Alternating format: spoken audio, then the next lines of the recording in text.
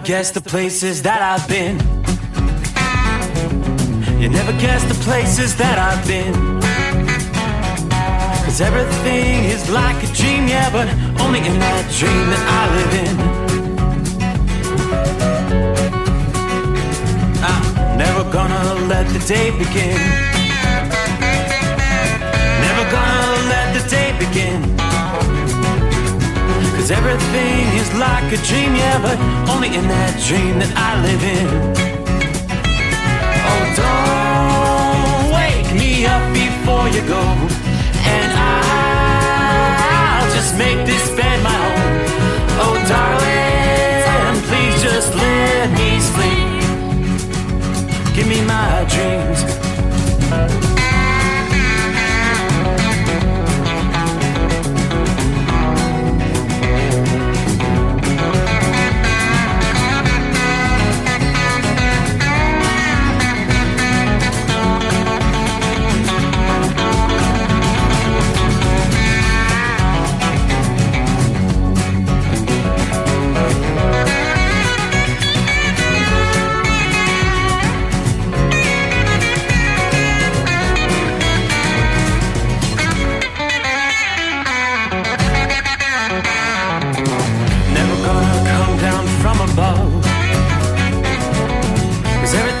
Better from above. Nothing's ever as it seems, yeah, except in that world that I dream of. Never gonna lose the ones I love. Never gonna lose the ones I love. 'Cause everything is like a dream, yeah, but only in that world that I dream of. Oh, don't wake me up before you go, 'cause I can't face this day alone. Oh, darling, please just let me sleep. Give me my dreams. Give me my dreams. Give me my dreams.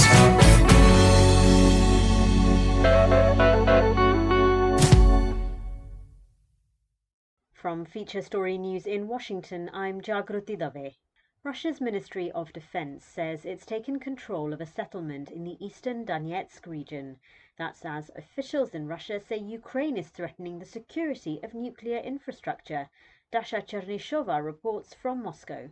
Evacuation is ongoing in Russia's Kursk region. More than 1,700 people have been evacuated from the border areas, according to Russia's Emergencies Ministry. Authorities in the Korneevsky district of the Kursk region say the situation there remains difficult and warn the residents against returning back home. Russian Ministry of Defense said it continued to attack the Ukrainian positions in the Kursk region and in Ukraine's Sumy region. Russian Foreign Ministry spokeswoman Maria Zakharova said on Sunday that the threat to the security of such facilities as the Zaporizhia and now the Kursk nuclear power plants is created exclusively by the actions of the Ukrainian armed forces. African countries affected by the Mpox virus are ramping up measures to ensure it's contained. The virus has so far spread to at least 13 countries on the continent, and the World Health Organization warns of a potential to spread even further. Sweden and Pakistan have also reported cases, with the EU announcing a travel advisory to affected countries. Isabel Nakiria reports. In response to the outbreak, affected countries in Africa have created incident management teams to step up preventive measures. Teams have been deployed at borders and at the airports to carry out testing and detection, contact tracing, and increasing awareness to ensure compliance. Isolation units have also been set up at the borders where suspected cases are monitored as samples are taken for testing. Now, the World Health Organization says it's releasing $1.5 million in the coming days to respond to the emergency. The WHO is also speeding up the process of listing the vaccines available for emergency use. Paetongtarn Shinawatra has been officially endorsed by the King of Thailand to be the country's next Prime Minister. It comes 2 days after Parliament overwhelmingly voted to elect her as the country's youngest leader. East Asia correspondent William Denzelo reports. In a short address, Paetongtarn Shinawatra said she will listen to all options and take the nation forward with stability. Stability has been something lacking in Thai politics of late. Her appointment as PM comes just days after the Constitutional Court removed her predecessor Srettha Thavisin after a year in the post. The court found he'd grossly violated ethics standards by appointing a cabinet position to someone with a criminal record. Shinawatra never previously served in government, but becomes the third family member to take on the role as Prime Minister. William Denslow, Hong Kong. From bureaus worldwide, this is FSN. With FSN Spotlight, I'm Simon Marks, looking today at Tyche, the first ever military satellite launched by the UK that can capture daytime images and videos of the Earth's surface. Tyche blasted into orbit on Friday from a Vulcan 9 rocket owned by SpaceX, launched from Vandenberg in California. It's aimed at strengthening intelligence-gathering surveillance capacities for the UK's Ministry of Defence. But Julia Baum at the Freeman Air and Space Institute at King's College London says it will be able to do far more than that once it's fully deployed. Tyche is an intelligence, surveillance and reconnaissance satellite, and it's important because it sort of paints this picture of a battlefield. Gathering intelligence has always been central to military strategy, because having this clear picture of an area where you're operating in allows you to be accurate, to monitor and to anticipate new developments. So, it's quite helpful in terms of not only a military capability and capacity, but also it helps us monitor the environment, it helps with disaster monitoring, it helps map information and gather information on climate change. So, it really helps the UK in a lot of ways, and it's quite an exciting time to see the first concept demonstrator launched. Tyche can do all of that while being the size of a domestic washing machine. It weighs just 150 kilos, has an expected lifespan of around 5 years, and its first signals were received just hours after it lifted off to begin its journey into low Earth orbit. With FSN Spotlight, I'm Simon Marks. The main headlines again. Russia's Ministry of Defence says it's taken control of a settlement in the eastern Donetsk region. African countries affected by the Mpox virus are ramping up measures to ensure it's contained. And Paetongtarn Shinawatra has been officially endorsed by the King of Thailand to be the country's next Prime Minister. And that is the latest from Feature Story News. I'm Jagruti Dave in Washington. At Hot Shot Secret, we share the science behind common diesel problems and their solutions. For example, diesel particulate filter regeneration. The DPF catches particulates left over from combustion. The DPF regeneration cycle cleans the filter with temperatures exceeding 1,000 degrees Fahrenheit. A computer sensor triggers the DPF regen, which is often accompanied by a loss of power and fuel economy. The frequency of DPF regens are in correlation to the cleanliness of the fuel burn. Under heavy operation with the dirty burn, DPF regens can occur multiple times per day. Hot Shot Secret Diesel Extreme Fuel Additive promotes a more complete combustion, creating fewer emissions and therefore fewer DPF regens. Vehicles using Diesel Extreme experience 83% less DPF regens. Hot Shot Secret Diesel Extreme is available nationwide at truck stops, Fine Farm and auto stores, and online at hotshotsecret.com. Hot Shot Secret, powered by science.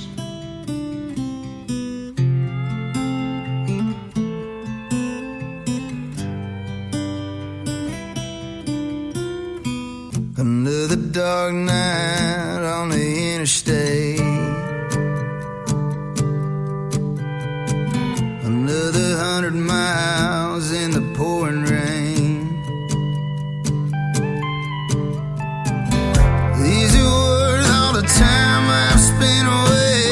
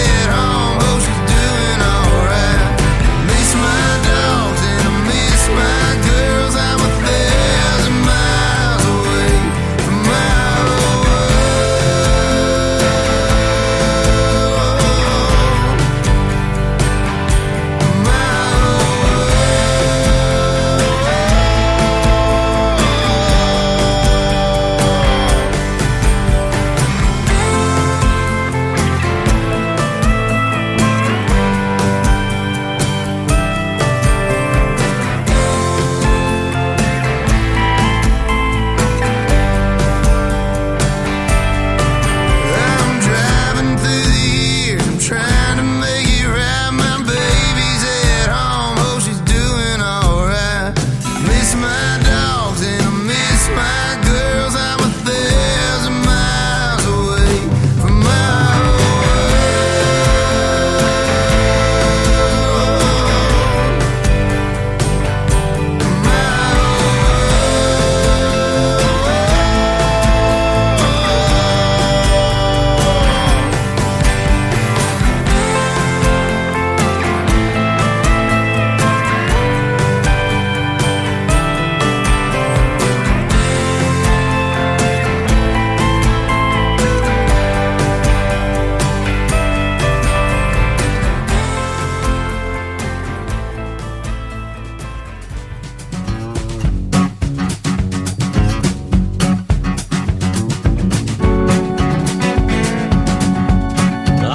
What do you say? Let's get the party started.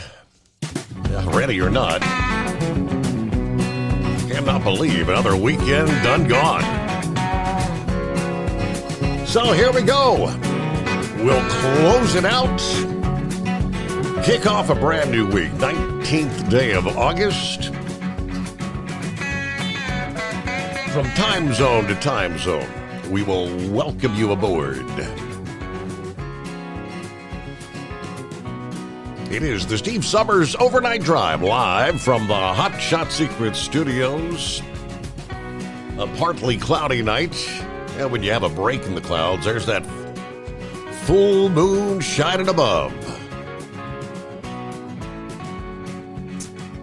Very good. Hope you had a good weekend. What do we have going on out there? Travelers, weather around the country. Still dealing with some rain. Our frontal system pretty much draped right along the eastern seaboard. So we've got some stronger storms in the Florida Panhandle region. Some of those about to move into southwestern portions of Georgia. More rain along southeastern and south central Georgia. Some spotty showers, some stronger storms even up over eastern South Carolina, eastern North Carolina. You head on up into the northeast. Yeah, rain between New York City and Boston tonight.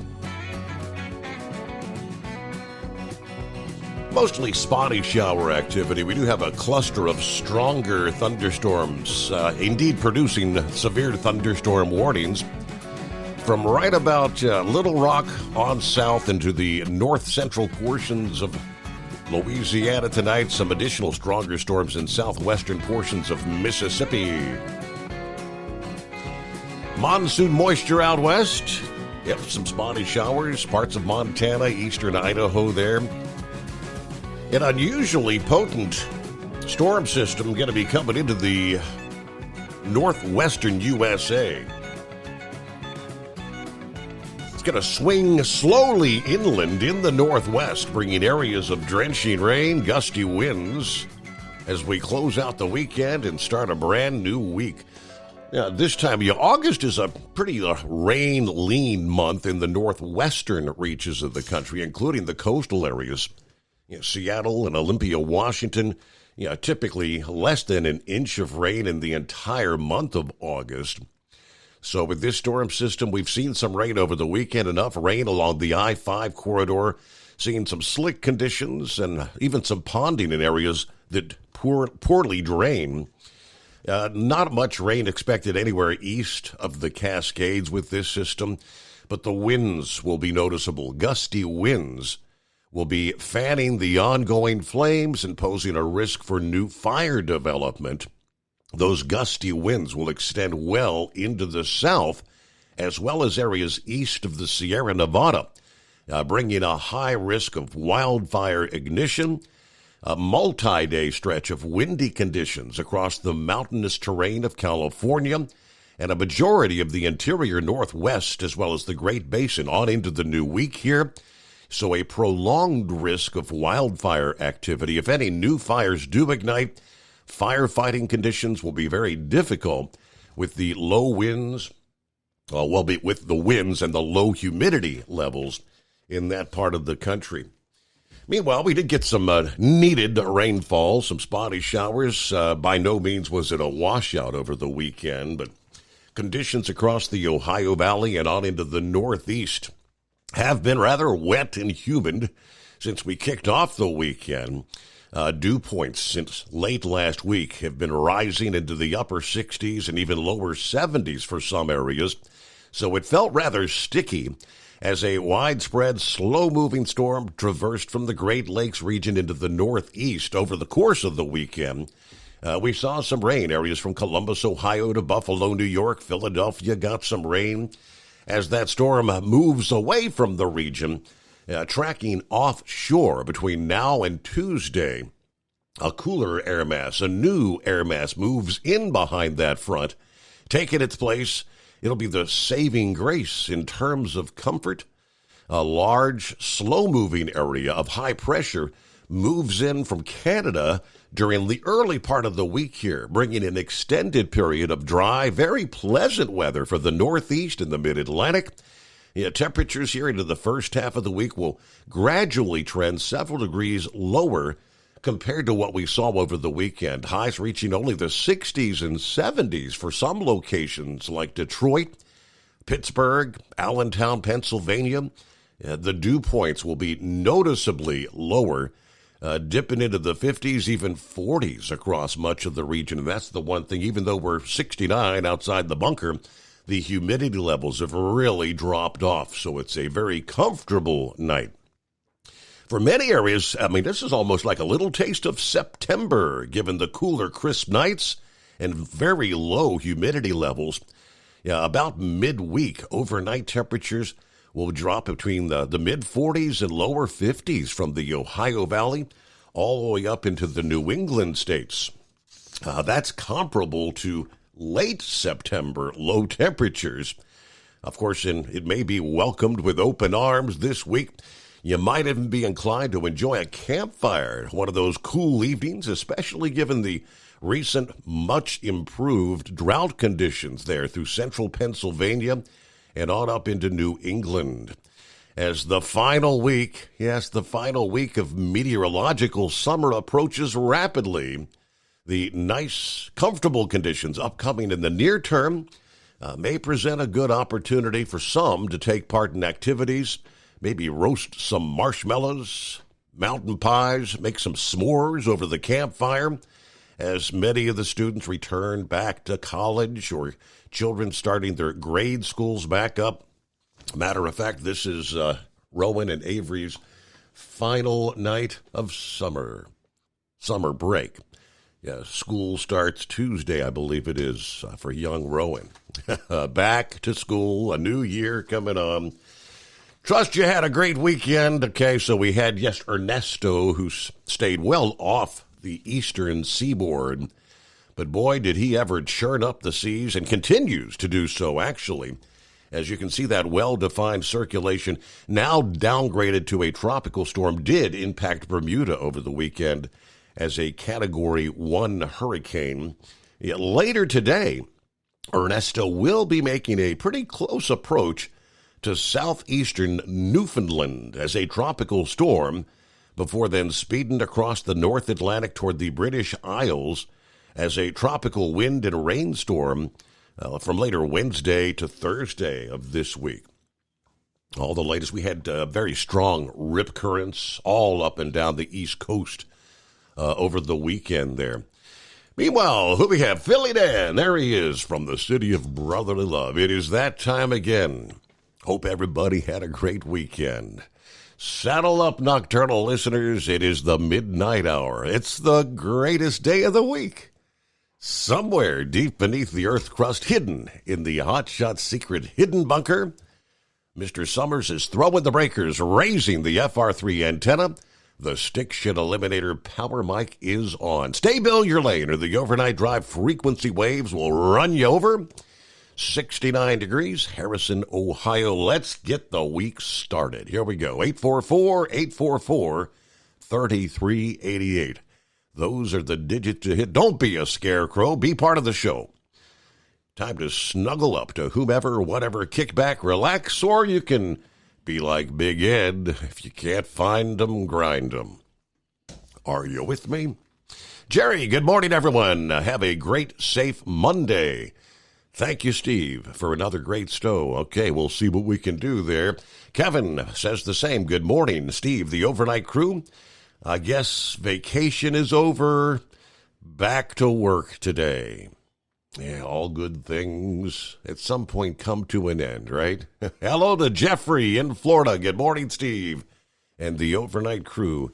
Stacy, happy Monday, everybody. 65, a little cloudy here in north central Kansas tonight.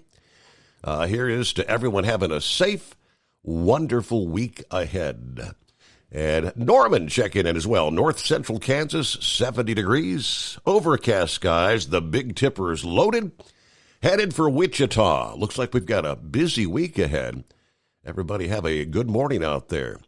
Good afternoon, Larry. Hammer down, be safe, 69. A little wet here in Namnote, New York. Heading for Hartford, Connecticut tonight. There's James in Kennesaw, Georgia, 74 degrees. I'm looking forward to those cooler nights finally returning here this week. Good morning, America. Kevin on board. It's the Illegal Chicken. Love the handle. The Illegal Chicken. Checking in from northern Illinois near Chicago. Home of the DNC. Okay, a dry, mild night, 67 degrees with clouds. God bless the most valuable truckers out there on the road. Yes, getting ready for what could prove to be a very interesting week in and around the Chicago area. Democrat National Convention. They're pretty much making a fortress around the DNC. We'll give you all the details there. Tens of thousands of protesters are expected to be flooding into the streets of Chicago, which, that could get ugly. All right, Rubber Duck, what's going on? Home licking the kids' football wounds. Man, we got run over. But lots of practice, and we're going to get this. Super proud to have a boss get me in to be a part of this. Be safe, gang. We love y'all. All right, Roy says, GM, I see where it was 112 degrees in Oklahoma City. Anyway, really nice here in Northwest Illinois. Take care. Over and out. Zorro checks in. Morning, everybody. Let's all have a safe, informative night with no other than the man himself, Mr. Steve Summers. All right, I'm listening. It is 844-844-3388. Rolling into a Monday. As an independent trucker, you work hard to meet your goals. The Owner-Operator Independent Drivers Association has been helping small business truckers for over 50 years with benefits, services, information, and discounts. You work hard, but OOIDA works even harder to give you advantages that large fleets enjoy. And all of our programs support our representation on your behalf in Washington, D.C. Become a member at OOIDA.com, making a difference in the lives of truckers. Fuel filtration is a big deal. Poorly filtered diesel fuel can damage injection systems, reduce efficiency, and rob horsepower, among other things. By removing the water, air, and debris from fuel, fast fuel systems can triple the life of your injection system while restoring power, optimizing fuel economy, and more.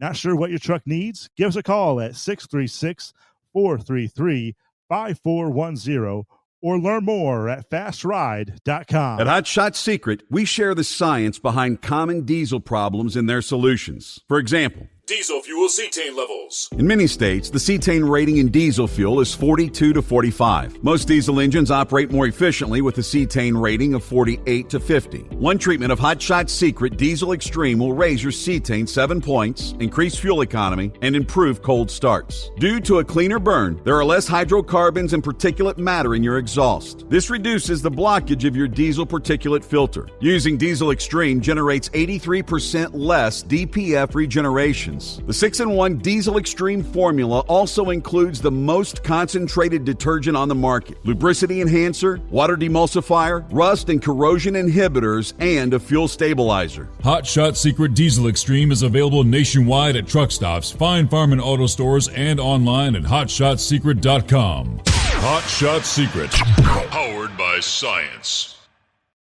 Doc's Diesel is your one-stop online shop for diesel filter maintenance. Genuine quality, third-party tested filters for Cummins, Powerstroke, Duramax, and EcoDiesel trucks. Doc's cuts out the middleman and those pesky markups you often find from OMEs, dealerships, and parts stores. We make ordering easy with filter kits, subscriptions, and even dealer sign-ups if you have a fleet. Purchase your filters at www.docsdiesel.com and receive 10% off when you use code SUMMERS10. Doc's Diesel, your one-stop shop for diesel maintenance. And now, back to the Steve Summers Overnight Drive, live from the Hot Shot Secret Studios.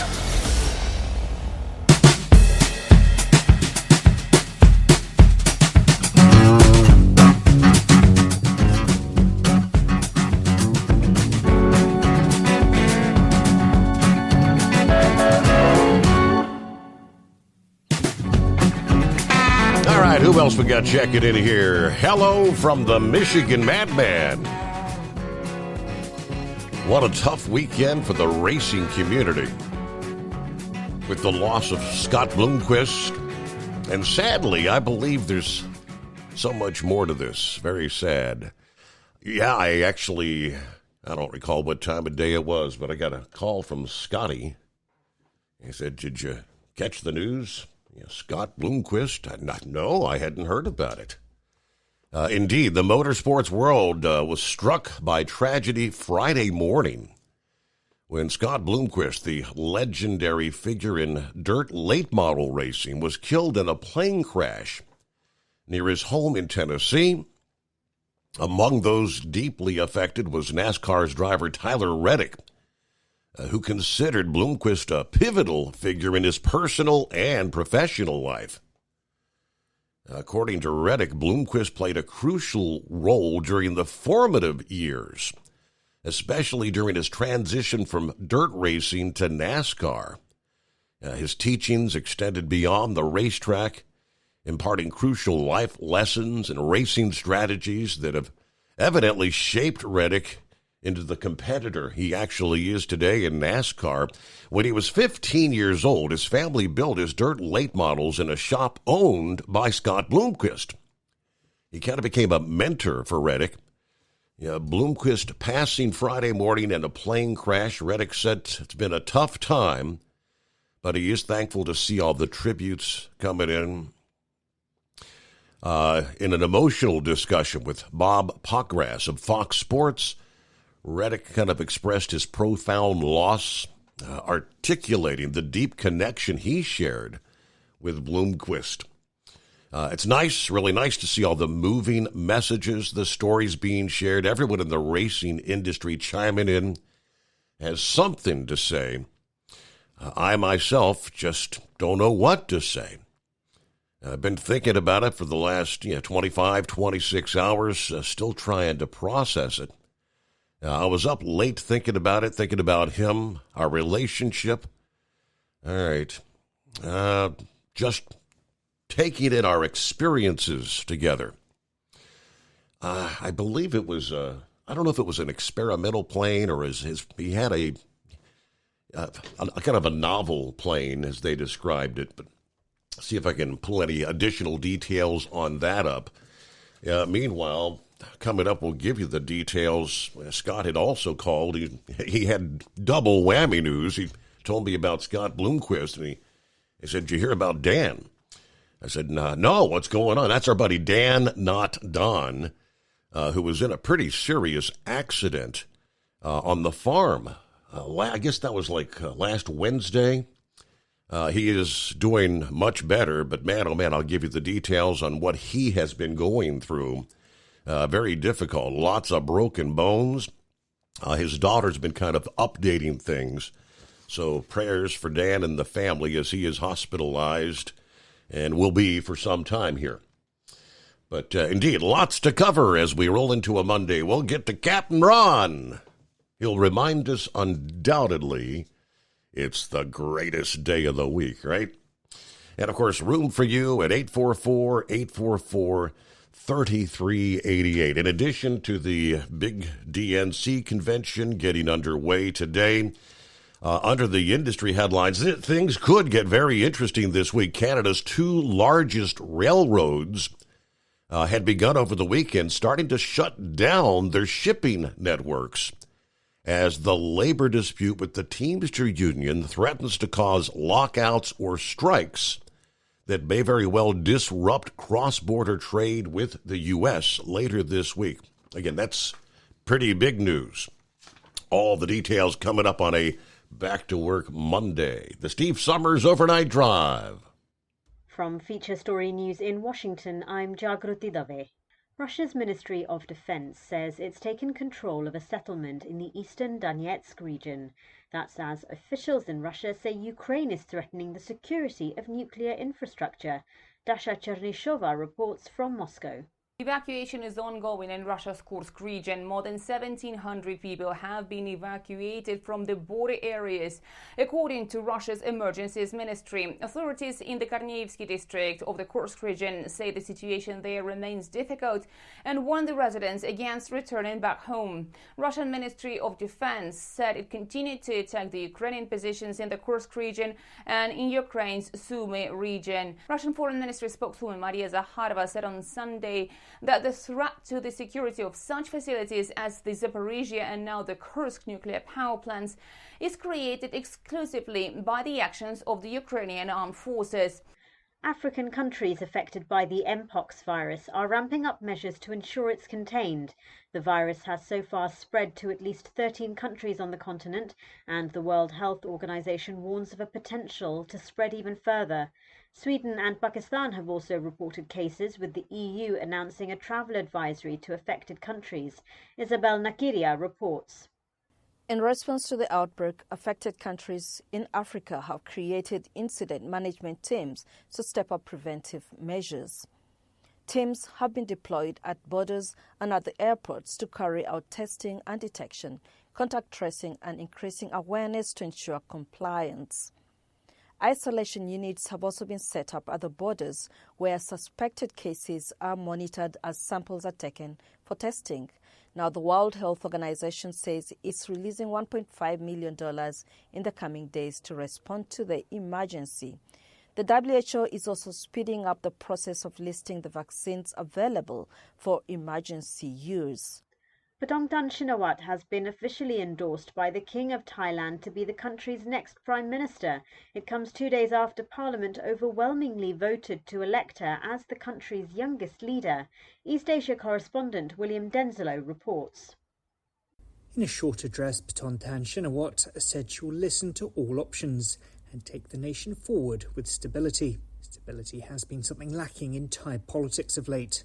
Her appointment as PM comes just days after the Constitutional Court removed her predecessor Srettha Thavisin after a year in the post. The court found he'd grossly violated ethics standards by appointing a cabinet position to someone with a criminal record. Shinawatra's never previously served in government, but becomes the third family member to take on the role as Prime Minister. William Denslow, Hong Kong. From bureaus worldwide, this is FSN. Increase fuel economy up to 7.9% with Hot Shot Secret Gasoline Extreme. The solution to maximize your engine's performance and fuel economy. Whether you're driving a sports car or a daily commuter, Gasoline Extreme is specially formulated with PEA to deep clean. Don't settle for an average driving experience. Upgrade to Hot Shot Secret Gasoline Extreme and go further on each tank. Order now on Amazon or HotShotSecret.com. Hot Shot Secret. Powered by science. At Hot Shot Secret, we share the science behind common diesel problems. For example, ultra-low sulfur fuels. Fuel has two purposes, combustion and lubrication. Ultra-low sulfur fuels have diminished the fuel's ability to lubricate. Hot Shot Secret Everyday Diesel Treatment with LX4 restores lubricity, protects your engine, and optimizes performance. Everyday diesel treatment is available at truck stops, Tractor Supply, O'Reilly's Auto Parts, and online at HotShotSecret.com. Hot Shot Secret. Powered by science. Building relationships with their team drivers and customers still matter at IBI Security Transport. Since 1966, IBI and its team of drivers have been leaders and innovators in providing white glove service to its exclusive client base for transporting high-value freight safely and securely. Much of the IBI staff have driven trucks, so they understand both the customers' and drivers' needs. If you're seeking a career that values you as a person, not just a number, and offers great benefits and good home time, then IBI is the place for you. Call 800-582-5912 to discover why we are the leaders in team freight and start building a relationship with you. Attention all truckers, are you ready to own your own truck? Lone Mountain Truck Leasing makes it easy. Our lease-to-own program puts you in the driver's seat. Our inventory is always changing, and we have a variety of rigs, including Kenworths, Freightliners, automatics, and manuals. Once you make your last payment, the truck is yours. No interest, no balloons, and no buyouts. Take the first steps towards independence and financial freedom. Visit LoneMountainTruck.com or call 866-944-0383 to apply today.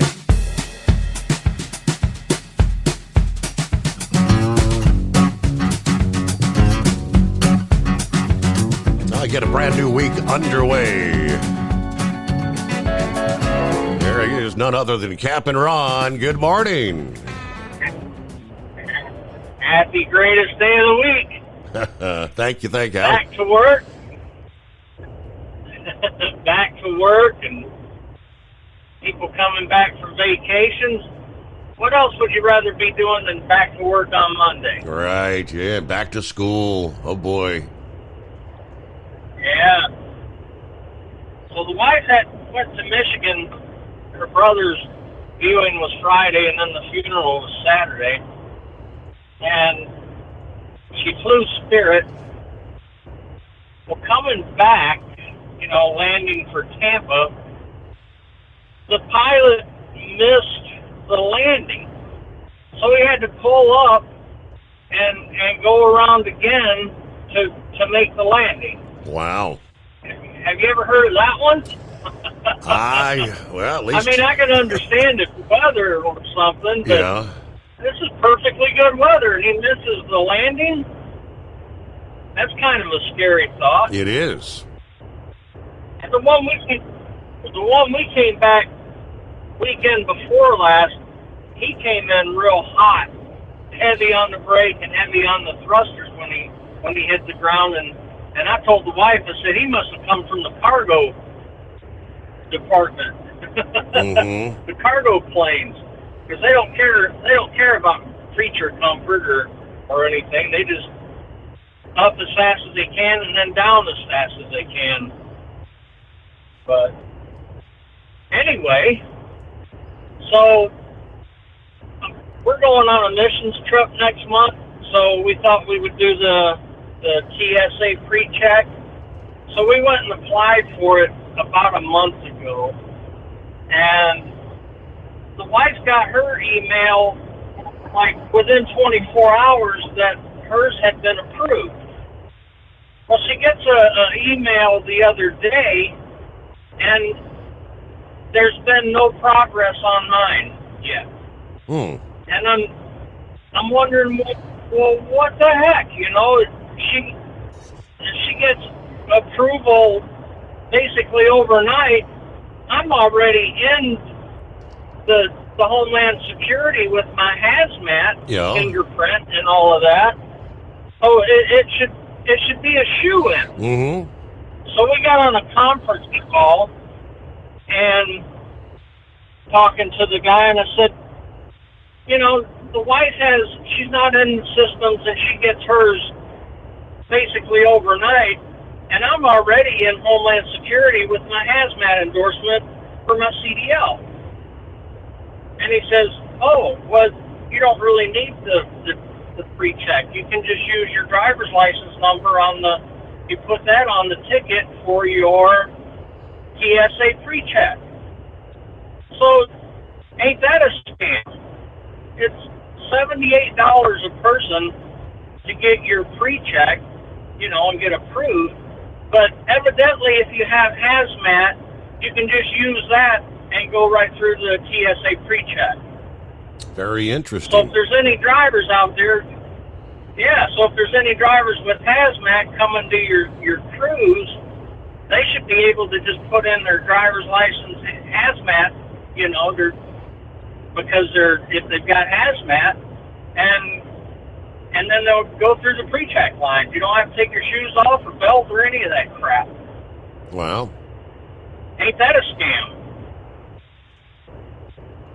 And I just thought that was, and of course they don't tell you that when you go to apply for the pre-check. Well, sure, they want the revenue. So drivers, of course. So you drivers out there, if you've got hazmat, you should be able to go through put it on your check-in and go through the TSA pre-check.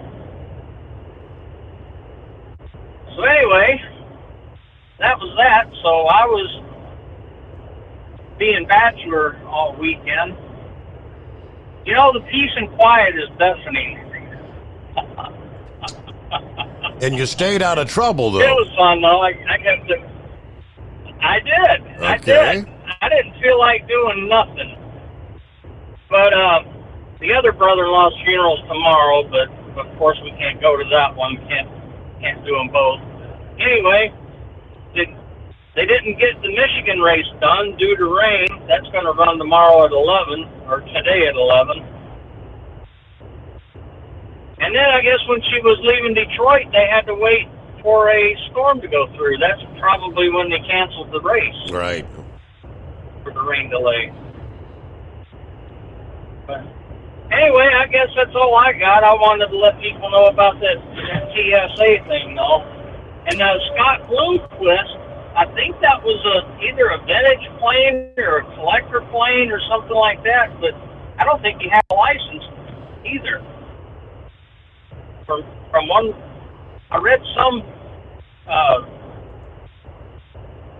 report that detailed the crash and all of that. I knew it was, I thought it was some sort of a different type of plane. I didn't know if it was like a, John Denver. Remember when he crashed his plane? It was like a homemade kind of deal. Right. Experimental. Yeah.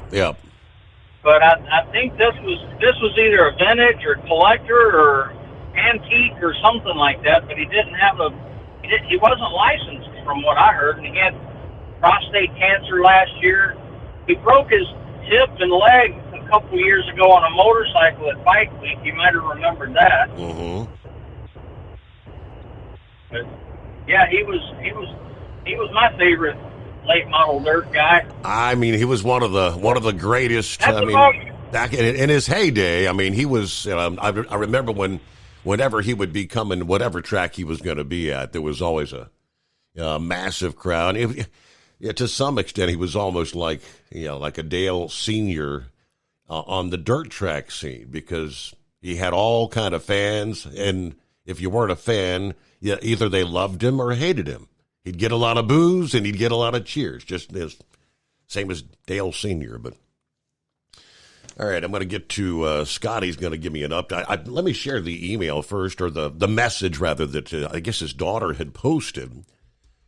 Going back to, I believe, and Scott can confirm this, I think it was like Wednesday of last week, but she said, yesterday about 3 in the afternoon, Dad, a.k.a. Dan, not Don, Dan, was in an accident on the farm when a large tree limb came down on him. He was life-flighted to OSU. He was awake and talking after full-body CT scans, x-rays, and more. Multiple broken bones on the left side of his body, broken clavicle, broken scapula, collapsed left lung, ribs broken, 2 through 10 and number 12. Waiting on the orthopedic surgeon to come in. They did a second scan, but we hadn't heard results yet. Also, his L1 to L4 TP are fractured, and T12 TP. They were talking surgery for his floating shoulder to put pins and plates in, but haven't got a confirmation yet. Obviously, he's in a lot of pain, but we're doing well outside of that. It's been a scary past 24 hours. We are thankful for the quick actions of everyone, the EMTs, the flight crew, all the doctors and nurses. Please continue to pray for strength and healing. He's going to need a lot of it. currently in the SICU for at least the next couple of days. The orthopedic surgeon came in and discussed Dad's case with us. At this time, they want to hold off on surgery. All of his brakes are in their original position. They haven't moved, which means they should be able to heal on their own without intervention. He will have follow-up x-rays to make sure they don't move. And if they were to, then we would look back at possible surgery. So he said right now they're just focused on pain management. As you can imagine, having 15 or so broken bones at once is excruciating. And we need to be able to have him comfortable. By late afternoon, they seem to have figured out a good system for him, so hopefully that continues. He was comfortable at one point. He was out like a broken light snoring. All right, let me get to Scotty, and I guess that was a couple of days ago. What's going on, Scotty? Another day in paradise. 91 degrees still down here in Dallas. Wow. Kind of warm.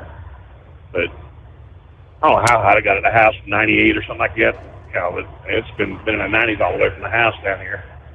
But, yeah, I spoke to Dan a while ago. Really? As I was leaving the house, he called me, yeah. They're probably going to do surgery in the morning on the collarbone and everything, because right now he's got the floating shoulder, there's nothing, but they are going to have to do surgery, and he said he thought maybe in the morning. Okay. So they're taking the drain out of his lung. His lungs are doing good. They think they're over the hump on that. But, he seemed to be in pretty good spirits. Like I said, pain management, getting the good stuff every 4 hours, he said. Oh, no doubt, yeah. Allotted, I guess. But, like I said, he seemed like he was in good spirits. And like I said, we talked about, probably an hour. And he sounds good and everything, he was telling me all about it, and I was like, he said he's the one that called his boss man to call 911, and I'm like, how lucky are you that you had your phone right there and you was able to get to your phone, Mm-hmm. But he said his phone was in his pocket and he was actually able to get to it, and he said, he had his boss man call 911 because he didn't know the address of the farm where he was at, so. I swear he's lucky. That's all I got to say. I mean, what he said happened. I guess there was another post the daughter had made. I guess so. He had as a child his right lung was only partially developed or something, and so when the left lung collapsed. Right, he had to have part of his right lung removed when he was younger. Okay. And he had just gone to the doctor, I think, last week, to get, they were worried about something on his lungs. Mm-hmm. And thinking, and I never did ask him what happened with that, because I know that was on, I think, Monday morning of last week. Wow. So I didn't even think to ask him what the deal with that was, but sure he wasn't too worried about that. And of course, having the issues he had when he was younger and everything, I mean, he's got to do the lung stuff quite often, But like I said, like I said, sounded good and sounded like he's doing well. And he said that everything goes good tomorrow as they do the surgery and everything, that he could be going home Wednesday. Wow. Okay. So, just keep praying. He recovers, but he's got a long road still. I mean, I've always heard. I've never had a broken rib. I've had where I don't know where the meat gets kind of pulled away from your rib. But I've always heard a broken rib is very, very painful. I can't. He's got 10 broken ribs. Yeah. Yep. He said that's where the pain is. Mostly. Wow. But like I said, they're over the hump, hopefully, with the lung and the pneumonia scared. The possibility of pneumonia, and they pulled the drain out, so that's good. His lungs are working good. And then, of course, he's got the broken vertebrae too, and he said he's having a lot of pain in his left hip, which I told him, I said, that's probably about the same place that I had my issues in my back, because that's where the pain was in my hip. Wow. But they're hoping that those will heal on their own, and said there was no bulging disc or anything like that, just said broken vertebrae, which I'm sure is definitely causing discomfort. No doubt. Yeah. But I think he said the limb that fell on him was, I believe he said 20 inches crossed. And like I said, he was sitting on an open cab tractor and taking. He said he don't remember, but they looked like he tried to push the tree over 4 different times in 4 different places, and the limb just fell on him, caught him on his on the side, and and he said he don't know how he done it, but he actually was able to move that limb off himself. Wow. So, but he's, I said, doing better, but he's was talking. He wasn't going to be able to take and help with harvest this fall, and I was like, you don't need to take and rush nothing, but he's very lucky. Yes, he is. Wow. Okay. Yeah, that's why he wasn't going on the cruise with us this time, because it's during the harvest. Right. He said he was going to be busy. So. Yep. Because this is about the time of the year that the only time of year he can actually, take vacation if he wanted to. Like last year, they went to Alaska for 14 or 16 days, whatever, Mm-hmm. And I just asked him a couple weeks ago. I said, "You going to do vacation?" And he said, "No, Al's done." They went to Key West last week, and he didn't go. And they've been trying to clean up that farm and everything, and he wasn't going to get a vacation. So I guess he's got his vacation now. Well, yeah. That's a rough way to get a vacation, but he's definitely going to be spending some time off. Yeah, no doubt. Yeah. But anyway. Well, did you get the kids' yard mowed, or did you take and slack off again? What would the luck be that there was a guy there with one of those big 0-turn mowers cutting the neighbor's grass, and I said, "Hey, dude, how much for you to hit this over here?" So, yeah, I don't blame you. But did I lose you? No, I whipped out some cash, and I got to watch him cut it while I drank Skullbusters. Damn, I don't blame you. I watched my roommate's dad mow the yard today. My roommate's in Alaska for the next 2 weeks, and I ain't gonna mow it. His dad got the mower out, started mowing. He goes, "You really ought to be doing this." And I'm like, "Ain't my job." I don't mow the yard like my roommate likes it mowed. But anyway. Okay, well, I'll get off here, and I'll talk with y'all later. Thank you for the update. So I guess, good news. He's doing better. You take it one day at a time, right? There's Buckeye Boy checking in from Ackworth, Georgia, 71 degrees. Got almost 3/4 of an inch of rain 2 days ago, then about 3/10, and then another 1/10. The grass needed it. Took the 4-year-old grandson fishing today, and he caught his first fish. It was a nice-sized brim, and he was so excited, but he didn't want to get close to it once we got it out of the water. Right? Those scary fish. He would have caught another bigger one, I think, if I would have tied the hook on to the 6-pound line better. My fingers and eyesight aren't what they used to be. Grandpa, you messed it up. Anyway, I caught 4 when the clouds were up, but then when the sun burned through, they stopped biting.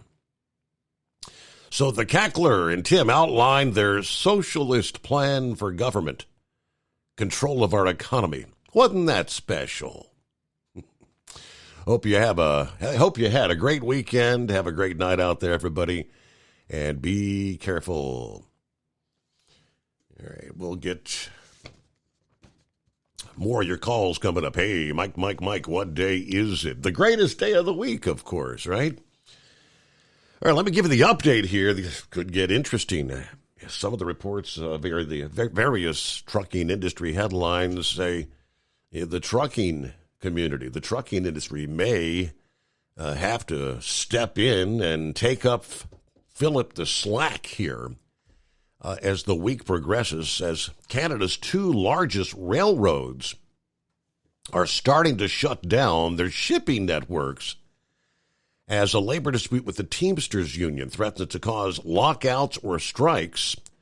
Both the Canadian Pacific Kansas City and the Canadian National Railroads, which haul millions of tons of freight across the border, have stopped already taking certain shipments of hazardous materials and refrigerated products. Now, this was several days ago. Both are threatening to lock out Teamsters Canada workers starting Thursday if deals are not reached. Last Tuesday, Canadian Pacific Kansas City, on Tuesday, so that's not today but tomorrow, Tuesday of this week, CPKC will stop all shipments that start in Canada and all shipments originating in the U.S. that are headed for Canada, according to the railroad on Saturday. The Canadian press reported on Friday Canadian National barred container imports from U.S. partner railroads. One industry analyst for Edward Jones & Company said his firm expects work stoppages to last only a few days, but if they go longer, there could be significant supply chain disruptions. Now, if something would carry on more of a longer term in nature, I think there is some significant potential issues, just given the amount of goods that are handled every day. Yeah, by and large, the rails touch pretty much all the economy. The two railroads handle about 40,000 carloads of freight every day, worth about $1 billion. Shipments of fully built automobiles and auto parts, chemicals, forestry products, agricultural goods, all would be hard hit, he said, especially with the harvest season looming. Both railroads have extensive networks in the U.S., and CPKC also serves Mexico. Those operations will keep running even if there is a work stoppage, they say. CPKC said they remain committed to avoiding a stoppage that would damage Canada's economy and their international reputation. However, we must take responsible and prudent steps to prepare for a potential rail service interruption this week. Shutting down the network will allow the railroad to get dangerous goods off the network before any stoppage occurs. A union spokesperson said in an email Saturday that negotiations continue, but the situation has shifted from a possible strike to a near certain lockout by the railroads. Now, they did say bargaining was scheduled to continue this past day. Sunday, union representing nearly 10,000 workers at both railroads. Now, the company said they continue to bargain in good faith. Canadian National, in a statement Friday, said there'd been no meaningful progress in negotiations and hoped the union would engage meaningfully during a meeting that they had scheduled for Saturday. So unless things have changed between press time of this particular story, we'll see if we can get updates there. That, like I said, could get very interesting. Major impact. Around the country, plenty of room for you. Monday, it's 844-844-3388. Back after this, the Steve Summers Overnight Drive. Ultimate comfort on the road. That's the Bostrom difference.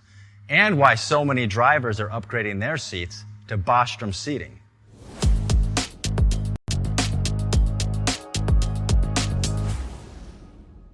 With roots dating back to 1935, we know seating. We've developed a full line of high-quality products with the right seat for your application, all made right here in the USA. From our top-of-the-line Wide Ride Plus Certa for the long-haul driver to our entry-level Baja series for the vocational driver, we provide you with the comfort you deserve at the price point you're looking for. We know you're busy. You don't have time to search every distributor and dealership for the right seat, only to find the one you want won't fit in your truck. That's why we created BostromSeating.com. It's a complete seating solution. You can build the perfect seat with the features and options you desire, and we'll help you be certain it'll fit in your cab. Once you've built the perfect seat and have the part number in hand, you can shop pricing and availability. Our Where to Buy feature allows you to pick up a seat right where you are or anywhere along the road you'll be traveling. When you install a Bostrom seat, you become part of the Bostrom family. A family that includes other drivers who recognize this is more than work. It's a ride, one that requires the next level comfort and support only Bostrom can provide. Go to BostromSeating.com to design your ride with ultimate comfort for the open road. Hands on the wheel, hands off invoicing. At Transcap, we're built for high speed and service, just like you. Our fast freight factoring helps you make more money, not chase it down, because we handle all the invoicing BS and back office work. Apply for fast funding at transcap.com/getcash. It takes just 60 seconds. Or call 888-250-TCAP. That's 888-250-TCAP and mention Steve Summers' Overnight Drive. From Feature Story News in Hong Kong, I'm William Denslow. US Secretary of State Antony Blinken's in Israel as Washington seeks to push for a ceasefire in Gaza. This is Blinken's 9th visit to the region since the war began in October, and Monday's meeting with Benjamin Netanyahu is seen as an effort to persuade the Israeli Prime Minister to reach an agreement. Hamas says optimism over ceasefire negotiations are an illusion, but US President Joe Biden believes a deal can be reached. Closer than we've ever been. I don't want to jinx anything, but as my grandfather would say, with the grace of God, good little neighbors, a lot of luck. We may have something, but we're not there yet. The United Nations Secretary General has added his voice, calling for a pause in hostilities in Gaza so that polio vaccines can be distributed. Speaking in New York on Friday, Antonio Guterres called for warring parties to lay down their arms so that humanitarians can safely vaccinate more than 500,000 children against polio. Jody Jacobs reports from the United Nations in New York. As the threat of a deadly outbreak of the polio virus looms in Gaza, the UN Secretary General on Friday stressed the need for the fighting there to stop. A polio pause is a must. It is impossible to conduct a polio vaccination campaign with war raging all over. Antonio Guterres added that Gaza's health, water and sanitation systems have been decimated. Most hospitals and primary health care facilities are not functional, and people are constantly forced to run to seek safety. The World Health Organization is planning to launch a two-phase campaign to vaccinate more than 600,000 children in Gaza under the age of 10. But this can only happen if the safety of healthcare workers are guaranteed. Vice President Kamala Harris has suggested that Donald Trump's a coward. The comments come ahead of the Democratic National Convention that kicks off later on Monday. Speaking in the key battleground state of Pennsylvania, Harris implied her opponent in November's presidential election was cowardly because his politics is focused on bringing people down. At a campaign event over the weekend, Trump referred to Harris as a lunatic and a radical. Ukraine says it's destroyed a strategic bridge as it continues to push into Russia's Kursk region. This comes after Ukrainian President Volodymyr Zelensky announced that Ukrainian forces have now captured the entire town of Sudzha in Russia's Kursk region, more than 10 days after a stunning cross-border assault took Moscow by surprise. China's accused the Philippines of deliberately colliding with a Coast Guard ship in the disputed South China Sea. Beijing's recently warned that further incursions will be met with strong measures. The spokesperson adds that 2 Philippine Coast Guard ships illegally intruded into waters around the Sabina Shoal in violation of an agreement between Beijing and Manila. From Bureaus Worldwide, this is FSN. With FSN Spotlight, I'm Simon Marks, looking today at Tyche, the first ever military satellite launched by the UK that can capture daytime images and videos of the Earth's surface. Tyche blasted into orbit on Friday from a Vulcan 9 rocket owned by SpaceX, launched from Vandenberg in California. It's aimed at strengthening intelligence-gathering surveillance capacities for the UK's Ministry of Defence. But Julia Baum at the Freeman Air and Space Institute at King's College London says it will be able to do far more than that once it's fully deployed. Tyche is an intelligence, surveillance, and reconnaissance satellite, and it's important because it sort of paints this picture of a battlefield. Gathering intelligence has always been central to military strategy, because having this clear picture of an area where you're operating in allows you to be accurate, to monitor, and to anticipate new developments. So, it's quite helpful in terms of not only a military capability and capacity, but also it helps us monitor the environment, it helps with disaster monitoring, it helps map information and gather information on climate change.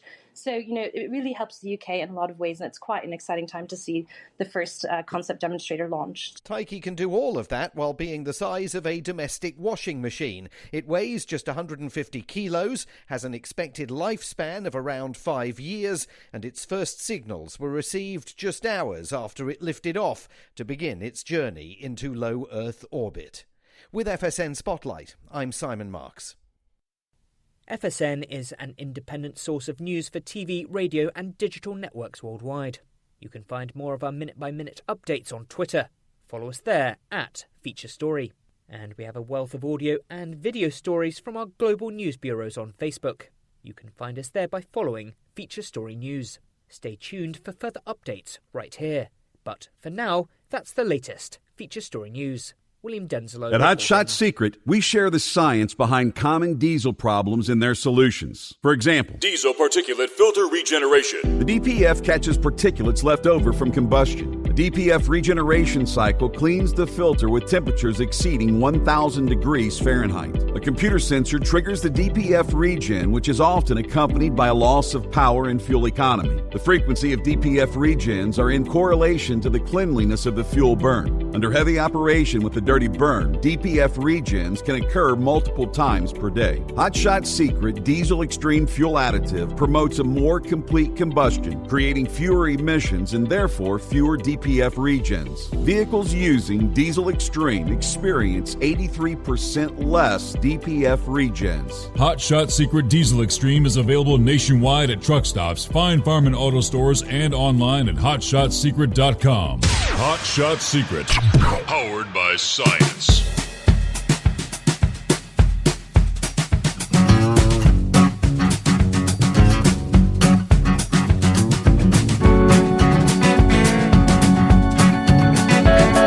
All right, here we go. Back at it, round number 2.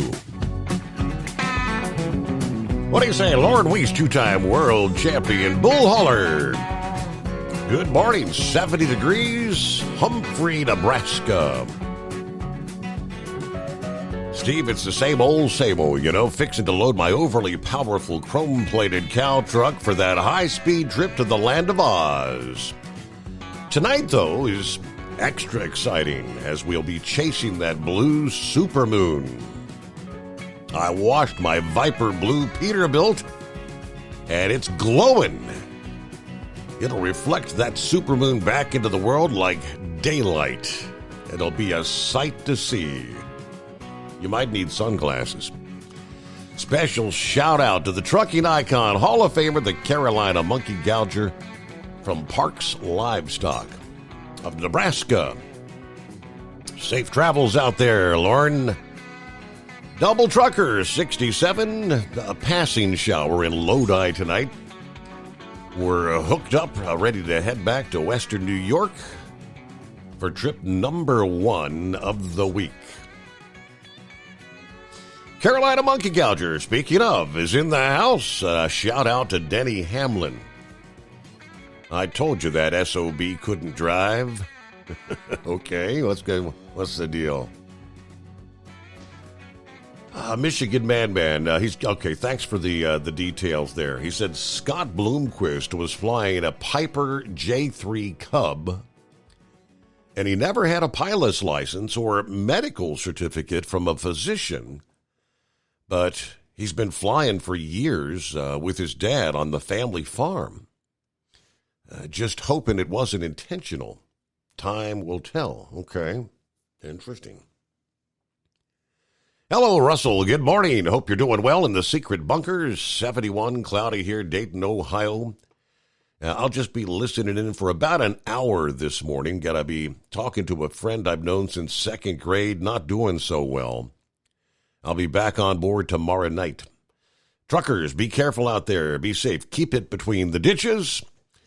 By the way, Steve, did you hear that they found two bodies within 24 hours of each other in the Ohio River? There in your town. I did catch that on one was like on the Kentucky side, the other on the Ohio side. He said, I told Pappy about it on his timeline. I shared the article on my timeline. I used to do volunteer policing, non-sworn officer in East Dayton, 2nd District for about 5 years. My gut's telling me there might be a serial killer. And I'd be, okay, everyone that lives in the area very scared, which they ought to be. So everybody be safe, be alert of your surroundings, and have a good night. I didn't really hear a lot of the detail, but people that live along the river do say that's something's amiss here, right? Hello to Dave. Hi, everybody. It's Devious on board. Finally got some rain a couple of hours ago here in Madison, Virginia, where it's 69 degrees, foggy conditions. All right, the 2024 Democrat National Convention. It kicks off today, Monday, August 19, in Chicago. The city bracing for chaos of up to 100,000 pro-Hamas protesters flooding the streets. They have instituted new courtroom procedures to streamline the process in the event of mass arrests. They're hoping to avoid the bad optics of the 1968 DNC convention that saw then Mayor Richard Daley ring the convention site with barbed wire, ultimately calling the National Guard to quell the violence. According to Axios, congressional security officials are advising House Democrats attending the DNC, do not book hotel rooms under your real name or engage with protesters if you are confronted for what will likely be a not-so-peaceful protest. That guidance, as some Democrat lawmakers are fearful about their safety after being rattled by a series of disruptive pro-Palestinian protests since the Israel-Hamas war started last year. One House Democrat told Axios, we are very concerned about personal security, and that, of course, other lawmakers are as well. One senior House Democrat said law enforcement is telling members not to go to a certain area because they expect violence. The protesters aren't staying in a designated protest site. There are people who are going to go and really try to cause some trouble, according to the lawmaker. In guidance sent to Democrat congressional offices obtained by Axios, the House Sergeant at Arms wrote, if you are confronted by protesters, try not to engage and report to the Capitol Police. Chicago has been generous with the permit requests for the pro-Hamas crowd, while permission has been granted for a coalition of pro-Palestinian activists to demonstrate. Organizers for the Israeli-American Council say the city's been sitting on a request from the pro-Israel group to hold a solidarity march. Not everyone is convinced the city is prepared to handle hordes of angry Democrats. Back in June, Chicago's Office of Inspector General released a report warning that the city and the Chicago Police Department are unprepared for the protesters. Chicago already facing a crisis with a major shortage of police officers. At a public forum with the Commission for Public Safety and Accountability last week, Chicago's police superintendent, Larry Snelling, said, what we're doing right now is making the best with the number of officers we have. I would assume maybe they've probably called in requests for additional law enforcement from other communities, from around the region or maybe around the country. But yeah, that's similar to what we saw at the Republican National Convention here. Yeah, several weeks back, they even had, I think, several Columbus, Ohio officers who were up there actually had to engage as shots were fired in the vicinity. Okay, so separately, what do you see? The headline, police are planning a ring of steel around the Democrat convention. America's third largest city has been hosting political parties and gatherings dating back to the nomination of Abraham Lincoln in 1860. Yeah, law enforcement agencies have determined that its 26th national convention this week will be among the most secure. More than 50,000 activists expected to flock to downtown Chicago from Monday for the 4-day bonanza, set to be a festive celebration of the Democrat Party's new standard-bearer, Vice President Kamala Harris. High-profile participants from musicians and Hollywood stars to President Joe Biden are expected, and the Secret Service, FBI, and local police have spent a year planning an ironclad security cordon around the downtown United Center Arena.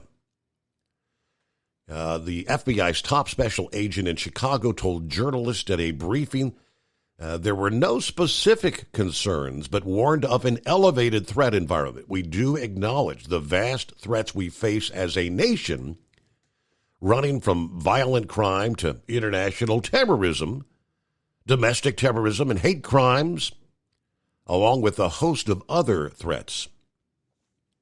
Of course, the July 13 attempt on Trump's life prompted heavy criticism of the Secret Service over their lax security at that particular venue. Although there is no evidence the shooting was politically motivated, an intelligence assessment by federal and state law enforcement agencies outlines the potential for retaliatory acts of violence at the Democrat convention. The report obtained by multiple media outlets, including ABC 7 in Chicago and CNN, identifies one of the biggest threats as lone offenders seeking to advance, whether it's anti-government beliefs, political grievances, or other ideological positions. But the risk of more widespread violence has also been accounted for in the security plan, which includes detailed procedures for scheduled or pop-up protests. Nationwide demonstrations against the Biden administration's role in Israel's war in Gaza have raised concerns about the potential for a rerun of the 1968 convention. Violent clashes between Chicago police and, at the time, the anti-Vietnam War protesters. Harris and his running mate, or her running mate, Tim Walz, have already been grappling with pressure from pro-Palestinian activists interrupting their campaign events in Michigan and San Francisco. The anti-war Abandon Biden movement is holding their own convention in Chicago that started yesterday, Sunday, and Monday, bringing together leaders and people of conscience from across the nation. That group has pledged decisive action against the Biden-Harris administration in response to their failure to protect innocent Palestinians. All right, so things could get interesting. All I know is, Rubber Duck, you're not going to be hauling any loads into Chicago this week, are you? I'd want to be staying away. It's about 18 past the hour. Brain Dad got you coming up. Eagle joins us on a Monday and Room for You at 844-844-3388.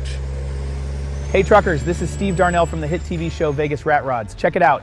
Industrial Injection has been a leader in the diesel heavy-duty industry since 1985. Whether you are looking to keep your truck on the road, you are a hard-working farmer feeding America, an over-the-seas mariner, a miner, or a construction craftsman, Industrial Injection can help keep your heavy-duty rigs and equipment running so you can keep America thriving. Get all your turbochargers, injection pumps, injectors, and engine parts at industrialinjection.com. At Hot Shot Secret, we share the science behind common diesel problems. For example, excessive black smoke. Excessive black smoke has two causes: carbon buildup and internal diesel injector deposits, also known as IDIDs. Hot Shot Secret Diesel Extreme has the highest concentration of active ingredients allowed by law and will safely remove all types of injector deposits, including IDIDs and carbon buildup, to eliminate black smoke. Hot Shot Secret Diesel Extreme is available nationwide at truck stops, Fine Farm and auto stores, and online at hotshotsecret.com. Increase fuel economy up to 7.9% with Hot Shot Secret Gasoline Extreme, the solution to maximize your engine's performance and fuel economy. Whether you're driving a sports car or a daily commuter, Gasoline Extreme is specially formulated with PEA to deep clean. Don't settle for an average driving experience. Upgrade to Hot Shot Secret Gasoline Extreme and go further on each tank. Order now on Amazon or hotshotsecret.com. Hot Shot Secret, powered by science.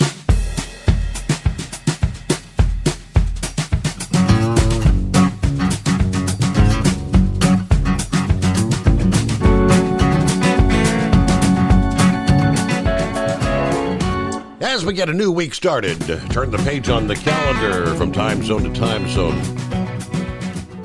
Already 19th day of August. And Brain Dead, what's happening? So you got somebody to cut your son's grass, you cheapskate.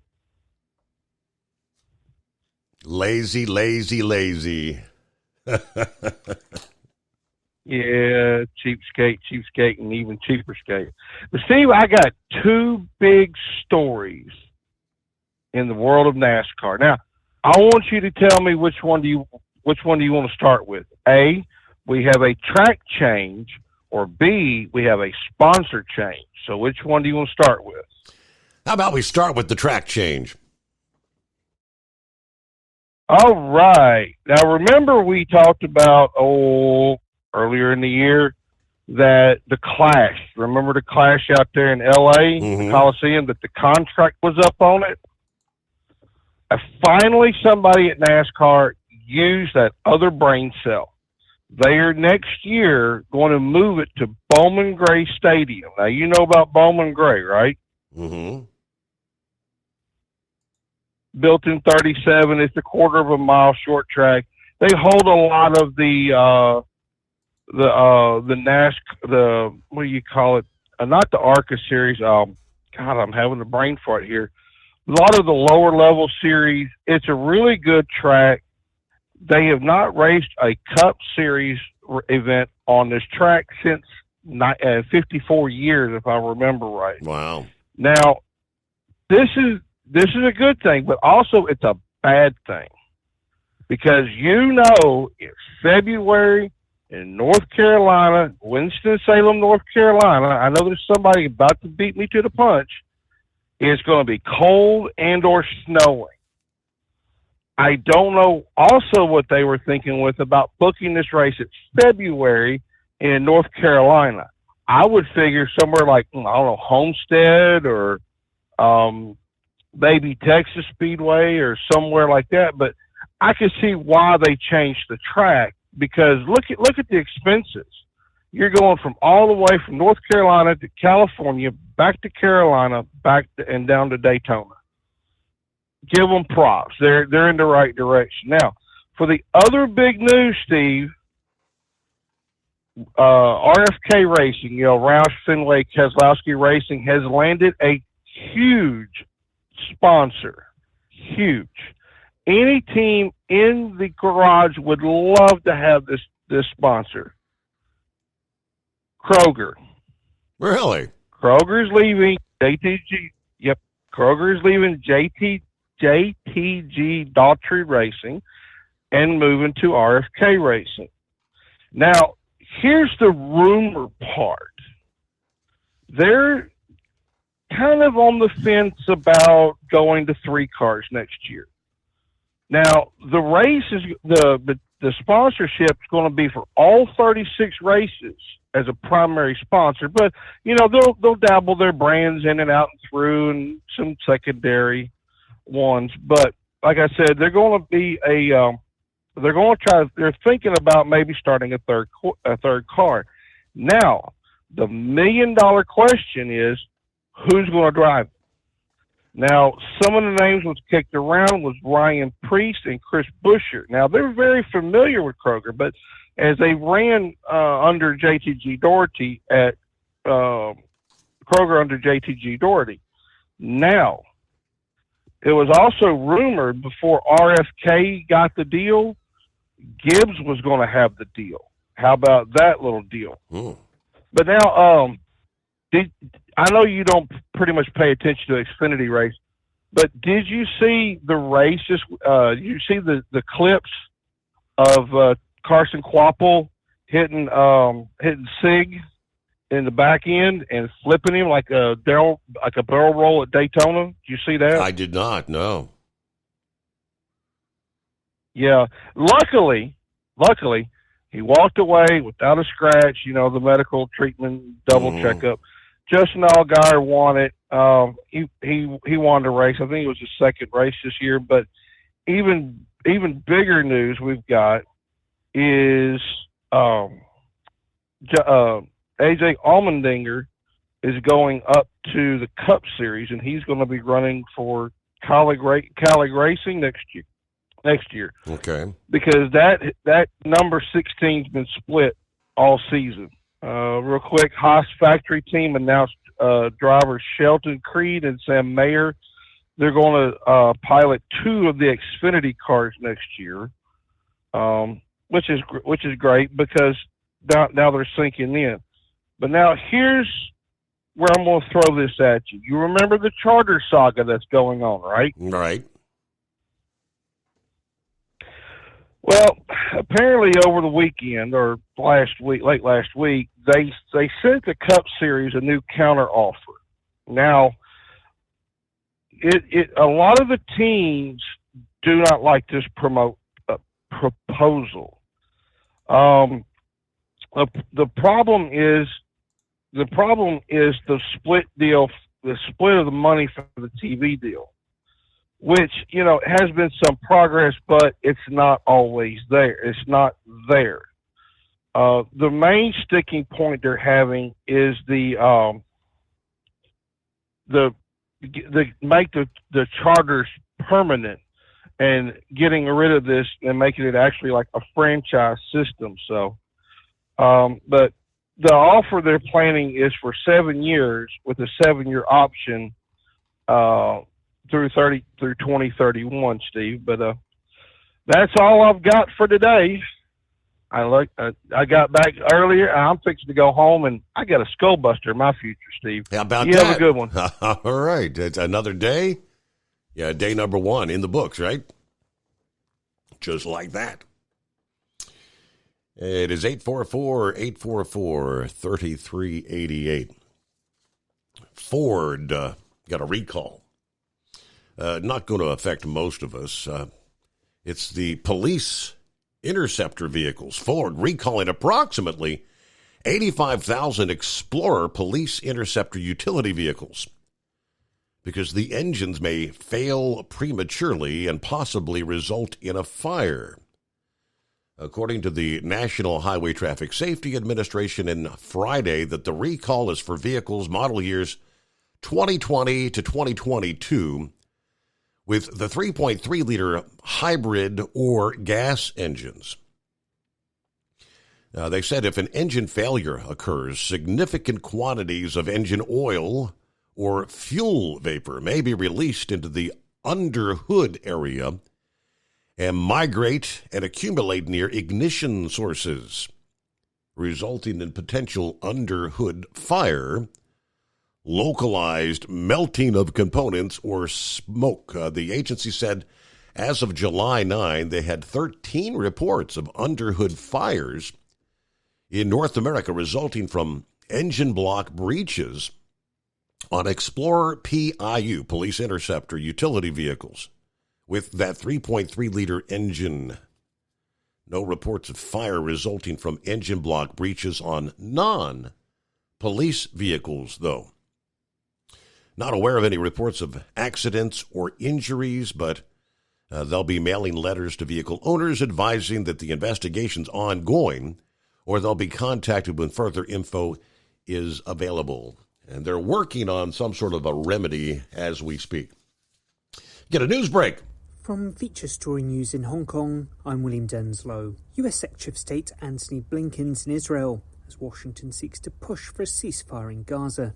This is Blinken's 9th visit to the region since the war began in October, and Monday's meeting with Benjamin Netanyahu is seen as an effort to persuade the Israeli Prime Minister to reach an agreement. Hamas says optimism over ceasefire negotiations are an illusion, but US President Joe Biden believes a deal can be reached. Closer than we've ever been. I don't want to jinx anything, but as my grandfather would say, with the grace of God, good little neighbors, a lot of luck. We may have something, but we're not there yet.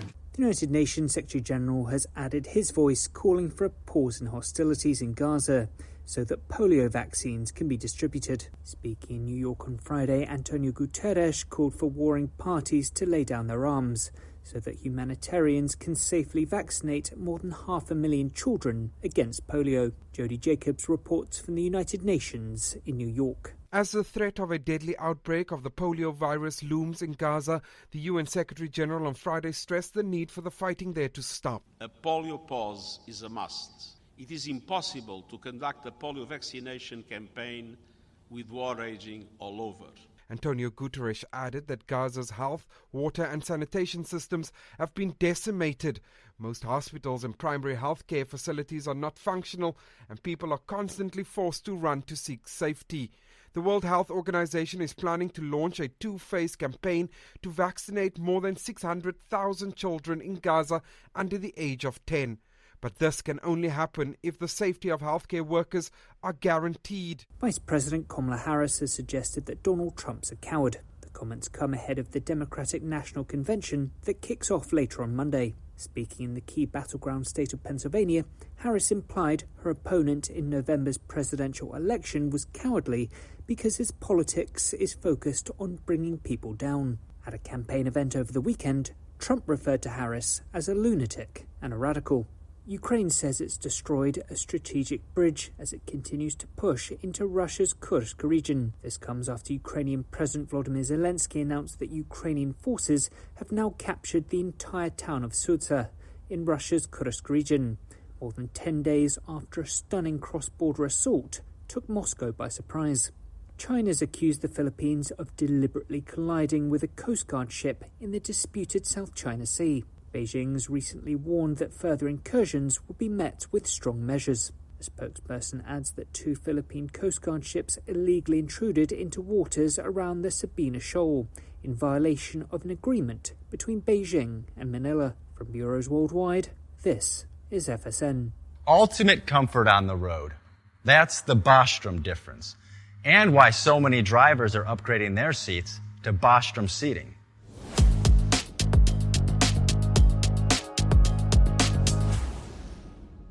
With roots dating back to 1935, we know seating. We've developed a full line of high-quality products with the right seat for your application, all made right here in the USA. From our top-of-the-line Wide Ride Plus Certa for the long-haul driver to our entry-level Baja series for the vocational driver, we provide you with the comfort you deserve at the price point you're looking for. We know you're busy.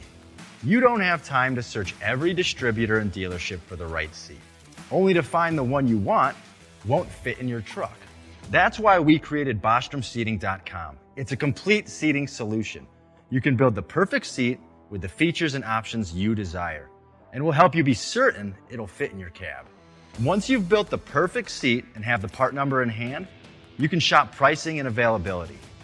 Our Where to Buy feature allows you to pick up a seat right where you are or anywhere along the road you'll be traveling. When you install a Bostrom seat, you become part of the Bostrom family. A family that includes other drivers who recognize this is more than work. It's a ride, one that requires the next level comfort and support only Bostrom can provide. Go to BostromSeating.com to design your ride with ultimate comfort for the open road. Hands on the wheel, hands off invoicing. At Transcap, we're built for high speed and service, just like you. Our fast freight factoring helps you make more money, not chase it down, because we handle all the invoicing BS and back office work. Apply for fast funding at transcap.com/getcash. It takes just 60 seconds. Or call 888-250-TCAP. That's 888-250-TCAP. And mention Steve Summers Overnight Drive.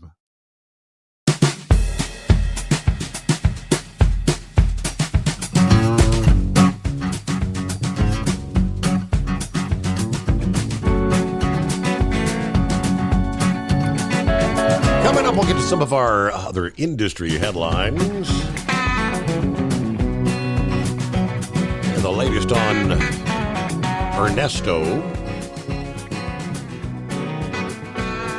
How about some hotshot secret news? It all starts today, Monday, August 19th. Now till August 31st. Got a special deal for you. You spend $150 on Hotshot Secret products, they'll toss in a free Turbo t-shirt. Yeah, nice t-shirt. Got the Hotshot Secret logo on the front and the larger Hotshot Secret, the Turbo, on the back. Free with any $150 or more purchase. There you go. We got retail specials. Now we're heading down to the home stretch in the month of August. What do we have? Starting here in a few days, we'll have the save $8 on the 64-ounce Hotshot Secret Stiction Eliminator at O'Reilly's Auto Parts. There you go. Restores power and compression, reduces wear, protects your turbos, your injectors, your rings. At O'Reilly Auto Parts, August 28th through September 24th. So that deal about to kick off here in a matter of days. And it's kind of the waning days at Love's travel centers around the country. You've got the buy two 32-ounce everyday diesel treatments. You'll receive 800 My Love Rewards points. That ends August 31st.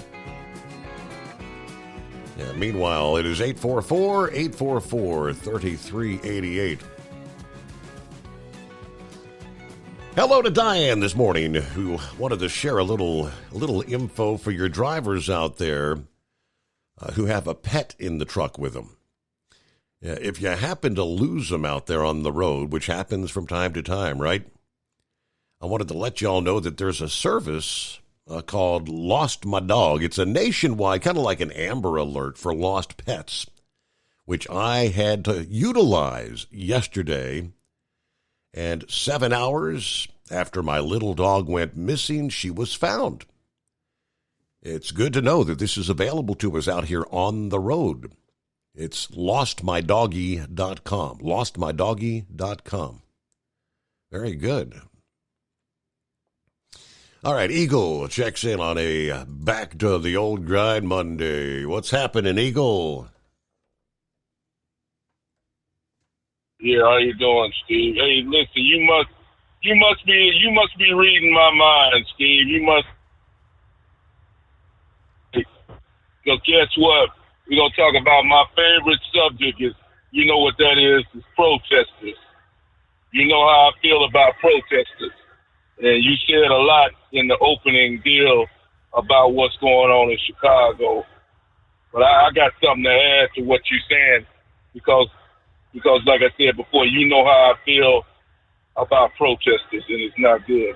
Now, let's get started with the protest situation. First of all, first mistake, Steve, I heard on the newscast today as I was driving my truck. Remember a couple of months ago, wasn't it a 4th of July holiday, Steve, that I had talked to you that over 100 people had got shot over the holiday deal in 4th of July? Yeah. Well, guess what? They said on the news break, and I think you just said it a few minutes ago, that they already have a shortage of police manpower, and a lot of the manpower is going to be headed towards the Democratic convention. So guess what? Guess what the bad people, the troublemakers, guess what they know? They also know that too. So guess what those guys are going to be doing while the convention is going on and the police officers have their mind on something else? They're going to be running wild. You might see another record set. You might see more than 100 people get shot over the next 4 days in Chicago, Steve. This is not my words. This came right from an ABC broadcast where they were talking about a shortage of police and that they're going to be, manpower is going to be dictated towards the convention, and the bad people are going to be able to run loose and do whatever the hell they want to do, just like they ain't been doing it anyway. But anyway, Steve, getting back to that situation with the protesters. Because, see, I told you this before, and I know you disagree with me and a lot of other people disagree. The way I see it, you don't have a right to protest, Steve. So, see, why don't you go out and get you a job? I drive this truck every day, mile after mile, day after day, running down. I don't have time to drive my truck to Chicago and protest about something that's none of my damn business. And that's the way I feel about these Why don't you go get you a job and do something productive with your life, Steve? That's what I say to these protests. Get you a job, and then you don't have to worry about protesting and sticking your nose in other people's business, because see, it's not going to make a difference anyway, Steve. Do you really think that Kamala Harris or Joe Biden is gonna stop doing what they're doing in Israel because of some Palestinian protesters out there in the streets protesting? I don't think so. They're not going to change their minds. So you're wasting their time and everybody else's time. But see, I can put an end to that whole deal if I was running things, because see, they'd be arrested and they'd be behind bars because that's where they belong. To see, I don't call them protesters, Steve. I call them troublemakers, and that's exactly what they are. And you're going to be having paid protesters this time, Black Lives Matter and other organizations that's going to be attending troublemakers to create chaos. They're going to also be out there this week in Chicago. They've already made their way to Chicago. Already had some problems already.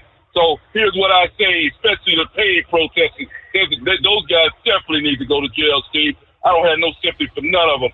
Because, see, the minute that they start burning American flags, I just talked to you about this a couple of weeks ago, about the burning the flags. You and I both know that's going to happen over the next couple of days. As far as I'm concerned, that's the immediate jail time for you. The minute you decide to ignite a flag on fire, brother, if the police ought to immediately put you in handcuffs. If you hate the United States that bad, I told you this a couple of weeks ago, Steve, get the hell out. Go ahead and leave the country and go somewhere else, because we don't need you, and we damn sure don't want you. I know I don't, because that pisses me off when I see a flag of America burning, when the military people have put their life on the line in wars all over this world for the United States of America. For some punk, 21, 22-year-old punk that's standing in his mother's basement that doesn't have a job and ain't got nothing else to do but go out and protest. I got a real big problem with that, Steve, and those people need to be placed in jail, because they're not doing nothing but causing problems. Like I said before, go get you a job and do something productive with your life, and stop expecting the government or anybody else to have you a handout, because that's what these people want, Steve, is somebody to hand them something. And like I said, there is no such nation as Palestine, like you've gone over several times on your show. These idiots show you how stupid they are, because there is no such place as Palestine, but yet they're out there protesting. And besides that, they're the one that got the war started to begin with, Steve, when they parachuted into Israel and killed women and kids and kill babies and rape women, and there's people still held hostage to this very day over there in that country. And it is ridiculous for these people to even have the gall and the step out and protest. Now, let me say one last thing about Kamala Harris, Steve. I definitely got something to say about her. Now, I listened to Donald Trump's rally on Saturday, and Donald Trump had said exactly what I've been saying. You know, Kamala Harris is talking about she's going to create jobs. She's talking about she's going to close the border. Well, how come you can't do it right now, Steve? That's what Donald Trump said. Yep. You in the White House right now. How come you can't do it now? Why you got to wait until you get in the White House? You know why she got to wait until she get in the White House? Because she ain't going to do it. That's why she got to wait till she get in the White House. She has no intention of closing the border, Steve. Let me ask you one simple question before I hang up with you. When have you heard Kamala Harris say anything about these girls that have been killed over the last couple of months by these Venezuelan migrants in the United States about she's mad about it, that she's not going to tolerate these people coming to this country and killing and raping young girls, and that she's going to shut the border down the first day she get in the White House, just like Donald Trump said? Guess what? She hasn't said it. And by the way, like I asked you a couple of months ago, Steve, ask any Democrat what MAGA means. MAGA means Make America Great, but I bet you won't hear that word at the Democratic convention. I bet you won't hear them say a damn thing about making America great, because they don't want to make America great. They want to put it in the toilet bowl and flush it right down the drain. And I thank you for taking my call tonight. All right, we'll probably indeed see some American flags burned, and probably some Israel flags as well. I know, as frustrating and angry as it makes you, as we discussed several weeks ago, it is protected by free speech, nothing illegal. And for the protesters, well, if you want to simply hold your sign and stand out there, or march around the block peacefully, yeah, that's all fine and dandy. The big concern, though, is a whole lot of these folks have no intention of peacefully protesting. The full expectation is, there will be violence. And, I mean, they're pre-planning for mass arrests to be taking place when things start getting out of control. All right, clear lines on a Monday at 844-844-3388. Friday morning, we were discussing the series of accidents that had occurred the previous morning on the Ohio Turnpike, which ultimately led to 4 fatalities, 10 other hospitalizations. One of those incidents, I think all 3 of the incidents actually some way or another involved big trucks. But the third of those 3 separate crash scenes, a man arrested and charged in connection with that. Philadelphia resident Naimov Istam, 24 years old, arrested and charged with negligent vehicular homicide and speeding, according to WTOL. He was booked into the Lucas County Jail Thursday afternoon. Istam pleading not guilty to the charges on Friday morning. But in case you had missed it, it was a series of 3 deadly crashes involving 13 total vehicles that took place between 5:30 and 6:30 a.m. on the Ohio Turnpike between the 49 and 51 mile markers. First responders, in some cases, treated for exposure to sulfuric acid that one of the commercial vehicles was hauling. Istam was involved in a crash at the mile marker 50. That was the third incident, the one that occurred shortly before 6:30 a.m., leaving 1 dead and others injured. Istam's been identified as a commercial vehicle driver. Authorities say he failed to stop for slowed traffic, obviously. All the crashes are under investigation by the National Transportation Safety Board. Later this week, we'll probably get updates on how many commercial vehicles were ultimately involved in not slowing for stopped traffic. It's happening way too much out there. About 13 before the hour. All right, it's 844-844-3388. The Steve Summers Overnight Drive. Hey, Kenworth owners, is your AC and heating performing poorly with little airflow in the cab? Soaring Eagle HD Truck Parts is here to solve your worries. Offering aftermarket replacement HVAC boxes and stainless steel with high output blowers receiving 50 to 100% better airflow, guaranteed. Not only that, but they also manufacture many other aluminum and stainless steel storage accessories. Check out their website at www.soaringeaglehd.com or call toll-free 1-833-455-2473. Serving you yesterday, today, and for the future. Keep your gas-powered engines running like new? Stable's proprietary formulas are proven by third-party testing to outperform the competition in keeping fuel fresh, preventing corrosion, and cleaning the entire fuel system. With Stable, you can have confidence you are doing the right thing for your engine's long-term health. Just pour into your gas can or fuel tank, then top off with fresh fuel. At every fill-up or when you store, start with Stable. Available where fuel additives are sold. At Hot Shot Secret, we share the science behind common diesel problems. For example, excessive black smoke. Excessive black smoke has two causes: carbon buildup and internal diesel injector deposits, also known as IDIDs. Hot Shot Secret Diesel Extreme has the highest concentration of active ingredients allowed by law and will safely remove all types of injector deposits, including IDIDs and carbon buildup, to eliminate black smoke. Hot Shot Secret Diesel Extreme is available nationwide at truck stops, fine farm and auto stores, and online at hotshotsecret.com. Increase fuel economy up to 7.9% with Hot Shot Secret Gasoline Extreme, the solution to maximize your engine's performance and fuel economy. Whether you're driving a sports car or a daily commuter, Gasoline Extreme is specially formulated with PEA to deep clean. Don't settle for an average driving experience. Upgrade to Hot Shot Secret Gasoline Extreme and go further on each tank. Order now on Amazon or hotshotsecret.com. Hot Shot Secret, powered by science.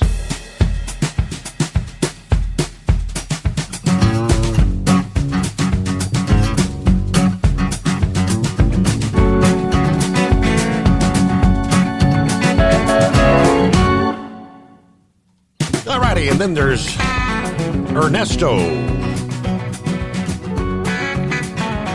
making his way toward southeastern Newfoundland later today.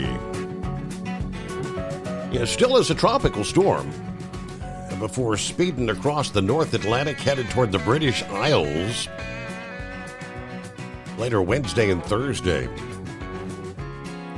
Obviously, with the cooler waters of the North Atlantic, Ernesto's losing some wind intensity and kind of undergoing a transformation in the coming days.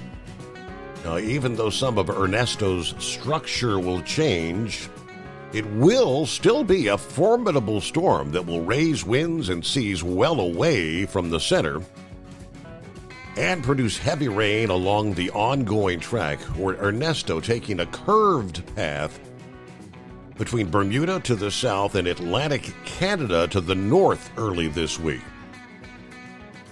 Latest guidance says Ernesto will likely pass within 100 miles of the Avalon Peninsula of the island of Newfoundland that makes up the Canadian province of Newfoundland and Labrador later on Monday evening, or maybe during the overnight hours Monday night.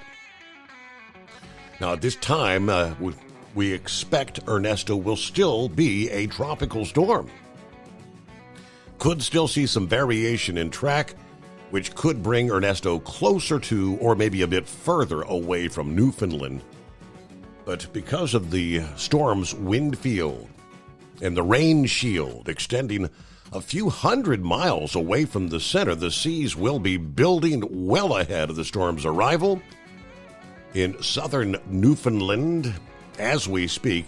Now, they say offshore seas up to 30 to 40 feet will be occurring near the core of Ernesto. Big time concern for the shipping interest out there, right? Rain and wind directly associated with the storm will quickly overspread the southeastern and central parts of Newfoundland today. You could still be dealing with winds 40 to 60 miles per hour over the southeastern corner of Newfoundland, including the major city of St. John's. AccuWeather said there could be gusts approaching 100 miles per hour, most likely to occur on Cape Race. Even though this is a region that's hit by powerful storms, including nor'easters during the fall, winter, and spring, Ernesto could still cause some damage, bringing down trees and power lines, flash flooding, and coastal flooding from overwash. Generally, 1 to 4 inches of rain will fall on southeastern Newfoundland, and some of the rainfall totals could approach 8 inches. As Ernesto moves along, it will be of concern for ships at sea over the North Atlantic Tuesday to Wednesday. The storm will accelerate and may reach forward speeds of, 30 to 40 miles per hour. Seas ahead of the storm could quickly build to 20 to 30-foot waves. Either way, Ernesto will continue as a tropical wind and rainstorm beyond Newfoundland in the waters of the North Atlantic. The storm will then quickly approach the British Isles on Wednesday. By that point in time, the exact size and intensity, we don't know. That'll determine the magnitude of problems associated with the wind and rain from Wednesday to Thursday.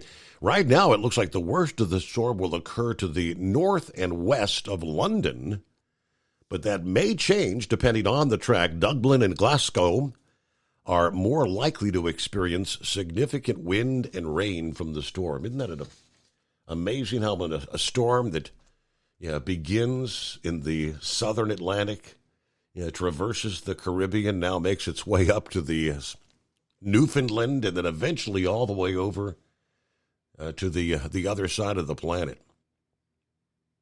The northeast Atlantic, long-lived storm, huh? About 6 before the hour. All right, it's been, what do we see? It's been a few years since we've had a Rite Aid pharmacy in our community here. Those stores shuttered some time ago, but they've been closing stores around the country. And according to the latest, Rite Aid shuttered all of their stores in 2 Midwestern states, including all Michigan and all Ohio stores. The latest round of closures has left tens of thousands of customers in those 2 states scrambling to find a new pharmacy, and brings the number to 856, the number of stores that they have closed since they filed Chapter 11 bankruptcy back in October. Before the filing, Rite Aid had more than 2,000 locations in 17 states. Soon after the filing, they closed 154 stores, continued to close hundreds more at a fairly steady pace. Most recently, Rite Aid this month has shuttered 72 stores in Michigan and Ohio, 1 each in California and Washington. It is unclear when Rite Aid will emerge from bankruptcy. According to the Daily Mail, they said the company plans to return with about 1,300 total stores. That's down from 5,000 plus that they were operating in their heyday back in 2008. Retail analysts said Rite Aid is hoping to get themselves back onto a firm financial footing, although it will emerge from bankruptcy as a much smaller business with far fewer stores. Walgreens, another pharmacy giant, is also facing some financial woes. The country's second largest pharmacy chain announcing back in June that they would close a significant number of their 8,700 stores around the country. The CEO, Tim Wentworth, said we're at a point where the current pharmacy model is not sustainable. Challenges in our operating environment require we approach the market differently. As we know, brick and mortar stores in general have been struggling to stay afloat as they continue losing customers to online retailers and grapple with rampant theft around the country. In the first 4 months of this year, nearly 2,600 stores closed in the U.S., That puts us on pace to lose a total of 8,000 retail locations if that trend continues on to the end of the year. Wow. It is 844-844-3388. We'll take care of a news break. Much more to come as we close out the weekend. The greatest day of the week. It is the Steve Summers Overnight Drive, live from the Hot Shot Secret Studios. Ultimate comfort on the road. That's the Bostrom difference. And why so many drivers are upgrading their seats to Bostrom seating.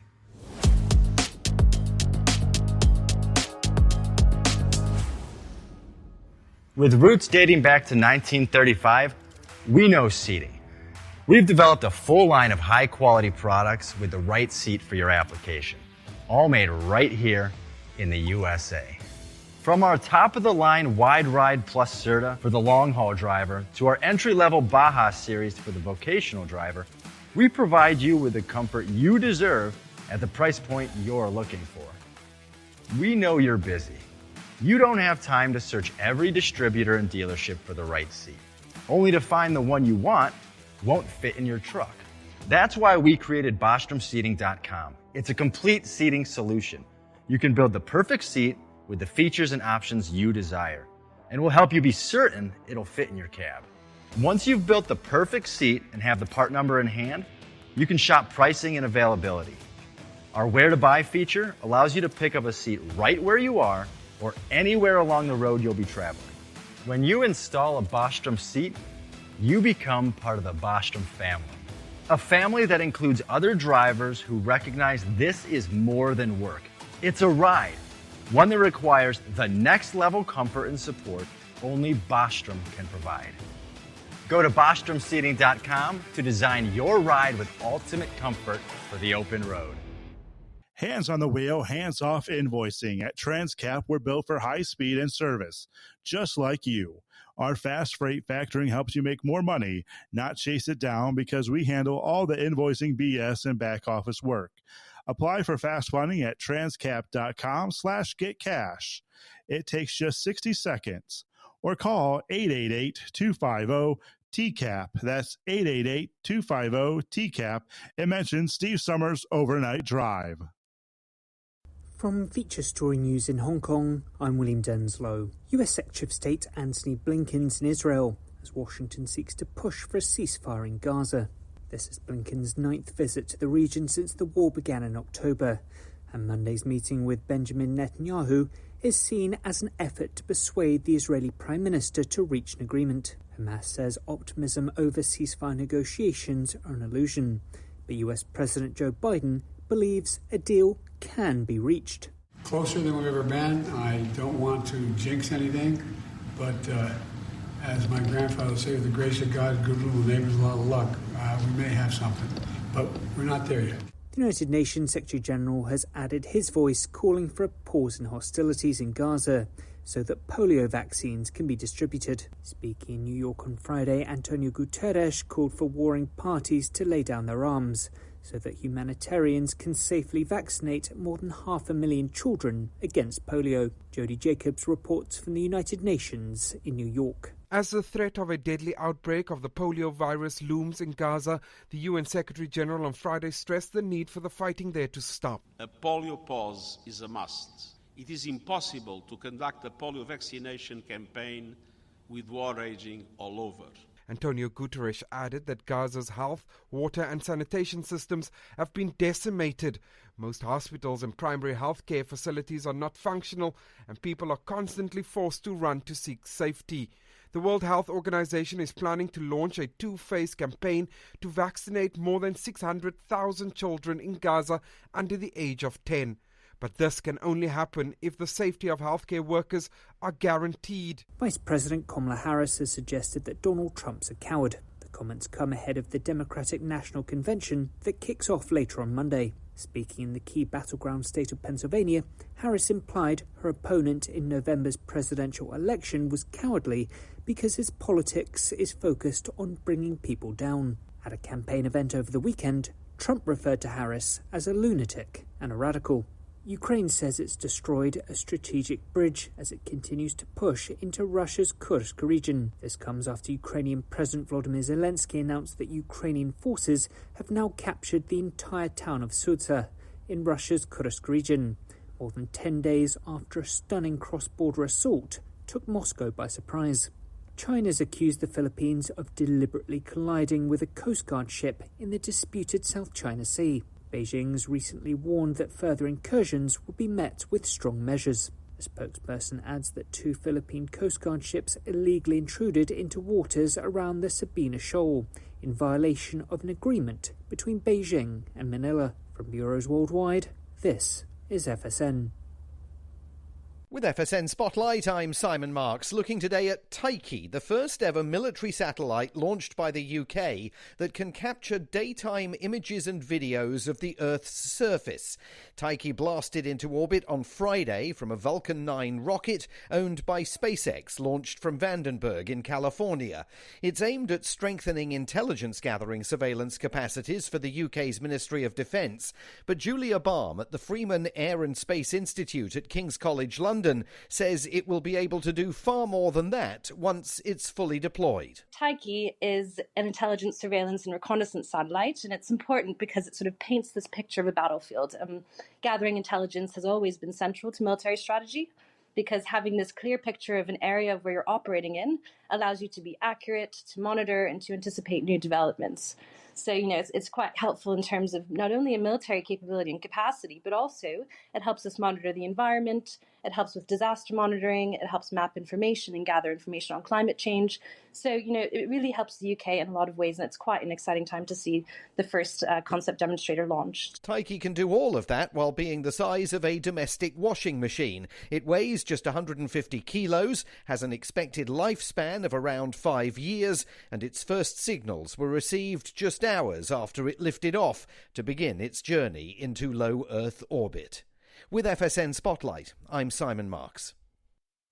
FSN is an independent source of news for TV, radio and digital networks worldwide.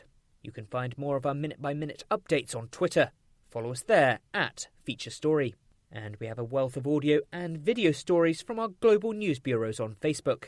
You can find us there by following Feature Story News. Stay tuned for further updates right here.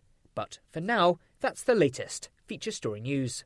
William Denzelo. At Hot Shot Secret, we share the science behind common diesel problems and their solutions. For example, diesel particulate filter regeneration. The DPF catches particulates left over from combustion. The DPF regeneration cycle cleans the filter with temperatures exceeding 1,000 degrees Fahrenheit. A computer sensor triggers the DPF regen, which is often accompanied by a loss of power and fuel economy. The frequency of DPF regens are in correlation to the cleanliness of the fuel burn. Under heavy operation with the dirty burn, DPF regens can occur multiple times per day. Hot Shot Secret Diesel Extreme Fuel Additive promotes a more complete combustion, creating fewer emissions and therefore fewer DPF regens. Vehicles using Diesel Extreme experience 83% less DPF regens. Hot Shot Secret Diesel Extreme is available nationwide at truck stops, Fine Farm and auto stores, and online at hotshotsecret.com. Hot Shot Secret, powered by science.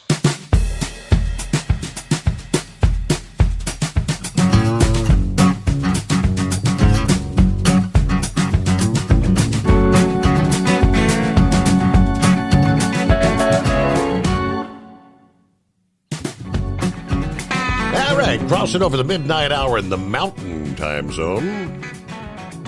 Welcome into a Monday. Yeah, welcome into the greatest day of the week. And sometimes it's just, well, we all have a bad day now and then. I guess this guy's temper has made his bad day a worse day. The story from CDL Life of a truck driver who rammed his semi-truck into a gentleman's club after getting kicked out.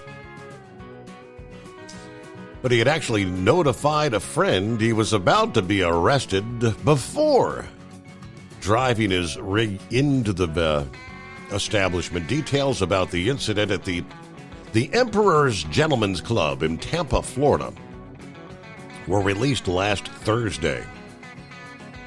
According to the Tampa Bay Times, truck driver Dylan Fogel was kicked out of the club that he was visiting with his friend after touching a dancer inappropriately. He eventually walked out of the club and became physically confrontational with club staff, where he was pushed and fell onto his back. It was then He drove his semi-truck into a group of people, killing one and injuring others. So what was a not-so-bad day turned into a really bad day. And probably, I don't know how much prison time he's going to be facing, because obviously it's premeditated. And an arrest report says Dylan sent text messages to a childhood friend stating, "Goodbye, I'm going to prison for vehicular manslaughter," just before driving his rig into the people. It was a very humbling thing to be someone's last call, according to his friend. I don't really believe he planned on surviving. But during an interview with police, Fogel stated that he only rolled forward when he saw his friend got into a fight at the front of the club. He says the accelerator got stuck. Well, no, it's not based on your premeditated text. He said that Fogel had a passion for semi-trucks and moved to Tampa for his dream job with Mule Team, a trucking company based in Tennessee. Currently being held without bond, facing charges of first-degree murder, vehicular homicide, 2 counts of DUI with serious injury, and DUI manslaughter, according to WFLA. But, the message you sent, you can't change your mind now and say it was an accident or accelerator. That's all out the window now. Well, what's going on with the anonymous hippopotamus this Monday? Yeah, morning, Your Honor. Happy greatest day of the week. So I guess we're in trouble. Did you know that? No, we didn't do the hey Becky thing on Friday. Oh, really? Okay. Yeah, they have phone calls and voice messages, and they're in all kinds of trouble there for not doing the hey Becky. So I don't know. I guess you better make sure that's on a sticky note there or something to make sure we do that on Friday. So anyway, there. So how old was Steven? He just had a birthday here. How old was he? 34. Okay. So anyway, that makes me feel old. Horse really feathers. 34. Yes. Yeah, I can imagine. So how's his recovery doing? Is he getting around a little bit? Well, yeah, with the crutches, he's doing the therapy thing, and I think he's coming along very well. Well, that's good. I know you said that they thought he was a little ahead of schedule there in the beginning there, and was actually getting some movement and stuff. So that's good to hear. Did Stryker ever have to go to a kennel or anything, or is he able to stay there with them? Ultimately, they let him stay there. So Lauren's been kind of taking care of him, letting him out and whatnot. Stephen did over the weekend get to go out with him for the first time since the surgery. So the dog was very excited to see Stephen. I am sure he was. Mm-hmm. So they pretty much bond there as teammates there, and pretty much partners for life there. Well, like Stephen said, he said that dog is so ready to go back to work. He wants to get in the cruiser and go do his thing. That is one thing about that type of dog. The Shepherds, the Malinois, and all that. They're very job oriented, and they need to work. They're not a sit at home and lay on the couch like a Great Dane type dog that just hey, can you flip the TV channel and get another ice cream? But no, the Shepherds and them, they love to do their jobs. So anyways, wow, this is quite the story you had there about Dan, not Don. Yes. And I'm glad they gave him the Dilaudid, because you want to know something, Your Honor? That Dilaudid, that's good drugs. Yeah. When I had my heart attack there, I had my chest pain going on when I got the emergency room and that, and they go on scale of 1 to 10 there, where are you rating it at? And I'd say, yeah, it's probably somewhere around 4.5, maybe 5. And so we kicked around in the emergency room, and they're like, how's your chest pain doing now? And I said, it might be getting towards a 5.5 to a 6. And they're like, hey, would you like some morphine? And I said, well, I suppose we could start with that, see where we go. And they came back and checked on me a little later, and they said, how's that morphine doing? I'm like, you gave it to me? It don't feel no different. If not, I feel a little worse. And they're like, well, let's try this. And they brought out the Dilaudid, and it was a little while later. And I think I could have rated my pain somewhere between like a 7.5 and an 8 when they gave me the Dilaudid. And they came back and checked on me a little later, and they said, how you doing now? And I said, we're probably down to a 3, 2.5, 3. We feel good now. Let's go. We can leave, right? Mm-hmm. They're like, no, you get to stay with us. But yeah, that Dilaudid, that's if anybody's going somewhere, you got any type of pain and you want relief from pain, you just ask them to break out the Dilaudid. Now it may take 2 or 3 doctors writing prescriptions and an armed guard and I don't know what all else to get it out of the drug cabinet, but yeah, it's highly guarded and highly taken care of. But if you have a drug of choice, I do know what mine is without hesitation. So anyways, I guess Eagle kind of touched on, might be stealing my thunder there for the Chicago deal. I was going to ask you there. You got the protesters coming in. Are they supposed to be peaceful protesters there, or are they going to be the paid protesters, or which uniform are they? Oh, wait a minute. Do they dress the protesters in uniforms now? Anyways, is there any staging of cubes of bricks anywhere? Do we have the brick staging? Good question. Good question. Yeah.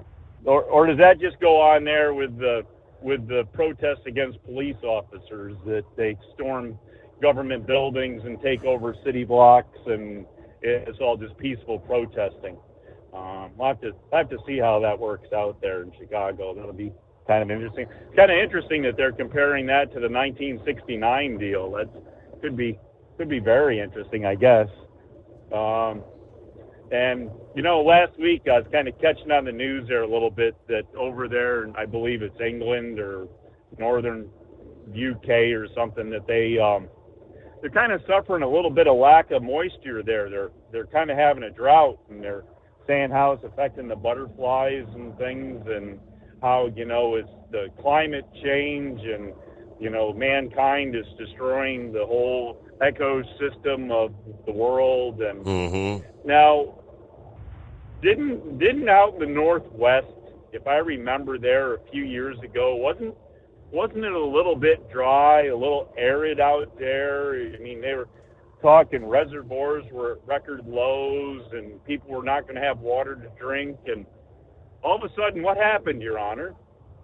It snowed in the wintertime, and it rained in the summertime. And where are the reservoirs now? I haven't heard anything about the people, the farmers not having water for crops, and the people, what? So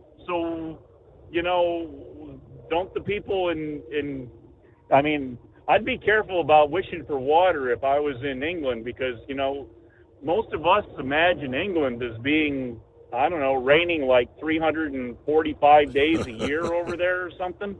I mean, always in fog, and I think they'd better be careful, because if they start complaining they don't have water, a couple of years from now, they might find that they have more water than they know what to do with. And it'd be interesting to see what they say about that. I'm sure it has something to do with climate change or global warming that caused the excessive rain at that point. But we'll have to wait and see how it all pans out in the end. But yes. I was thinking that was pretty funny there, thinking back of what we had in the Northwest, and now you don't hear anything from them, except for now that when they do have their fires out there and you get a little bit of rain, you get the mudslides, and of course that happens all the time anyways. But other than that, I don't know, not a whole lot going on. We got off and on showers kind of everywhere. Had pretty good lightning storm there up until about the midnight hour. there's all these different cells. The rain's all spotty, hit and miss here and there. There's nothing regular, and it doesn't even seem to be moving. It's more just an aerial type thing, you know. It does, a storm pops up in an area and works that area and then disappears. It doesn't really go anywhere. So if you're in an area where it pops up, it's very unsettled atmosphere with lots of lightning and energy, and there's can be a whole lot of stuff going on, and you go 5 minutes down the road and it's dry. So it's really kind of a goofy weather pattern we got going on here in the Mid-Atlantic area. So just kind of watch your P's and Q's, but don't be scared of it, because it's kind of like snow squalls, the whiteout deal up there in the western New York, and that where you get into the major storm and you just drive 5-10 miles down the road and you're completely out of it. Yep. So don't be scared of it. But all the good people here, they always go from driving their 80-90 miles an hour and they become safe drivers and do about 35 and put on their four-ways when the road gets a little bit damp. So just don't worry, you're amongst safe people. No, you're not.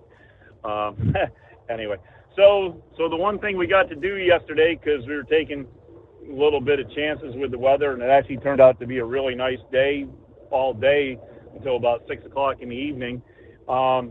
We went up to York, PA, there to the York Fairgrounds, where the American Truck Historical Society held their truck show that I kind of protested, but that's another story. They had a thing called Boxer Fest. Have you ever heard of Boxer Fest? I have not. That's a new one. Well, if you open the hood on your Subaru, you realize you have a Boxer engine in there, right? I was not aware. So anyways, yeah, you got a little 4-cylinder Boxer engine in your Subaru. So anyways, they had this Boxer event, which was all Subaru related. And I tell you what, when they say all Subaru related, they filled up a good share of the fairground area. There must have been an easy 10 to 15,000 people there. And they had cars in there doing all kinds of trick driving and stunt work, and cars on display, and absolutely no dealerships. I was really surprised. I expected to see dealership things going on, and there was no dealerships, but there was a lot of the aftermarket stuff, and it was kind of an interesting thing there. We had a real good time walking around, and they had a drifting competition going on. They had set up in the parking lot, and it was kind of cool to watch the Subarus drifting. Now you've watched normal drifting, which, you know, is usually rear-wheel drive cars, and you watch them, you know, you're doing the burnouts, and the back ends are sliding around, and they can control the front brakes and, you know, hold the cars back with the front brakes so you can spin with the rear wheels. Now there's something special about a Subaru, and you probably know, being a Subaru owner and driver. When you step on the gas, not only do you power your rear wheels, you power your front wheels. All wheels. Now these cars, yeah, all wheels. Well, it's kind of like a limited slip thing. So usually it'll let one loose if one starts to spin a little bit. But you can have like a positive rear type axle in the back. But it was really interesting to watch, because you're watching the smoke come off the wheels, but not only is it coming off the back wheels, it's coming off the front wheels. And these guys are sliding, you know, they'll be sliding to the right and steering to the left and going around circling a utility pole, you know, in the drifting mode. And you're watching the smoke come off of, you know, anywhere of all four-wheel positions. And it's like, this is pretty wild. I've never really drifted a four-wheel drive vehicle in that type of situation. So I really can't imagine what the handling, the steering, you know, the angles you have to steer at, and the second the front wheels start to grip, you're going to start going. It's not like you're just going to sit there spinning anymore. So it was kind of an interesting thing there, and I didn't really get a chance to talk to any of the drivers that were doing it. I would have liked to have had some more time, but had the wife and grandson with us, and they get kind of bored standing around too much, waiting to try to talk to people. So anyways, we didn't get as much opportunity to chit chat as I'd like to, but we had a pretty good event, and boy, I tell you what, you could spend a lot of money there on your Subaru, Your Honor, and you could certainly make it a beast that you never even realized what that thing was with the aftermarket parts they were selling. And but anyways, so there you go. I don't know. Other than that, we got some kind of partly cloudy skies right now here on the Washington D.C. area. We're headed back to Baltimore and do another one all over again, and we'll see where we go. But the full moon's been there one time and kind of disappeared for right now, so we'll see if we get it back. Well, other than that, we'll let you go. And welcome into the greatest day of the week, Horse Feathers. All right, later this week, cue the Twilight Zone. Former senior intelligence officer Luis Elizondo said to release a memoir on Tuesday in which he claims to confirm the existence of UFOs and an ongoing decades-long crash retrieval program within the U.S. government. The book, entitled Imminent: Inside the Pentagon's Hunt for UFOs, asserts that a super-secret umbrella group comprised of government officials and defense contractors has been retrieving technology and biological remains of non-human origin for decades.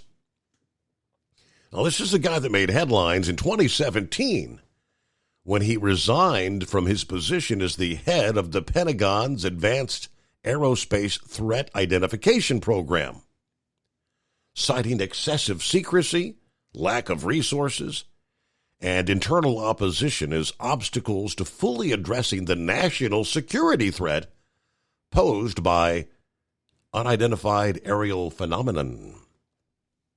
In 2020, his public disclosures, actually supported by videos and testimony from Navy pilots, that led to congressional inquiries, and last year, a House hearing where a former U.S. intelligence official actually testified about the federal government's recovery of non-human biologics.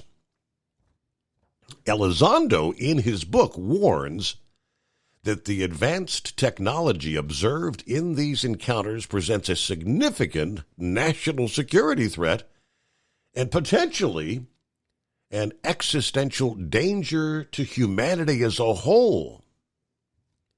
Now, the book is said to contain accounts of his personal experiences with unidentified aerial phenomena, including encounters with green glowing orbs that he claims invaded his home several years ago, a claim he maintains is backed by his family and his neighbors. Despite his assertions, the Department of Defense remains tight-lipped and has kept a position of ambiguity over the affairs. A Department of Defense spokesperson stated that the department's current program investigating UAPs has not discovered any verifiable information to substantiate claims that any programs regarding the possession or reverse engineering of extraterrestrial materials have existed in the past or today. Now, the book includes a foreword by Christopher Mellon, a former Deputy Assistant Secretary of Defense for Intelligence, who credits Elizondo with pushing the U.S. government to acknowledge the existence and take the phenomenon seriously. Mellon describes the potential discovery of UAPs as possibly the greatest discovery in human history. Now, Elizondo actually held top security clearances. He has stated that he has firsthand knowledge of the claims that he makes in the book, although his security clearance prevents him from disclosing certain details. All right, HarperCollins will publish the book tomorrow, Tuesday, August 20th, following what they said was a year-long security review by the Pentagon. I wonder how much they made him take out of the book. About a minute before news breaks. All right, so we'll get back to your calls coming up here. Philip checks in from Florida. Vic is online and room for you at 844-844-3388. A quick note, for over 60 years, Sta-Bil has been the go-to additive when storing lawn equipment, collector cars, boats, anything that's going to be sitting around with gas in it for an extended period of time. Sta-Bil Storage keeps that gas fresh for up to 2 years and combats corrosion issues in your fuel system at the very same time. Store that engine the right way with Sta-Bil.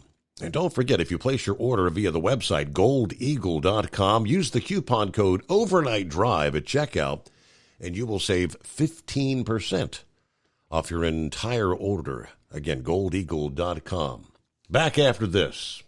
From Feature Story News in Hong Kong, I'm William Denslow. US Secretary of State Antony Blinken's in Israel as Washington seeks to push for a ceasefire in Gaza.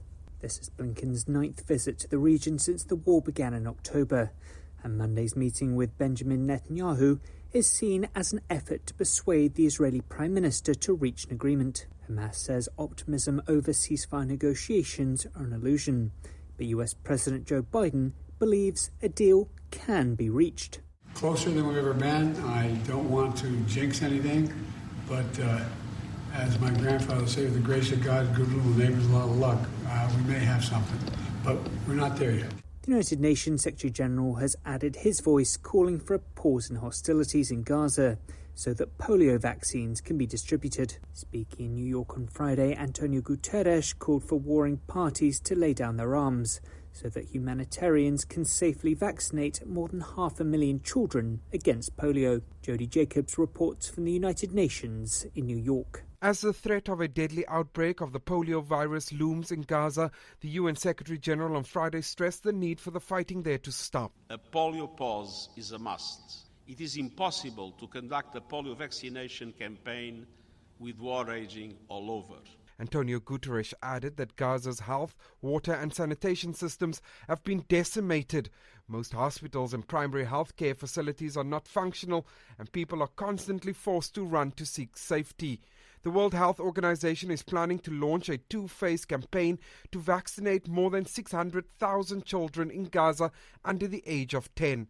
But this can only happen if the safety of healthcare workers are guaranteed. Vice President Kamala Harris has suggested that Donald Trump's a coward. The comments come ahead of the Democratic National Convention that kicks off later on Monday. Speaking in the key battleground state of Pennsylvania, Harris implied her opponent in November's presidential election was cowardly because his politics is focused on bringing people down. At a campaign event over the weekend, Trump referred to Harris as a lunatic and a radical.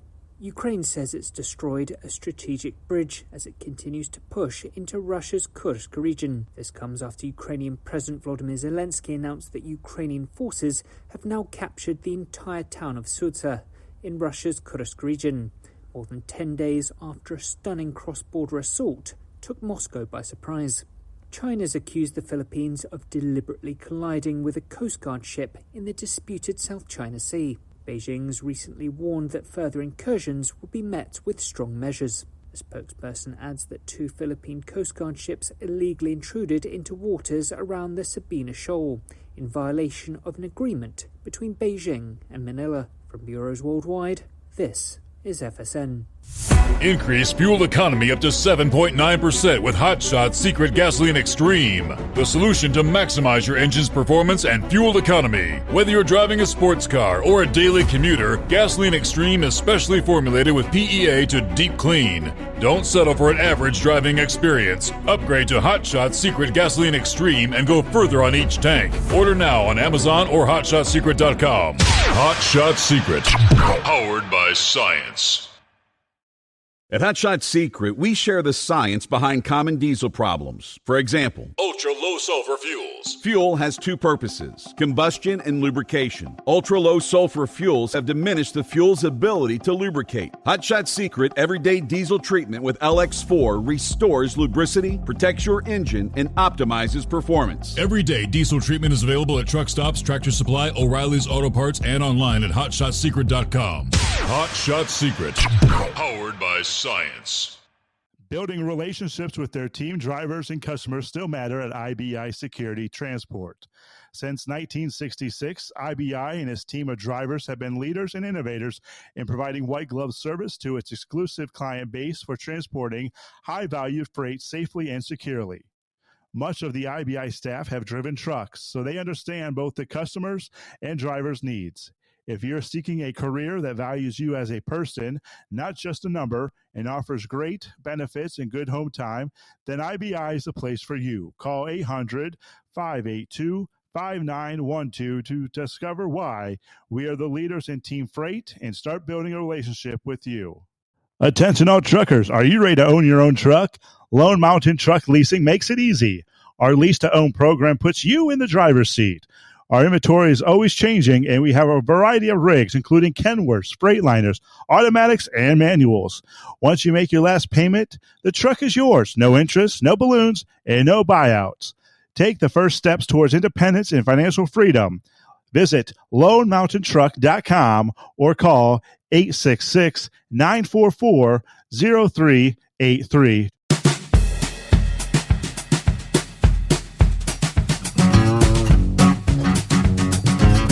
I'm thinking surely somebody out there made it into the Wood County Fairgrounds over the weekend. Tooltown, USA, right? It's a big event, the NTPA National Tractor Pulling Championships. Hopefully you stop by to the Hot Shot Secret booth there. John Dunlap will have the full update. Hopefully for our Tuesday morning program. Usually we have it by Tuesday or Wednesday at the latest. And we'll share that with you. Now looking at the schedule, what do we have on the slate? Hey, it's coming up later this week. We're just a couple days away. That's another big event. It's August 22nd through the 25th. It's the Outlaw Diesel Super Series 28th Annual Shy Diesel Extravaganza. Lyons, Indiana will be the place. That's at Wagler Motorsports Park. That's a big one. Hot Shot Secrets will be there on site. They'll have the booth set up. Stop by, say hello. That's a big one. Looking ahead to September, it's the NHRDA World Finals taking place in Enos, Texas. Mark your calendar, September 13th and 14th at Texas Motorplex. Again, Enos, Texas. Hot Shot Secret will be there. Several other big events coming up in September as well. All right, meanwhile, it's 844-844-3388. Hello to Philip as we start a new week. Hi there. Hey, buddy. New week starting, man. What is it? Our favorite day of the week? Greatest day of the week, yes. That's right. Hey, that was pretty interesting in your news there. They were talking about that satellite that they launched from Vandenberg the other day. I kind of think that's the same kind of satellite SpaceX took up, what was it, about 3 weeks ago or 2 weeks ago for the Space Force. Those satellites, they can do the mapping. They can do it on real time and everything and lay out everything. So we're being watched from the sky, Steve. What do you think about that? They've been watching us for years, haven't they? Well, they say they could see a license plate. You ain't going to read a license plate on a car from up there. So. Yeah. But saw an interesting YouTube video yesterday. There's a guy his channel's called The Everyday Astronaut, and he went down and took a tour of Blue Origin's rocket facility down here in in Cape Canaveral. If you get a chance, Steve, you might want to check that out. Jeff Bezos actually gives him the tour himself, the man who owns Amazon and Blue Origin. And I didn't know he was that passionate in the rockets, but man, I tell you what, he went through this whole factory and explained everything to this guy. And if you want to see how a rocket works and how things are made nowadays, you need to watch this video, because it's crazy how they make those rockets. You just see it standing out there. You don't think that much thought has been put into something, but man, the amount of engineering is just crazy. And it's a really interesting video, showing how they take the sheets of aluminum. His rockets can be made out of aluminum. It's not like stainless like Elon's using, but he mills the inside of the metal, and it makes like a grid system inside, so where they can bend the metal, they bump form it into a circular style, and it goes together. The pieces go together just like a puzzle. He's got a machine in there that does carbon fiber, Steve. It's got tape, and they make like different parts of the rocket with this carbon fiber, and this machine's just laying this tape down, and it will make any shape you want as long as you got a mold that you want to put it in. So you just put the mold down and the machine plays the tape in it. And it's crazy stuff. I mean, if you get a chance, check that out. It's a really cool video. I think he's going to be doing a second part on it, how they're going to, all the launch pad apparatus and how everything's built, how it stands. And I never knew this, Steve, but Jeff Bezos, he recovered one of the engines from the Apollo 11 Saturn V that took off. Did you know that? I was not aware, no. I didn't know that either until yesterday when I seen this on this video. He said that they actually they know the coordinates of where all the Apollo boosters landed in the ocean, and they went out there and they actually recovered, I think he said 4 or 5 engines, and they were from different missions. And they got one of the engines from the Apollo 11, and it's actually in the Smithsonian Institute, and they've got it sitting next to a brand new one, so you can kind of compare with all the sea erosion and all the things that, being down there all those years did to it. But I thought that was kind of cool that they actually recovered the engines from those Apollo era rockets. That's kind of neat. I never knew that. And he said he was just sitting at home watching television and watched a thing about Apollo, and then he's like, I wonder if I could find the actual booster where it is in the ocean. And he typed up it on Google, and he found the coordinates, and they went out there, and it took them a couple of weeks to find it where it was actually at, but he said they got as close as they could get, and they went down there and found them. That's some crazy stuff there, and they're at 14,000 feet of water. Wow. Steve, did you hear about this volcanoes that are happening now out in Russia? A big eruption in Russia. I did see the headline on that. Okay, so if you look at the Pacific Ocean, there's always been this, what they call the Ring of Fire. Absolutely. And it goes around the Pacific Ocean. Well, I got to looking last night because I heard about this right before I went to bed. I heard about this volcano that erupted in Russia. And it's on a peninsula that's off of Russia, and it's right across from Alaska. It's not too far away from Alaska. I mean, it's hundreds of thousands, well, probably about 1,000 miles or more from Alaska. But I couldn't believe it. It's actually in that Ring of Fire. It's on the upper left quadrant of that Ring of Fire. And then also we had an earthquake down in Jamaica toward the end of last week. And I mean, it's just, there's a lot of crazy things going on. We talked about Ernesto. Horse Feathers was talking about rain in England. Well, I think Ernesto is going to bring some of that rain over to England. We were you just heard about that in the news, and you talking about it. And it's crazy how weather affects one side. It builds on one side, but it goes to the other. And everything is tied together with the earth. And a lot of people don't understand that. But you can just look at the weather alone and see it. You know, you can see all the where it forms down just off of Africa. And it's still going. It's all the way going up to Great Britain and Ireland and all those folks' areas. So it's just crazy how things work in life and how the weather and everything is. So, and by the way, were you saying a truck driver ran into a strip club down in Tampa?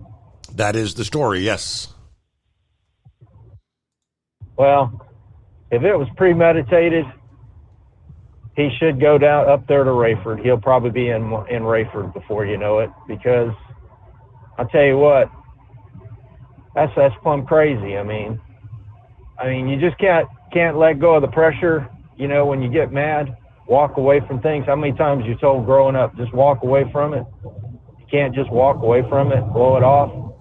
You got to go and hurt somebody. I mean, come on. So that's all I got tonight, buddy. All right. I'll catch you later. Good to hear from you here on a Back to Work Monday. Yeah, I did see the headline on that in Russia. One of Russia's most active volcanoes, major eruption over the weekend. An ash plume 3 miles into the sky. It briefly triggered what they call a code red warning for aircraft. It began sputtering shortly after a powerful 7.0 magnitude earthquake struck off the East Coast early Sunday. According to volcanologists for the Russian Academy of Sciences, they warned that another, even more potent earthquake may be on the way. Very active, the Ring of Fire right now. The Academy's Institute of Volcanology released video showing the ash cloud stretching over 304 miles to the east and southeast of the volcano. The Abaco volcano, located on the Kuril Islands, also spewing ash 2.5 kilometers or 1.5 miles high. They did not explicitly say whether the earthquake touched off the eruptions or not, but a code red ash cloud warning briefly put all aircraft in the area on alert. A separate report Sunday carried by the official TASS news agency said that no commercial flights had been disrupted and there's no damage to the aviation infrastructure. But they do say the tremors may be a prelude to an even stronger quake. They said the potential second quake could come within 24 hours with a magnitude approaching 9.0. That would be a monster. Wow.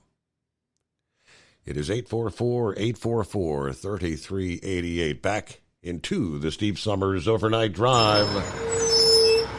As an independent trucker, you work hard to meet your goals. The Owner-Operator Independent Drivers Association has been helping small business truckers for over 50 years with benefits, services, information, and discounts. You work hard, but OOIDA works even harder to give you advantages that large fleets enjoy. And all of our programs support our representation on your behalf in Washington, D.C. Become a member at OOIDA.com, making a difference in the lives of truckers. Fuel filtration is a big deal. Poorly filtered diesel fuel can damage injection systems, reduce efficiency, and rob horsepower, among other things. By removing the water, air, and debris from fuel, fast fuel systems can triple the life of your injection system while restoring power, optimizing fuel economy, and more. Not sure what your truck needs? Give us a call at 636-433-5410 or learn more at fastride.com. At Hot Shot Secret, we share the science behind common diesel problems and their solutions. For example, diesel fuel cetane levels. In many states, the cetane rating in diesel fuel is 42 to 45. Most diesel engines operate more efficiently with a cetane rating of 48 to 50. One treatment of Hot Shot Secret Diesel Extreme will raise your cetane 7 points, increase fuel economy, and improve cold starts. Due to a cleaner burn, there are less hydrocarbons and particulate matter in your exhaust. This reduces the blockage of your diesel particulate filter. Using Diesel Extreme generates 83% less DPF regenerations. The 6-in-1 Diesel Extreme formula also includes the most concentrated detergent on the market, lubricity enhancer, water demulsifier, rust and corrosion inhibitors, and a fuel stabilizer. Hot Shot Secret Diesel Extreme is available nationwide at truck stops, Fine Farm and auto stores, and online at hotshotsecret.com. Hot Shot Secret, powered by science. Doc's Diesel is your one-stop online shop for diesel filter maintenance. Genuine quality, third-party tested filters for Cummins, Powerstroke, Duramax, and EcoDiesel trucks. Doc's cuts out the middleman and those pesky markups you often find from OMEs, dealerships, and parts stores. We make ordering easy with filter kits, subscriptions, and even dealer sign-ups if you have a fleet. Purchase your filters at www.docsdiesel.com and receive 10% off when you use code SUMMERS10. Doc's Diesel, your one-stop shop for diesel maintenance. And now, back to the Steve Summers Overnight Drive, live from the Hot Shot Secret Studios.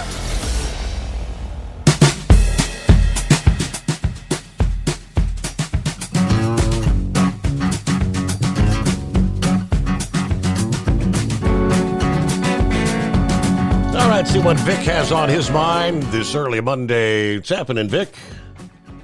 Oh, not a lot of anything. I'm waiting to see how this Democratic National Convention, how they're going to explain to us how they will solve all the problems with government regulation. And you were just mentioning there about the Ring of Fire and the volcanoes and all this. I thought climate change regulation was supposed to put a stop to all that. All right. Something didn't work very good. And real quick, you were talking about up there on the Ohio Turnpike, the accidents they were having up there. I'm sure you remember way back when they finally increased the speed limit on the Ohio Turnpike to get people off I think it was Ohio 2. So anyway, some of the 2-lane highways that a lot of people were running. I always ran it because I was carrying a lot of hazmat stuff for a health agency, and they didn't. When you got on the Ohio Turnpike back then, you were supposed to stop and tell them what you were carrying if you had hazmat. I don't think very many people did, but I just went off onto the state highways. It took me about a half hour, 45 minutes longer, and they had a lot of little truck stops up through there. They increased the speed limit on the Ohio Turnpike, and all those little truck stops went out of business because many of the trucks, like, well, if we can run run faster, it made about 2 hours difference going across there after that. And the reason I mention that is because Vice President Harris, she knows how she's going to solve all this inflation and price gouging and all this.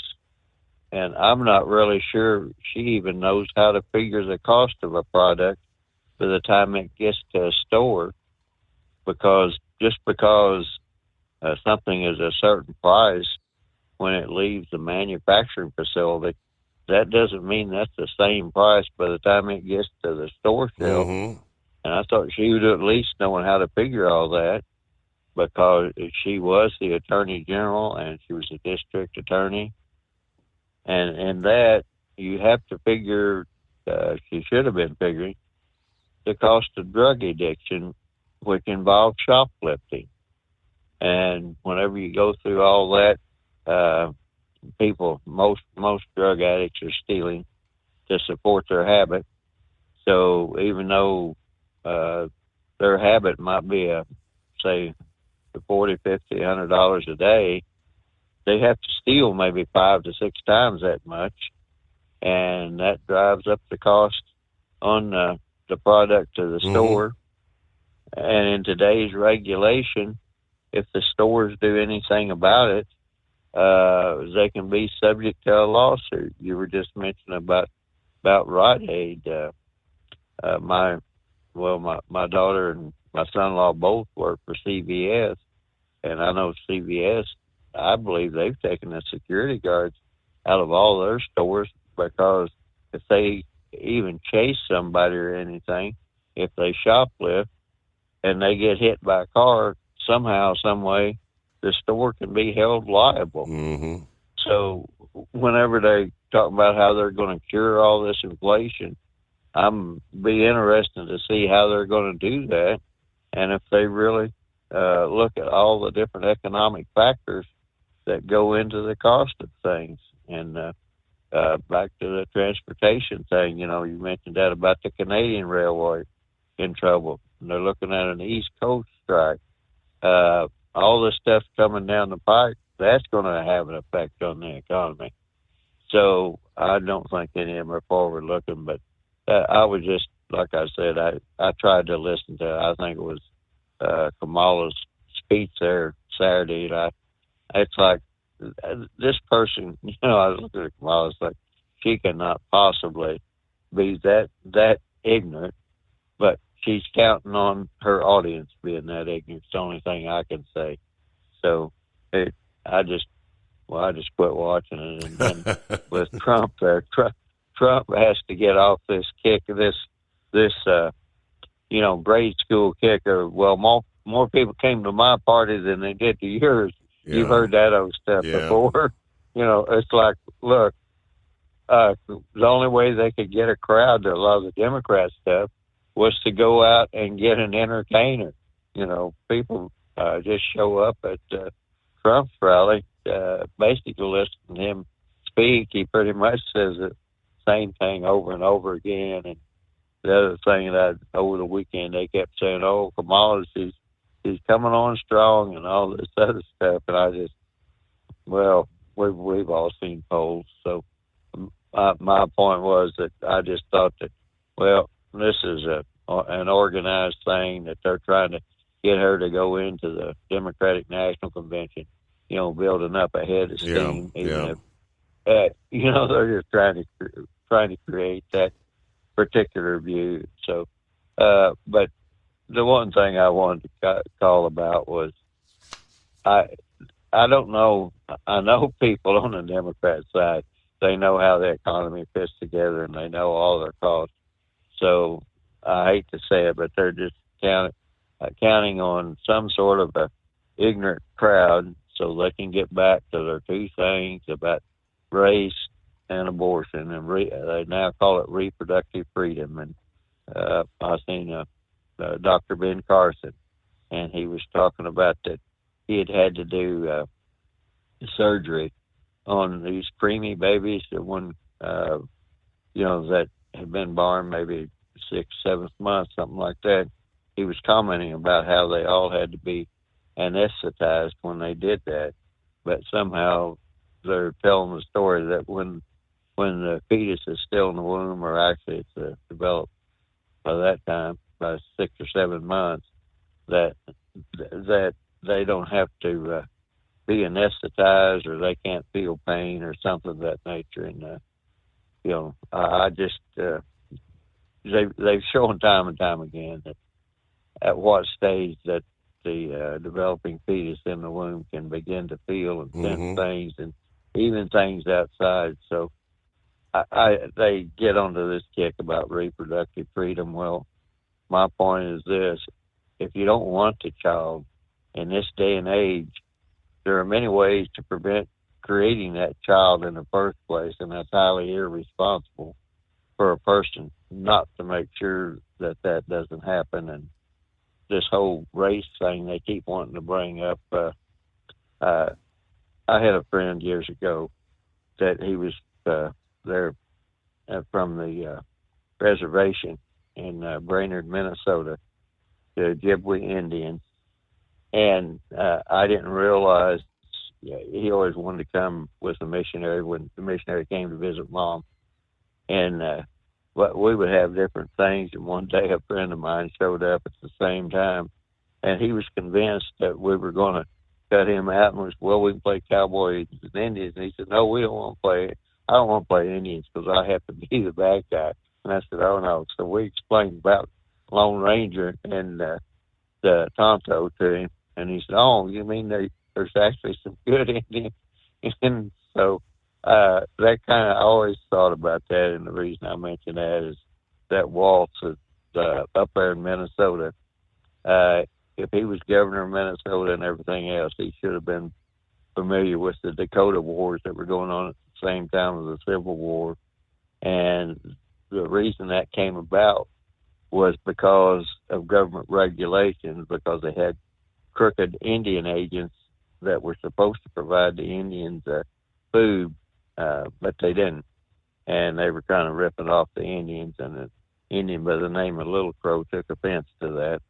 And it was a pretty bloody thing that's going on. And the reason I mention that is Walt should be thoroughly familiar with the whole story of race and all that. So when they get up there and talk about discrimination, it's like, we passed a lot of laws a long time ago. So this might come as a shock to people, but even within races, people discriminate against. Wouldn't really say discriminate. Some people you want to associate with, and some you don't. And there's obnoxious ones in all of them, or some you just don't. Sometimes you call it a personality conflict in the human relations part of it. There's some people, they just don't gel well together. Right. And well, Vic, I'm looking at the clock, and we got to hit our news break top of the hour, but we'll return after this.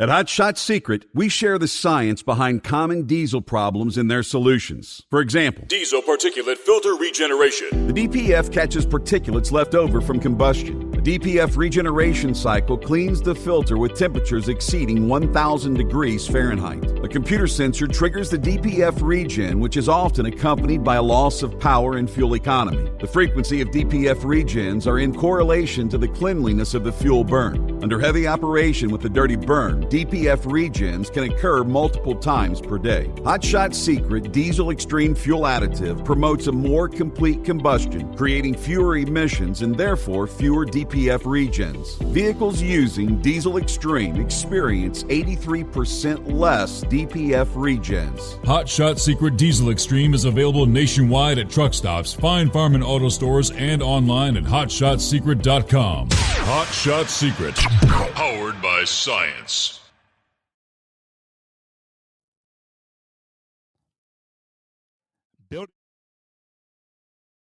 From Feature Story News in Hong Kong, I'm William Denslow. US Secretary of State Antony Blinken's in Israel as Washington seeks to push for a ceasefire in Gaza. This is Blinken's 9th visit to the region since the war began in October, and Monday's meeting with Benjamin Netanyahu is seen as an effort to persuade the Israeli Prime Minister to reach an agreement. Hamas says optimism over ceasefire negotiations are an illusion, but US President Joe Biden believes a deal can be reached. Closer than we've ever been. I don't want to jinx anything, but as my grandfather said, with the grace of God, good little neighbors, a lot of luck. We may have something, but we're not there yet. The United Nations Secretary General has added his voice calling for a pause in hostilities in Gaza so that polio vaccines can be distributed. Speaking in New York on Friday, Antonio Guterres called for warring parties to lay down their arms so that humanitarians can safely vaccinate more than 500,000 children against polio. Jody Jacobs reports from the United Nations in New York. As the threat of a deadly outbreak of the polio virus looms in Gaza, the UN Secretary-General on Friday stressed the need for the fighting there to stop. A polio pause is a must. It is impossible to conduct a polio vaccination campaign with war raging all over. Antonio Guterres added that Gaza's health, water and sanitation systems have been decimated. Most hospitals and primary health care facilities are not functional, and people are constantly forced to run to seek safety. The World Health Organization is planning to launch a two-phase campaign to vaccinate more than 600,000 children in Gaza under the age of 10. But this can only happen if the safety of healthcare workers are guaranteed. Vice President Kamala Harris has suggested that Donald Trump's a coward. The comments come ahead of the Democratic National Convention that kicks off later on Monday. Speaking in the key battleground state of Pennsylvania, Harris implied her opponent in November's presidential election was cowardly because his politics is focused on bringing people down. At a campaign event over the weekend, Trump referred to Harris as a lunatic and a radical. Ukraine says it's destroyed a strategic bridge as it continues to push into Russia's Kursk region. This comes after Ukrainian President Volodymyr Zelensky announced that Ukrainian forces have now captured the entire town of Sudzha in Russia's Kursk region, more than 10 days after a stunning cross-border assault took Moscow by surprise. China's accused the Philippines of deliberately colliding with a Coast Guard ship in the disputed South China Sea. Beijing's recently warned that further incursions will be met with strong measures. The spokesperson adds that 2 Philippine Coast Guard ships illegally intruded into waters around the Sabina Shoal in violation of an agreement between Beijing and Manila. From Bureaus Worldwide, this is FSN. With FSN Spotlight, I'm Simon Marks, looking today at Tyche, the first ever military satellite launched by the UK that can capture daytime images and videos of the Earth's surface. Tyche blasted into orbit on Friday from a Vulcan 9 rocket owned by SpaceX, launched from Vandenberg in California. It's aimed at strengthening intelligence-gathering surveillance capacities for the UK's Ministry of Defence. But Julia Baum at the Freeman Air and Space Institute at King's College London says it will be able to do far more than that once it's fully deployed. Tyche is an intelligence, surveillance and reconnaissance satellite, and it's important because it sort of paints this picture of a battlefield. Gathering intelligence has always been central to military strategy, because having this clear picture of an area where you're operating in allows you to be accurate, to monitor, and to anticipate new developments.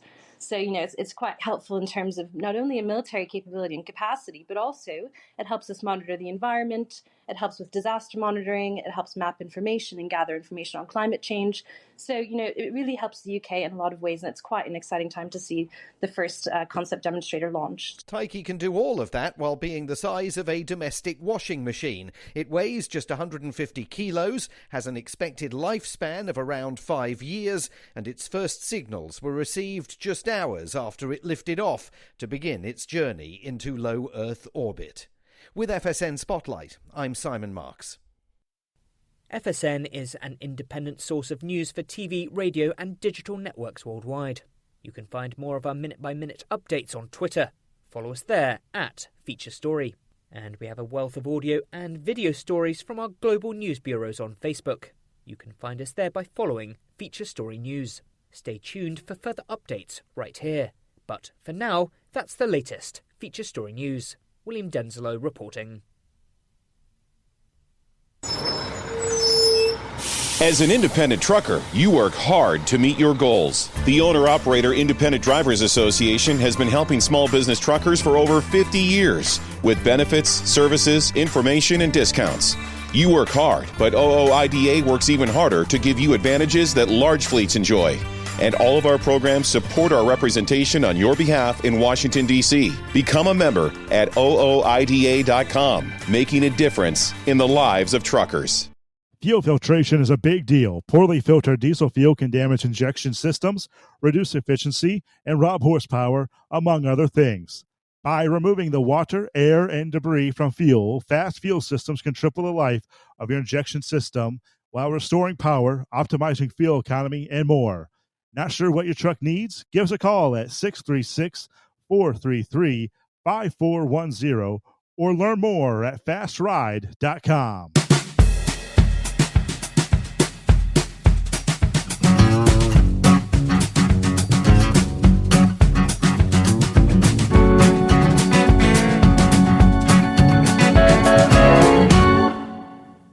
As we cross over the midnight hour on the West Coast.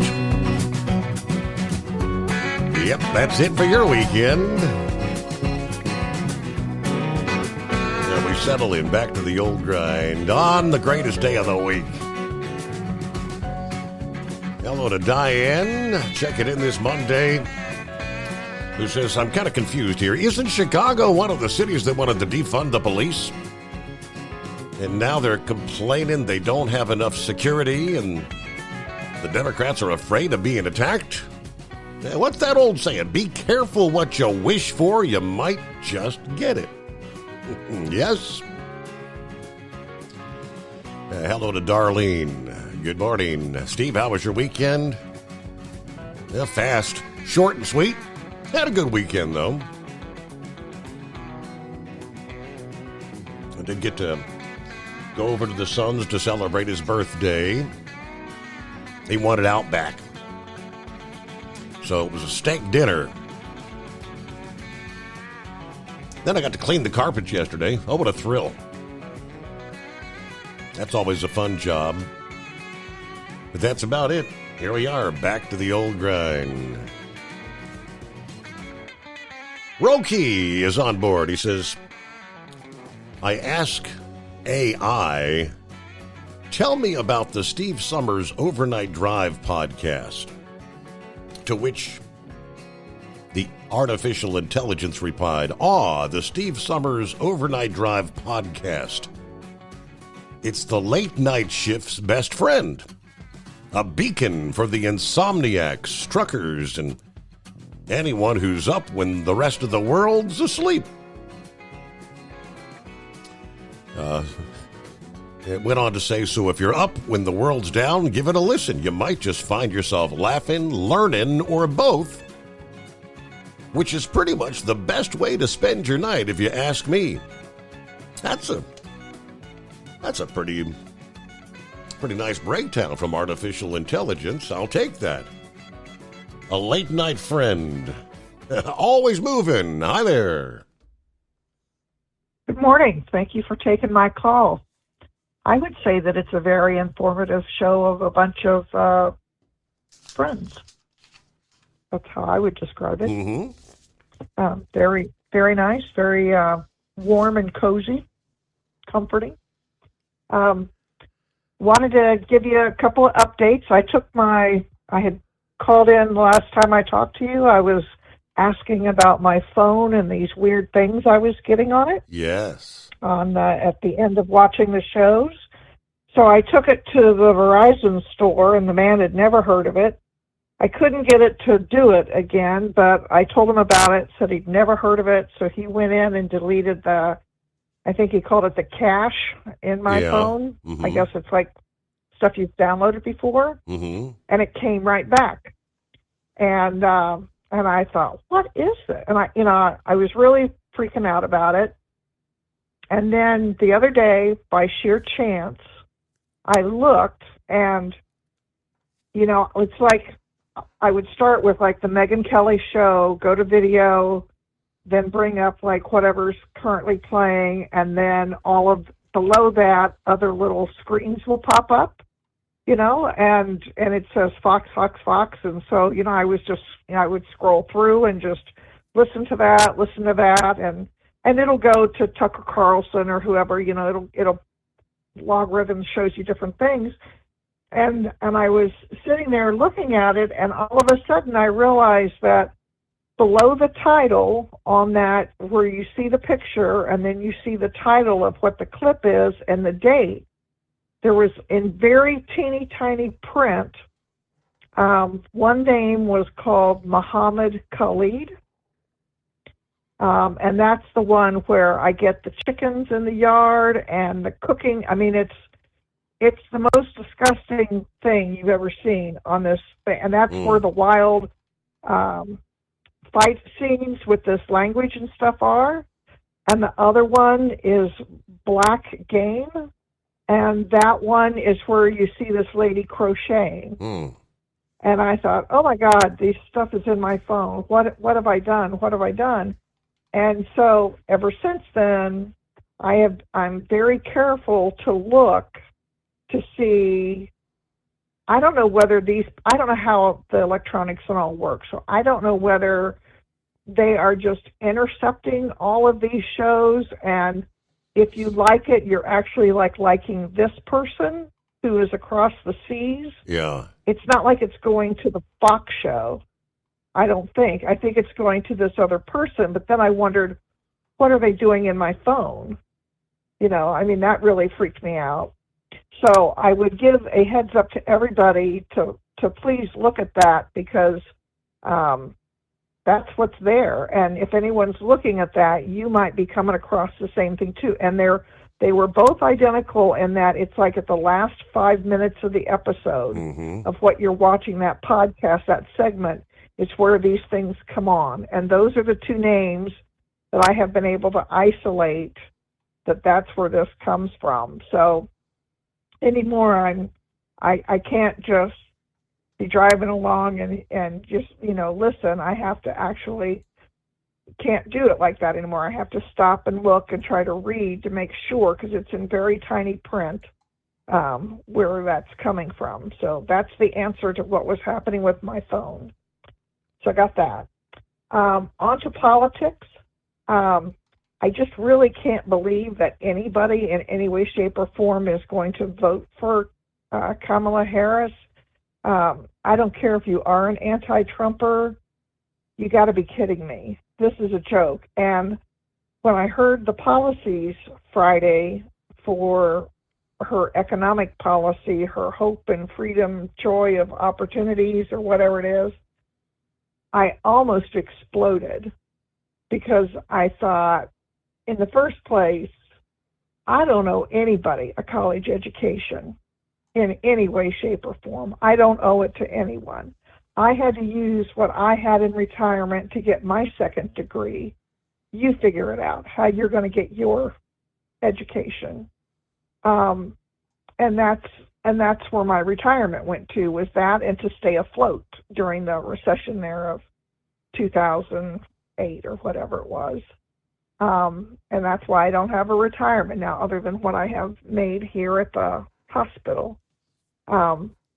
And then when she talked about we're going to give you $25,000 for a house, I thought my head was going to explode, because again, I don't owe anybody any money, and that's all coming from my tax dollars. And I'm already livid enough at how the government wastes my tax dollars. But, and I hate to say, I'll be daggone, and I'm being polite when I say that, I'll be daggone if I'm going to contribute any taxes to giving somebody else a frickin' house. That is no way. No way. You want to vote for her, you fit the bill. That's the way I see it. I am not getting into that. I am not participating in that. I'm already upset enough, and I'll try to calm down here. I'm already upset enough that with all of the flooding that has gone on because of the development around the waterways, and we built our house years ago out of the floodplain, and then they went through a couple of years ago, and I have done all this research, and I might have talked about it before, that they went through and researched who has a loan on a building that's near a floodplain. And then they came along and they redrew the floodplain lines. And if you had a loan on it, on any building, then that they charged me now flood insurance. And that's a tax that I have to pay every year. And it is so exorbitant that no one will ever want to buy my property. I'm screwed. I'm totally screwed. So it's not like I can sell my property and get money for it, because nobody can afford the freaking flood insurance for it now. And that is because these people in Florida, or anyone along the rivers and stuff like that, I mean, in Florida, there's no elevation, and you guys aren't forced to have flood insurance? Are you kidding me? And you get hit with hurricane after flooding, blah, blah, blah. So my tax dollars are going to pay them. It's not about me, because I've never flooded, and I was not in the floodplain. And when we built it, it's not flooded like that since, but I'm having to pay for everybody else. And that's how the government did it. And I have talked to numerous people that were nowhere near floodplains, and they just went along and went, oh, they have a loan, they have a loan, they have a loan. And they make these really squiggly lines, and anyway. So when this thing came up about, we're going to give you $25,000 for a first-time homeowner, I really thought my head was going to explode. And I don't want my head to explode, but I am not kidding. So if you want to vote for her, I think those people who vote for her, if you put her in office, then you're the ones who are going to pony up the money. Do not look to me to contribute in any way, shape, or form. That's my latest little rant and rave. Well, always moving. It's great to hear from you. I'm sure you'll be tuned in, locked in for hours, watching the Democrat National Convention this week, huh? Or not. Well, if you do, plan on your head exploding. I guarantee you that. All right, so is the whole honeymoon thing over with Kamala? All this hype. Kamala Harris spoke to a crowd of 250 people Friday during a campaign rally in Raleigh, North Carolina. WBTV reported she addressed a, quote, few hundred supporters who attended the event at Wake Tech Community College. Staff reported about 250 people were in attendance. A photograph shows Kamala greeting those gathered as they hold their phones up to take pictures. Another image from WBTV showing the crowd from where the press was set up. Very small crowd. Now, they reported that Trump's rally on Wednesday drew thousands of supporters. Polling from Inside Advantage and the Trafalgar Group show Trump leading Harris in key swing states. Trump's biggest advantage is in North Carolina, leading Harris with a 4-point advantage. 49% for Trump, followed by Harris with 45%. 3% supporting RFK. 2% undecided. All this as Trump predicts that the Harris honeymoon phase is coming to an end. It's going to end, he said. The honeymoon period's going to end. She's got a little period, and she's got a convention coming up. All right, and that starts today. Pappy will check into, I think Eagle wanted to chime in once again, and it's 844-844-3388. The Steve Summers Overnight Drive. At Hotshot Secret, we share the science behind common diesel problems. For example, excessive black smoke. Excessive black smoke has two causes: carbon buildup and internal diesel injector deposits, also known as IDIDs. Hotshot Secret Diesel Extreme has the highest concentration of active ingredients allowed by law and will safely remove all types of injector deposits, including IDIDs and carbon buildup, to eliminate black smoke. Hotshot Secret Diesel Extreme is available nationwide at truck stops, Fine Farm and auto stores, and online at HotShotSecret.com. Increase fuel economy up to 7.9% with Hotshot Secret Gasoline Extreme, the solution to maximize your engine's performance and fuel economy. Whether you're driving a sports car or a daily commuter, Gasoline Extreme is specially formulated with PEA to deep clean. Don't settle for an average driving experience. Upgrade to Hotshot Secret Gasoline Extreme and go further on each tank. Order now on Amazon or HotShotSecret.com. Hotshot Secret, powered by science. Hey truckers, this is Steve Darnell from the hit TV show Vegas Rat Rods. Check it out. Industrial Injection has been a leader in the diesel heavy-duty industry since 1985. Whether you are looking to keep your truck on the road, you are a hard-working farmer feeding America, an over-the-seas mariner, a miner, or a construction craftsman, Industrial Injection can help keep your heavy-duty rigs and equipment running so you can keep America thriving. Get all your turbochargers, injection pumps, injectors, and engine parts at industrialinjection.com. Industrial Injection, the place to go for all your diesel parts needs. The Overnight Drive with Steve Summers. Live from the Hotshot Secret Studios. Call Steve now. 844-844-3388. That's 844-844-3388. All righty, 21 past the hour. And hello, Pappy. How was your weekend? Or you're kind of like on an extended weekend anyway, right? Yeah, Steve, I got a couple more weeks of weekends coming here. Man, Steve, hey, good to hear from Always Moving. Hate to be a Debbie Downer here, but hate to tell her, man, if Harris wins, she will be paying for other people's house loans, right? Or at least the down payment. We all will. Hey, Philip was talking about the technologies. Do you remember, it's been a little while ago, but man, I watched this. If I'm not mistaken, it was on Facebook, about the Saturn V rockets. Now we're talking, Steve, mid-60s. And the technology that they had on the guidance systems, how they were using lasers and gyroscopes on the rocket. When it's on the launch pad, that thing sways, you know, as much as 3 or 4 feet. You might not realize it, but that thing's swaying up there. And so they got to keep it, I guess the engines told it to, I don't know. I was just flabbergasted. Lasers in 1965, 66. Mm-hmm. What? Yeah. Volcano over in Russia. So much for zero carbon emissions, right? Big time. All right. Let's get to one of the stories. I got a kind of a lot to get through here, Steve. I'll try to make this quick, get out of here. But, the January 6th bombing video, the new video that you sent. How about that? Yes. I mean, and I don't know, all this time that has passed, and suddenly, I don't know how that got leaked out. But.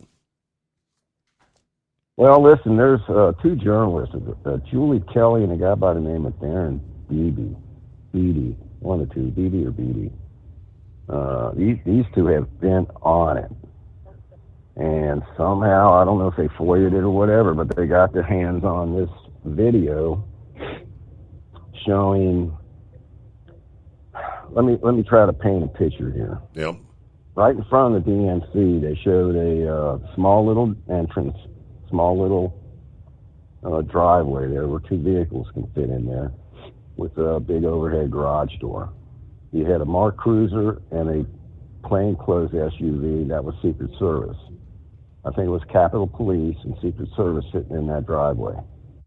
In this new video, it shows a DC Metro marked cruiser pull up almost in front of that entrance, right where that pipe bomb was found. Well, if it was a pipe bomb, I'm not even sure. Whatever the device was. Shows a guy get out, dressed in all black, looks like he's got a trench coat on, and he's carrying a black case of some sort, and he walks over towards the bench area, which is out of the view of the camera. Mm-hmm. But in that video, they posted a still frame of that area and kind of pasted them together, right? As he gets out of the car, the marked unit that was next to the SUV in the driveway pulls out, and the marked Metro cruiser backs into where that car was. Then it shows this guy entering back into the frame and getting into the passenger side of that marked DC Metro cruiser. 12 minutes later, Steve, I forgot to say this. If you read my emails, I slowed that video down, pretty much watched it frame by frame. When he gets out of the car, he points over towards that bench where that device was found. Like he's confirming to somebody inside the car there, that's where you want it, right? Right there. I even sent Bongino an email saying, I don't know if you caught that or not, man, but slow it down and take a look at that. So the timeline was at 11:25, Kamala Harris shows up at the DNC there. And all these sweeps were supposed to be done, and nobody's seen this thing, right? No canine shit on it, no nothing. At 12:51, that Metro car pulls up, that guy gets out. At 12:53, he gets back in, passenger side. 12 minutes later, Steve, an undercover Capitol Police officer walks by. Found it. And happens to see the device there. Now they got video of this. They show the undercover Capitol Police. He walks over to that vehicle that just dropped that guy off and said, hey, man, there's a bomb over here. And remember how nonchalant they were? We talked about that. Mm-hmm. They were like real nonchalant getting out. So, I don't know. I sent a couple emails out to some people saying, hey, I don't have them videos saved, but I want to find them videos and pull that up because it shows the two in that Metro vehicle getting out. Who are these guys? Right? Let's put them on a polygraph, man. Let's start questioning these people. Who are they? We got some questions to answer. So it looks, I mean, we can't say for certainty that this dude planted that device. But Steve, it's kind of like, come on, man, you know? So they're going to come out and say, remember I talked about this too?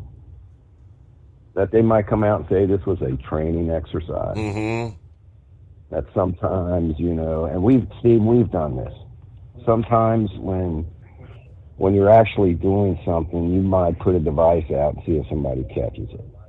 Steve, I'm telling you right now, there's no way in hell that on that day they would pull something like that. They would try to do something like that. Exactly. No way. When the All-Star game came to Cincinnati, right, we were there 2, maybe 3 days before the game, sweeping it. We swept the place before the home run derby. The night before, we swept the place. The day of the home run derby, we swept it. And then I think there was a day pass and then the All-Star game, I think it was. Okay. Well, we got a pause there, but we'll be right back. From Feature Story News in Hong Kong, I'm William Denslow. US Secretary of State Antony Blinken's in Israel as Washington seeks to push for a ceasefire in Gaza. This is Blinken's 9th visit to the region since the war began in October, and Monday's meeting with Benjamin Netanyahu is seen as an effort to persuade the Israeli Prime Minister to reach an agreement. Hamas says optimism over ceasefire negotiations are an illusion, but US President Joe Biden believes a deal can be reached. Closer than we've ever been. I don't want to jinx anything, but as my grandfather would say, with the grace of God, good little neighbors, a lot of luck. We may have something, but we're not there yet. The United Nations Secretary General has added his voice calling for a pause in hostilities in Gaza so that polio vaccines can be distributed. Speaking in New York on Friday, Antonio Guterres called for warring parties to lay down their arms so that humanitarians can safely vaccinate more than 500,000 children against polio. Jody Jacobs reports from the United Nations in New York. As the threat of a deadly outbreak of the polio virus looms in Gaza, the UN Secretary General on Friday stressed the need for the fighting there to stop. A polio pause is a must. It is impossible to conduct a polio vaccination campaign with war raging all over. Antonio Guterres added that Gaza's health, water and sanitation systems have been decimated. Most hospitals and primary health care facilities are not functional, and people are constantly forced to run to seek safety. The World Health Organization is planning to launch a 2-phase campaign to vaccinate more than 600,000 children in Gaza under the age of 10. But this can only happen if the safety of healthcare workers are guaranteed. Vice President Kamala Harris has suggested that Donald Trump's a coward. The comments come ahead of the Democratic National Convention that kicks off later on Monday. Speaking in the key battleground state of Pennsylvania, Harris implied her opponent in November's presidential election was cowardly because his politics is focused on bringing people down. At a campaign event over the weekend, Trump referred to Harris as a lunatic and a radical. Ukraine says it's destroyed a strategic bridge as it continues to push into Russia's Kursk region. This comes after Ukrainian President Volodymyr Zelensky announced that Ukrainian forces have now captured the entire town of Sudzha in Russia's Kursk region, more than 10 days after a stunning cross-border assault took Moscow by surprise. China's accused the Philippines of deliberately colliding with a Coast Guard ship in the disputed South China Sea. Beijing's recently warned that further incursions will be met with strong measures. A The spokesperson adds that 2 Philippine Coast Guard ships illegally intruded into waters around the Sabina Shoal in violation of an agreement between Beijing and Manila. From bureaus worldwide, this is FSN. Ultimate comfort on the road. That's the Bostrom difference. And why so many drivers are upgrading their seats to Bostrom seating.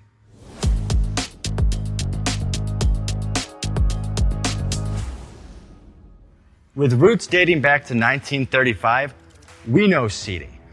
We've developed a full line of high-quality products with the right seat for your application, all made right here in the USA. From our top-of-the-line Wide Ride Plus Certa for the long-haul driver to our entry-level Baja series for the vocational driver, we provide you with the comfort you deserve at the price point you're looking for. We know you're busy. You don't have time to search every distributor and dealership for the right seat, only to find the one you want won't fit in your truck. That's why we created BostromSeating.com. It's a complete seating solution. You can build the perfect seat with the features and options you desire, and we'll help you be certain it'll fit in your cab. Once you've built the perfect seat and have the part number in hand, you can shop pricing and availability. Our Where to Buy feature allows you to pick up a seat right where you are or anywhere along the road you'll be traveling. When you install a Bostrom seat, you become part of the Bostrom family. A family that includes other drivers who recognize this is more than work. It's a ride, one that requires the next level comfort and support only Bostrom can provide. Go to BostromSeating.com to design your ride with ultimate comfort for the open road. Hands on the wheel, hands off invoicing. At Transcap, we're built for high speed and service, just like you. Our fast freight factoring helps you make more money, not chase it down, because we handle all the invoicing BS and back office work. Apply for fast funding at transcap.com/getcash. It takes just 60 seconds. Or call 888-250-TCAP. That's 888-250-TCAP. And mention Steve Summers Overnight Drive.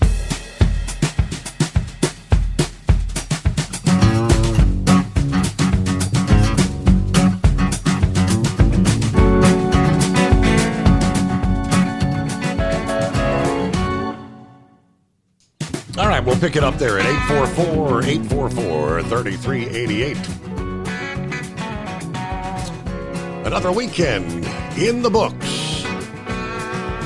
All right, welcome back, Packy. Thanks for holding me over, Steve. Try to get through this. But the point is, if we were going to do something like that, it would be maybe the day before the home run derby, when nothing's really going on there. We would maybe set something down in one of the dugouts and tell one of the rookies on the squad or something, hey, go check the dugout and see if they find it, right? Right. You think we would do something like that on the day of the All-Star game? Or if he got on the radio, if somebody heard, there might be a bomb in the building. Come on, Steve. Right. I'm telling you, that's an excuse if they come up with that. And if they try to say this was a training exercise, why didn't they say this a long time ago from day one? And if this guy didn't plan it, why the heck didn't he find it when he got out of the car and walked over that way? You seen him walk over in that direction. I mean, 12 minutes later, some guy walking by sees it. Steve, remember how we talked about plan A's and plan B's? Yes, sir. That's... This was their plan A, right? This was their plan A.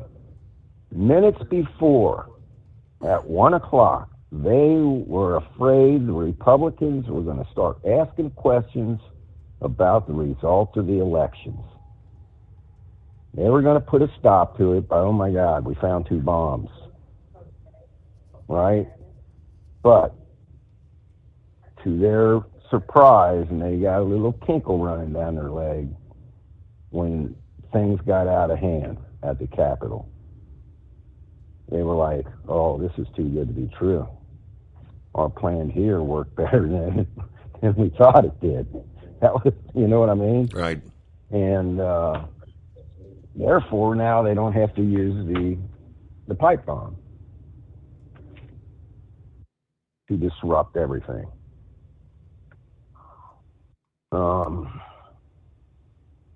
That's my theory. I'm sticking with it. Bongino thinks the same thing. I was thinking that honestly before he was even.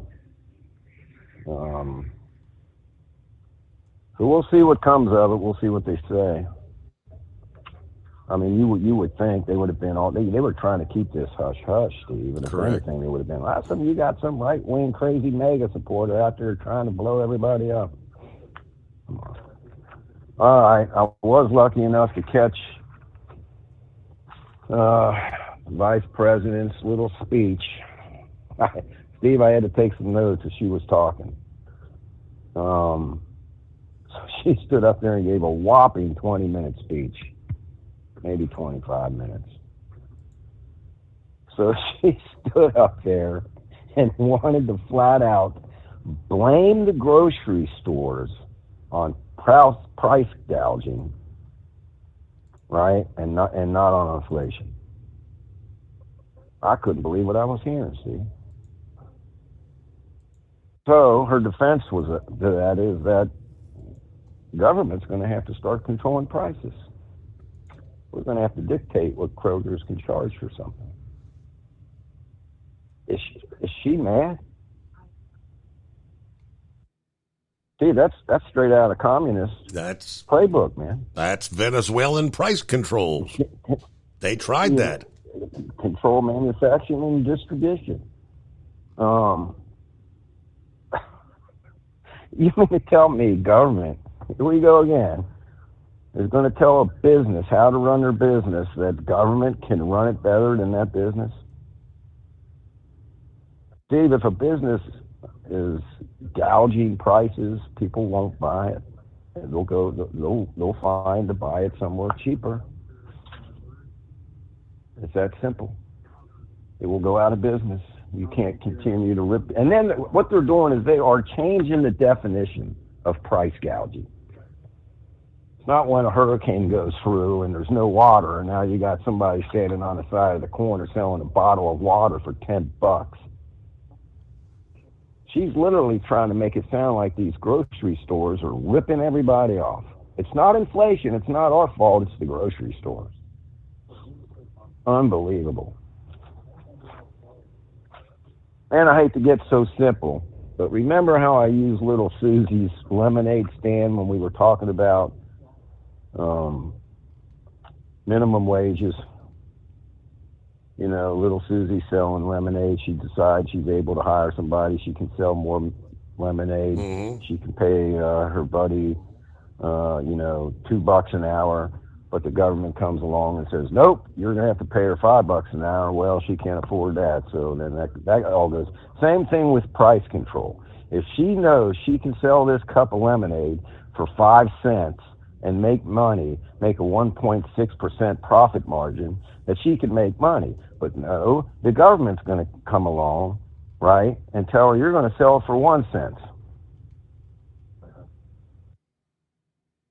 She's not going to make any money. So what's going to happen? You're going to shut it down. They're either going to go out of business or the quality is going to go down. Little Susie's going to have to water down that lemonade, right, to make her money. Steve, it's that simple. Then, like Always Moving was saying, Steve, I like it. $25,000 we are going to give out for first-time home buyers. Are you kidding me? Where's this money coming from? Government control, Steve. Big government, right? We'll save you. The hell else was there here? Oh, yeah. We want to build 3 million units. New housing, right? Housing in other words, Section 8. And the government's going to build these houses, Steve. Steve, remember what I was telling you? Remember this back in the 80s the government's buying hammers for $400 for the military. Yep.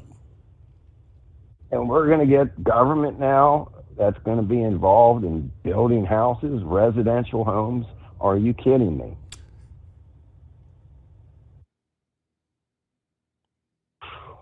Oh, man, what else was there? Oh, yeah, we're going to eliminate medical debt. Just eliminate it, Steve. That you can't file bankruptcy, or what was that exactly? How she put that? I guess that if you have $100,000 medical debt, that they can't use that against you on your credit score. I think is what she was saying. But she was talking about eliminating it. Just eliminate it. Who's going to pay for that? Who's going to pay that hospital back, Steve? What do you think these hospitals are going to end up doing? Yep, and that's like they did over on the Arizona border. All them little hospitals on the border just ended up shutting down. Everything's all about everything in their narratives is what we're going to give you. And everybody, that's buying votes. And people like that. I mean, how many young folks are liking the idea of student loan debt forgiveness? Yeah. And it's brainwashing these people, man. And you got people clapping behind it like seals. It's great. Yeah, man. Give me that $25,000. I think this is a quote. I wrote it down. This was her phrase. We're going to chart a new way forward. We sure are. Right smack into communism. That's her new way forward.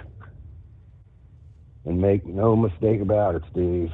If she gets elected, that's the route we're going to be going. I saw something about the commercial real estate is really taking a hit, Steve. These mortgage-backed securities. Guy was telling a story. His company bought this $30 million, 12-story building in New York, put $10 million in rehabbing it, updating it. Now they can't rent it out. Businesses aren't coming back.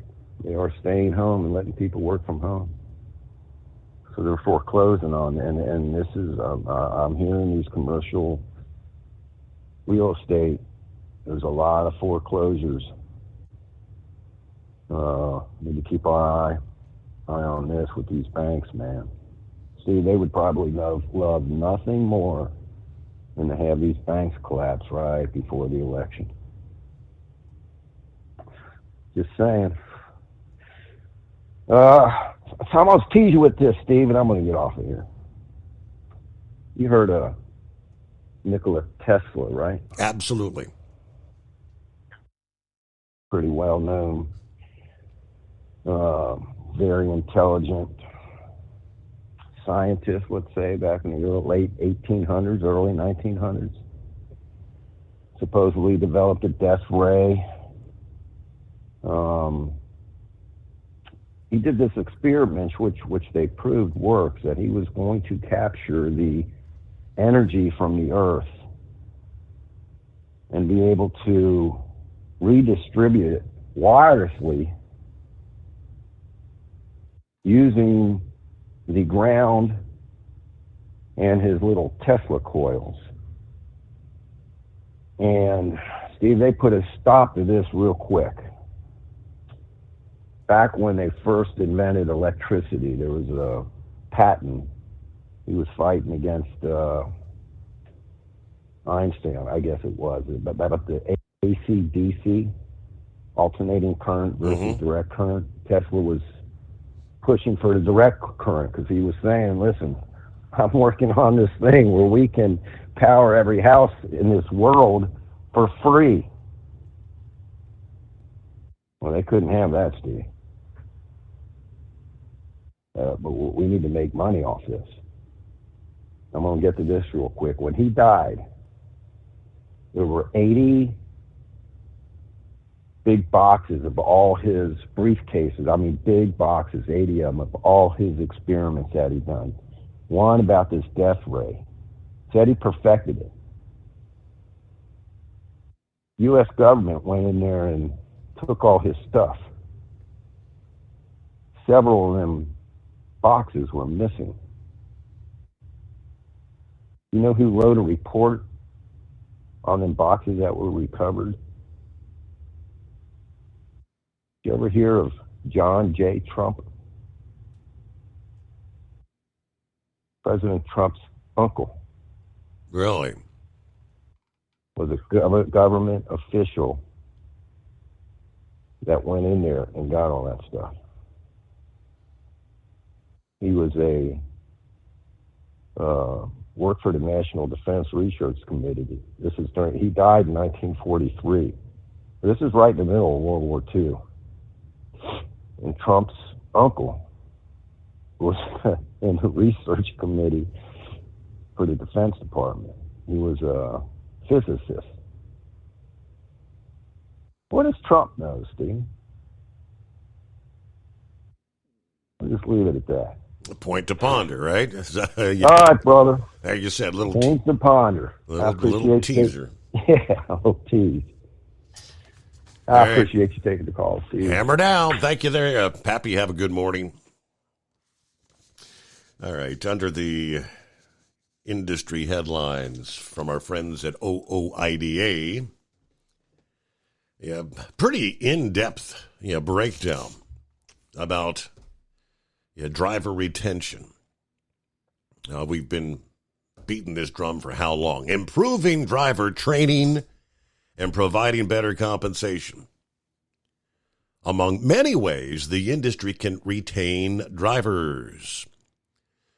Speaking to a room of freight stakeholders, ranging from the State Department of Transportation to engineers to academics, a variety of stakeholders got together in Kansas City, Missouri for a conference organized by the Mid-America Freight Coalition, discussing innovations in the trucking sector. Truck driver training, compensation, other industry issues were discussed, with a panel exploring workforce development. Throughout the panel discussion, OOIDA Executive Vice President Louis Pugh brought up the many obstacles the industry faces when trying to hire and retain drivers. He emphasized to the crowd that the industry is dealing with a driver retention problem, not a driver shortage. Of course, they've been saying that for decades. Driver retention is a huge problem. You hear about driver shortage all the time. There's not a shortage. There's never been a shortage. The shortage is people staying in this industry. They come in, they get used, they get abused, they don't get paid right, they don't get treated right, and they leave. He highlighted some of the biggest issues leading to the driver retention problem. Driver training when it comes to trucking workforce development. One of the most consequential issues is driver training. After decades of lobbying efforts by OOIDA and other trucking stakeholders, an entry-level driver training rule went into effect February of 22. However, Pugh said new drivers continue to be woefully ill-prepared for the job.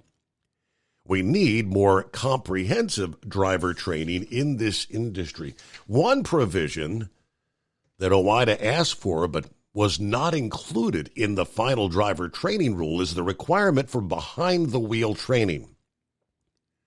Instead, the rule only requires a trainer to sign off on a list of skills for each applicant. Now, he told the audience about driving past a CDL school near Springfield, Missouri, advertising that students can obtain a CDL in 24 hours. The website of another school explains there is no mandate on the number of driver training hours and that only set topics will be reviewed. The school claims to perform driver training in one day, meeting at 8 a.m., testing at 2 p.m., like a miracle. Rather than investing in drivers, companies and the federal government are investing in vehicles instead, trying to address highway safety. Technologies like speed limiters, automatic emergency braking, lane departure systems, all being rolled out. Meanwhile, the people operating trucks with that tech lack sufficient training. Despite all the new technologies, new drivers continue to drive down the wrong streets, tear up curbs, struggle to back up due to poor training. In the airline industry, they train the pilot how to fly the plane. Then they give him safety technology to make him a much better, safer pilot. In trucking, we just give you the safety technology and hope it works. We don't teach these people how to drive a truck. After the driver training rule went into effect, a flood of exemption requests came pouring in. And OOIDA opposed those requests. Some lawmakers are trying to get rid of the driver training rule. Last year, Representative Bob Good reintroduced the Trucking Workforce Improvement Act, which would repeal the new training requirements. The first attempt to repeal the rule in 22. The current bill has 14 Republican co-sponsors, and it's right now sitting in subcommittee limbo, they say. Driver compensation. Even if driver training improves, new truckers will continue to exit the industry once they realize they're not being paid fairly. If the wheels aren't turning, then the truck driver's not earning, that old scenario. He drove that point home by calling attention to unpaid detention time.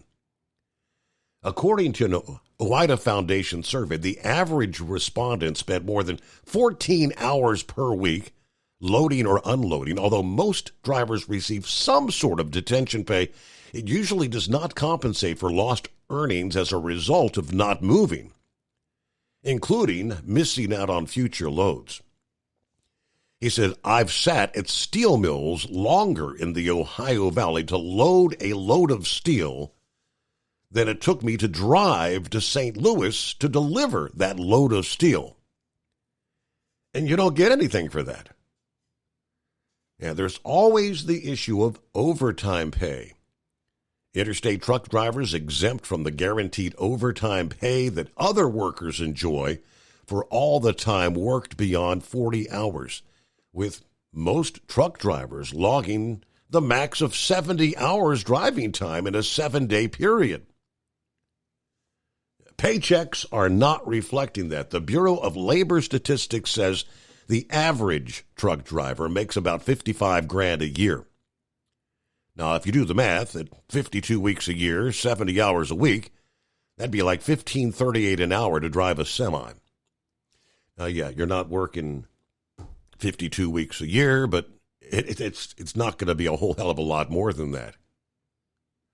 Although the new Department of Labor rule extends overtime pay protection to millions of workers, truck drivers are still exempt. Now, there is a bill in Congress trying to fix that. The Got Truckers Act would eliminate the Fair Labor Standards provision exempting truck drivers from overtime pay. Truckers are losing out on their fair share of load from unscrupulous brokers at the same time. Many owner-operators not receiving documentation indicating what shippers are paying brokers for a load, a rulemaking addressing broker transparency that was prompted by an OOIDA petition is expected sometime in October this year. And you've got parking issues, restroom issues that he went into as well. Drivers remain frustrated over the lack of safe truck parking, we know. This not only leads to lost production time when drivers spend an hour looking for a spot, but has also resulted in fatal crashes when trucks parked on shoulders or exit ramps, entrance ramps. The Truck Parking Safety Improvement Act would allocate $755 million exclusively to products expanding truck parking capacity. Truck drivers don't need a sign telling them how many spots there is or isn't at a truck stop or rest area. They know when they can park and where there's parking and where there's not. They need ground. They need pavement. Once we get that taken care of, then let's worry about putting signs out there. Dealing with poor working conditions in other ways as well, forcing many of them to quit the industry. And he also told the audience that the lack of access to basic necessities like restrooms. I never thought I would testify in the halls of Congress in the greatest country in the world asking for a bill to give a truck driver the right to use the restroom if they're making a delivery. But that is a real thing. So he covered quite a bit last week there in Kansas City, Missouri. Final hour comes up just ahead. First of all, we get a news break. And our number is 844-844-3388. The Steve Summers Overnight Drive, live from the Hot Shot Secret Studios. Ultimate comfort on the road. That's the Bostrom difference. And why so many drivers are upgrading their seats to Bostrom seating.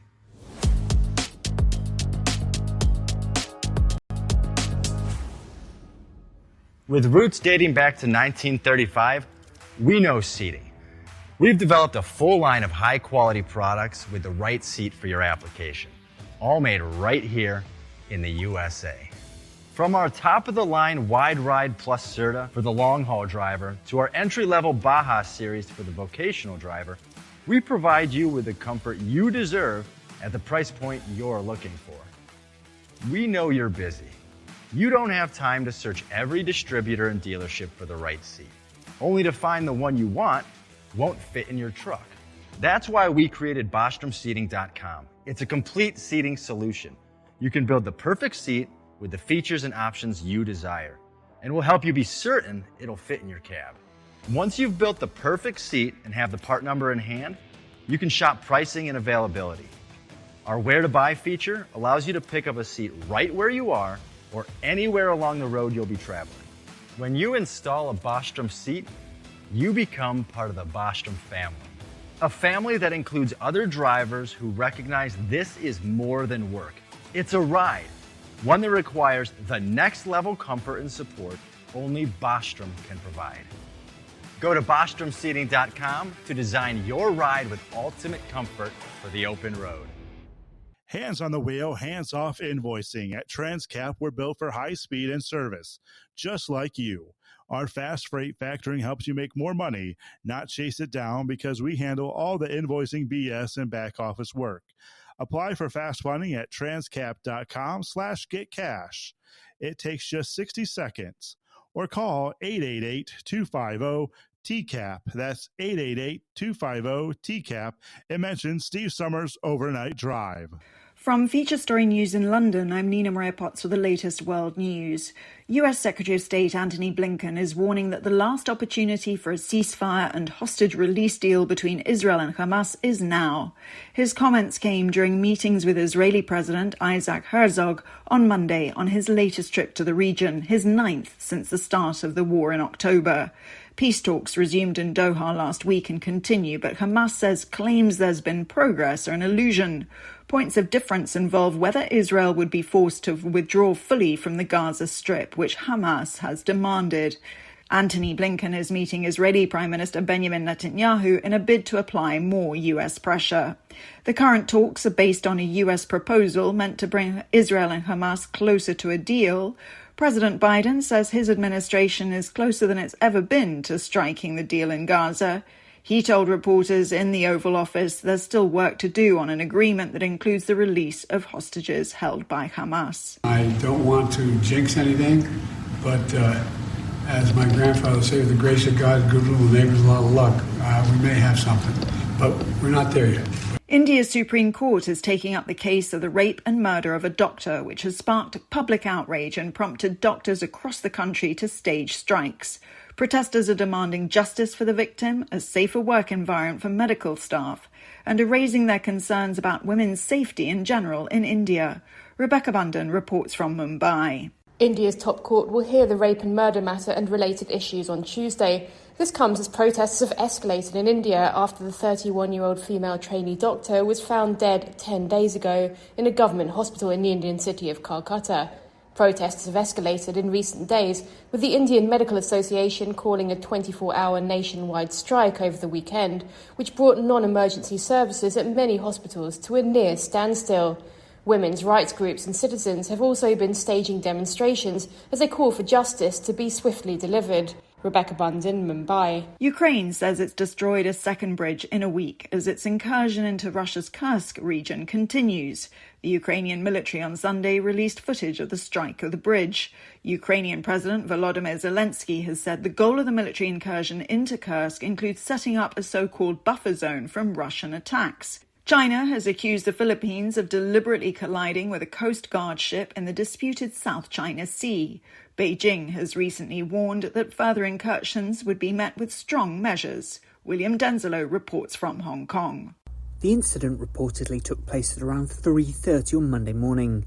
China's Coast Guard says a Philippine ship deliberately collided with a Chinese vessel in an unprofessional and dangerous manner. The spokesperson adds that 2 Philippine Coast Guard ships illegally intruded into waters around the Sabina Shoal in violation of an agreement between Beijing and Manila. William Denzelo, Hong Kong. With FSN Spotlight, I'm Simon Marks, looking today at Tyche, the first ever military satellite launched by the UK that can capture daytime images and videos of the Earth's surface. Tyche blasted into orbit on Friday from a Vulcan 9 rocket owned by SpaceX, launched from Vandenberg in California. It's aimed at strengthening intelligence-gathering surveillance capacities for the UK's Ministry of Defence. But Julia Baum at the Freeman Air and Space Institute at King's College London says it will be able to do far more than that once it's fully deployed. Tyche is an intelligence, surveillance and reconnaissance satellite, and it's important because it sort of paints this picture of a battlefield. Gathering intelligence has always been central to military strategy, because having this clear picture of an area where you're operating in allows you to be accurate, to monitor, and to anticipate new developments. So, it's quite helpful in terms of not only a military capability and capacity, but also it helps us monitor the environment, it helps with disaster monitoring, it helps map information and gather information on climate change. So, it really helps the UK in a lot of ways, and it's quite an exciting time to see the first concept demonstrator launched. Tyche can do all of that while being the size of a domestic washing machine. It weighs just 150 kilos, has an expected lifespan of around 5 years, and its first signals were received just hours after it lifted off to begin its journey into low Earth orbit. With FSN Spotlight, I'm Simon Marks. And a reminder now of the hour's top story. US Secretary of State Antony Blinken is warning that the last opportunity for a ceasefire and hostage release deal between Israel and Hamas is now. His comments came during meetings in Israel on Monday. And that's the latest world news from Feature Story News. I'm Nina Maria Potts in London. At Hot Shot Secret, we share the science behind common diesel problems and their solutions. For example, diesel particulate filter regeneration. The DPF catches particulates left over from combustion. The DPF regeneration cycle cleans the filter with temperatures exceeding 1,000 degrees Fahrenheit. A computer sensor triggers the DPF regen, which is often accompanied by a loss of power and fuel economy. The frequency of DPF regens are in correlation to the cleanliness of the fuel burn. Under heavy operation with the dirty burn, DPF regens can occur multiple times per day. Hot Shot Secret Diesel Extreme Fuel Additive promotes a more complete combustion, creating fewer emissions and therefore fewer DPF regens. Vehicles using Diesel Extreme experience 83% less DPF regens. Hot Shot Secret Diesel Extreme is available nationwide at truck stops, fine farm and auto stores, and online at hotshotsecret.com. Hot Shot Secret, powered by science.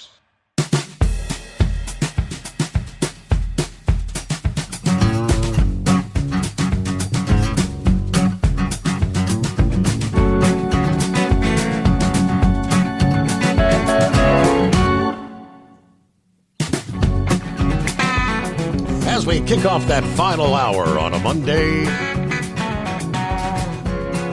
welcome back. Well, those weekends just fly right on by, don't they?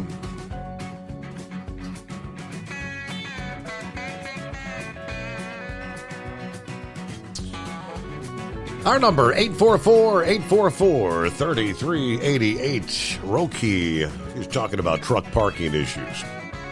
He said Sunday, 6 a.m. Now, I saw 15-plus trucks with and without trailers parked at a local Walmart. Some drivers were walking into the store, but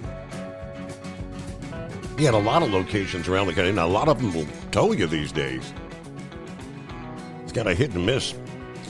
Norman just rolled into Wichita. Nice cool morning, 68, light wind. The moon is big and bright. We'll unload at 07:30, then back to the yard to reload for Tuesday. All right, everybody have a good morning.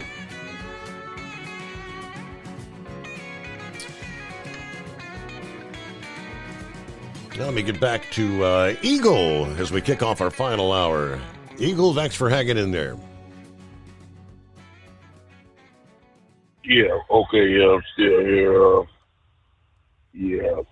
I took a little nap, but I'm back up. Yeah, Steve, I got a couple of things to talk about that I didn't get to in the first call. First of all, I want to start out with Joe Biden.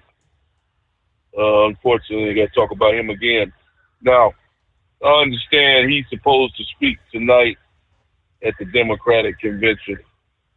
Now, I wonder what he's going to have to say tonight about what's going on with Kamala Harris and the Democrats, and how he was forced out of the election. Just like Donald Trump said, Steve, Kamala Harris didn't receive any votes whatsoever for the Democratic. Yes, she's gonna take the nomination for Democrat. Nobody voted for her. Those people voted for Joe Biden, and like Trump said, it's like Trump said, Steve, in a boxing match. It's like if you got a boxing match with Mike Tyson and somebody else, and Mike Tyson is getting the best of the other guy, the other team, the referee stops the fight and replaces it takes that fighter out and put another fighter in to continue on fighting against Mike Tyson. That's basically what the Democrats did, and it wasn't right the way they went about handling the business of doing that, because they knew that Joe Biden was going to go down in a ball of flame, that it was over for Biden. He doesn't wait to win the damn election, and now they replaced him with Harris, even worse paid than he is. And you know something, Steve, that really pisses me off and disappoints me is that Kamala, she's trying to move away from Joe Biden, trying to say that she has nothing to do with what's been going on for the last 3 years in the White House. She's been right there on the right-hand side of Biden the whole time. Everything that's going down in America right now with the food prices, the rent prices, the gas prices, and anything else that you want to name is out of control, is to blame her. She's right there to blame, especially the damn border. That's the main blame. And, even when she's talking right now, Steve, she still hasn't said anything about these immigrants and what she plans on doing with these people, if she's going to allow them to continue on staying in the U.S. if she's elected, if she's going to deport these people out, if she's going to even keep the damn border open. She says nothing about that, Steve. This is disgusting, yet they still have people that want to vote for an individual like that. We got a new disease popping up, monkeypox. We got international terrorists. Don't tell her how many terrorists we got walking around in America right now, just waiting for a phone call from Iran or Afghanistan or Israel or some other bogus country to make their move on America and have another 9/11. That's just a matter of time before that go down in America. I promise you that. And meanwhile, Biden, you know something, Steve. A couple of months ago, about 7-8 months ago, I really thought that Biden was incompetent. I was saying, what is wrong with this guy? Why is he letting the United States go down the drain? Why did he leave over $1 billion worth of equipment over in Afghanistan, military equipment for the Taliban to showcase and showcase on television that they've taken occupation of from the U.S. Why is Biden not shutting? You know something, Steve? Biden doesn't even know where the hell he is. He probably doesn't even know what his name is right now. He probably doesn't even know he's the president of America. So I'm almost to the point of saying that he's not even worth putting the blame on, because this guy is just he's gone.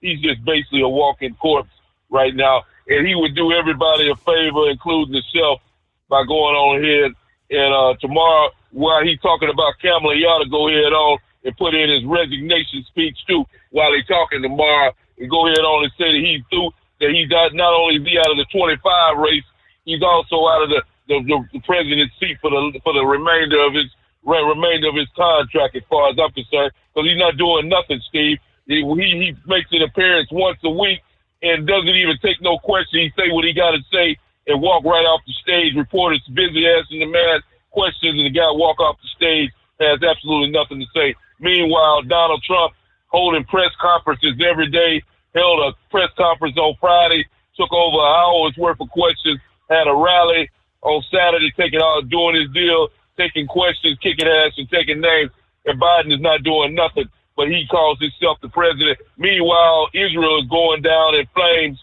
They're just waiting for the move with Iran to make a move and do something. No telling what these people might do. They might take nuclear action.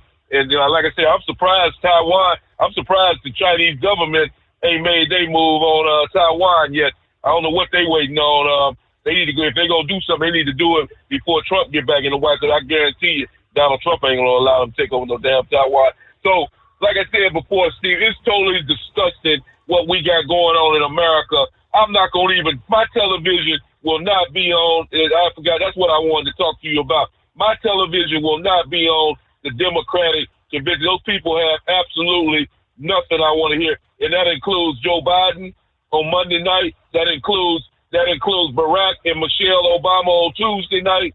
And that includes Bill and Hillary Clinton on Wednesday night. And definitely on Thursday night, I damn sure don't want to hear what Kamala got to say. So the Democratic convention means absolutely nothing to me. They can talk all they want, because it's going to go in one ear and right out the other, because I know it's nothing but a bunch of empty promises, just like Joe Biden is an empty suit. So, like I said before, Steve, Joe Biden will be doing himself a favor and everybody else a favor, and especially the United States of America, if while he's talking about Kamala, he go ahead on and give his resignation speech tomorrow night and say that it's over and head on back to Delaware and sleep the remaining part of his life away. And I thank you for taking my call tonight. Okay. He damn sure don't want to hear anything the Democrats have to say. I would have never guessed. Yeah, don't tune in. Your head might explode. It's 14 past the hour. They did. Coming up, I will be looking forward to this event. I can't wait to see Trump and Kamala on the stage for their first debate. ABC News hosting that debate, and they released some of the details. A spokesman for ABC News in an emailed statement said the Trump-Harris debate will take place in Philadelphia at the National Constitution Center on September 10, 9 p.m. Eastern Time. David Muir, anchor of World News Tonight, and Lindsay Davis, an ABC News anchor and correspondent, will serve as the moderators. The debate will be available to watch on ABC, ABC News Live, Disney Plus, and Hulu. The new details released a day after the Harris-Walz campaign announced that the vice president is prepared to hold no more than 2 debates against Trump, who has pushed for more debates against her. The Harris-Walz campaign spokesman said that an debate about debates is over. Harris will debate Trump at the September 10 event on ABC and is prepared to square off against the former president for a second round sometime in October, after the October 1 vice presidential debate. That statement was made after the vice presidential candidate, Senator J.D. Vance, agreed to an October 1 debate in New York City on CBS against Minnesota's Governor Tim Walz. Much like Trump, Vance also pushed for more debates. The American people deserve as many debates as possible, which is why President Trump has challenged Kamala to 3 of them already. Not only do I accept the CBS debate on October 1, I accept the CNN debate on September 18 as well. That was a statement from J.D. Vance. Waltz has not to date issued a response to the proposal for a September 18 debate on CNN. I guess his latest remark on the vice presidential debates was a post on X. Yes, see ya on October 1, it said. 17 past the hour. Scarecrow joins us as we get the new week started. Good morning. Well, my head is not going to explode, Steve, but it sure has been spinning this morning. I'll put it gentle, Steve. What the hell happened on Friday's program? Or is it maybe the full moon, just about full moon up here? Since from the get-go of the program tonight, Steve, when your opening dialogue there, that Harrison resident made reference to the best day of the week taking place right now. And the program host, he's referenced several times this being the best day of the week. And we know when Captain Ron called, we knew what was going to come out of his lips. Uh-huh. And then even the abominable hippopotamus, I heard him made reference to the best day of the week. Did something take place on Friday's program that kind of has everybody nuts?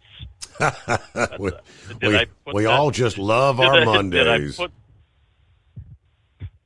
I put that gentle enough? Oh, man. Oh, Steve, you're familiar with when you go to a large venue where there's a parking lot that goes on, and there's probably like an A section, a B section, or it's labeled with an elephant or a giraffe. You're familiar with that type of arrangement, right? Yes, correct. Well, yeah, okay. Well, and parking garages, they're labeled, on what level you're on, 1, 2, 3, or A, B, C, or such. Now, common sense would dictate you make note of what level you're parked on, right? Well, that worked the first 3 times. Now I'm referencing the Mayo Healthcare System out in Rochester, Minnesota. There now there's a 3 different parking garages involved here now, but the first couple trips out there, it went fine and dandy. Well, then I don't remember. It was maybe last Friday morning. We parked and went to our first appointment, and then I went back to the car, Steve, and I looked at the bride and said, "Okay, did you make a note of which level we're on?" And no. And she actually took this. She actually she handled this quite well, really. So hey, just punch. We went up to level 1, level 2, and level 3, and once you've once you've seen one, you've seen them all. Well, then I knew exactly the position of our car. All we had to do was step out of the elevator, and it'll glance around the corner and see, oh, that's not it. And it wasn't until we got up to the 4th floor, Steve, that it hit me. Oh, wait a minute.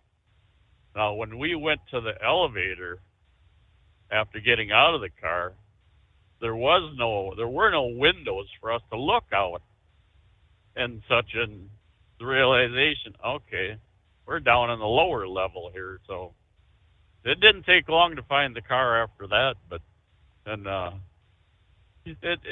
guess we both had a good laugh out of it. Right. That, yeah. We wasted probably 20 minutes finding our car, but so regardless, yeah, that's the way Friday started. We had gone out there Thursday night because Mayo's Mayo's system of letting you know when your procedure is going to be is they'll let you know at 8 p.m. the night prior to the event. Okay. Well, and Lori had requested or asked that they try to arrange for the earliest appointment if we could get in. Well, we couldn't. Didn't want to take a chance on being home at 8 p.m. and finding out we have to be in Rochester, at 5 a.m. for a later procedure. So either way, we went Thursday night and just kind of had a casual evening, a few beverages and cocktails, such. And we have a 10:45 a.m.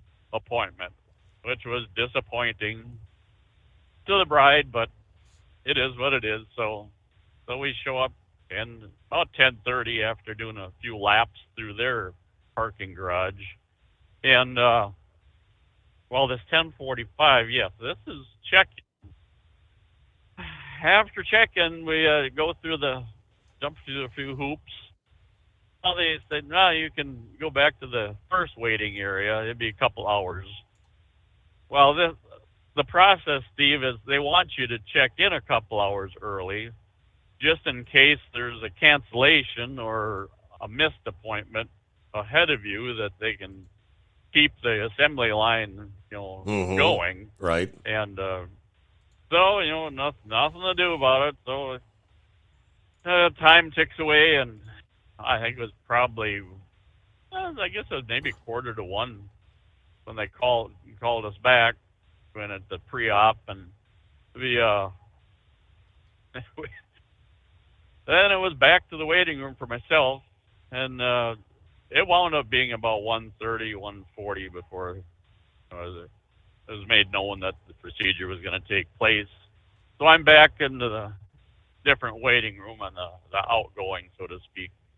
I'm sitting there thinking about, Mayo, Rochester is a world-known, facility, and there's world leaders, just regularly attend, go there for service. And I'm sitting there thinking, Steve, all I can think of is, coming to America, where, remember when Eddie Murphy's parents appear and they got the gals walking in front throwing the rose petals and such, and I have this vision of this parade coming down the corridor with Eddie Murphy or some world leader or such. And but then my thoughts are wondering, okay, if this world leader happens to be coming down for an appointment, I wonder if he or she, wonder if they are going to be sitting for 2, 3, 4 hours waiting for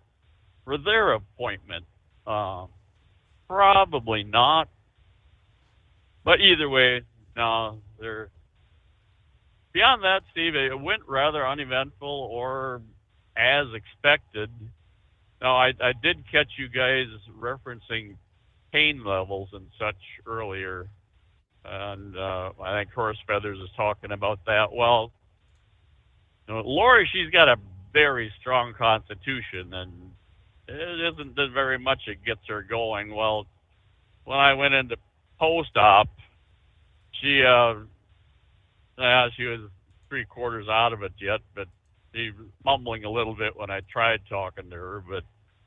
But I could make out when they asked her what her pain level is. She gave them a 9, and I figured there isn't anything I'm going to be able to do or say that's going to make her any more comfortable here. So I just kind of hung, so no, in the end, the surgeon, he said it went well. I accomplished what we set out to do at the moment there. We'll be going back this coming Friday again for checkup and remove material that's still up in the sinus cavities. But coincidentally, it's basically the same type of tumor or same location that our daughter-in-law's dad had The only difference is his was cancerous, and likewise his too. The brain surgeon said, we would not be able to remove all of it, and likewise in Lori's case, he said that the risk probably is just not worth it, given as slow growing as the tumor has been to this point, that there's better ways to monitor and maybe treat with radiation and such. So we're going to give it a break for a few weeks, and then mid-September we'll talk to the radiation crew and see what kind of a plan they might have, for her and such. But so that's kind of the way the weekend came and went for us. Now it's just try and keep her low key and such.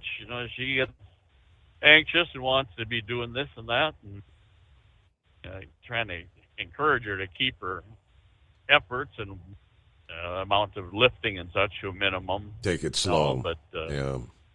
Yeah, exactly. Well, so, nothing like sitting in the hospital. I mean, hours of waiting. I hate that. It wasn't bad. Actually, checking in, it was almost as if we had the TSA screening us. Although this crew was, smiling and greeting us.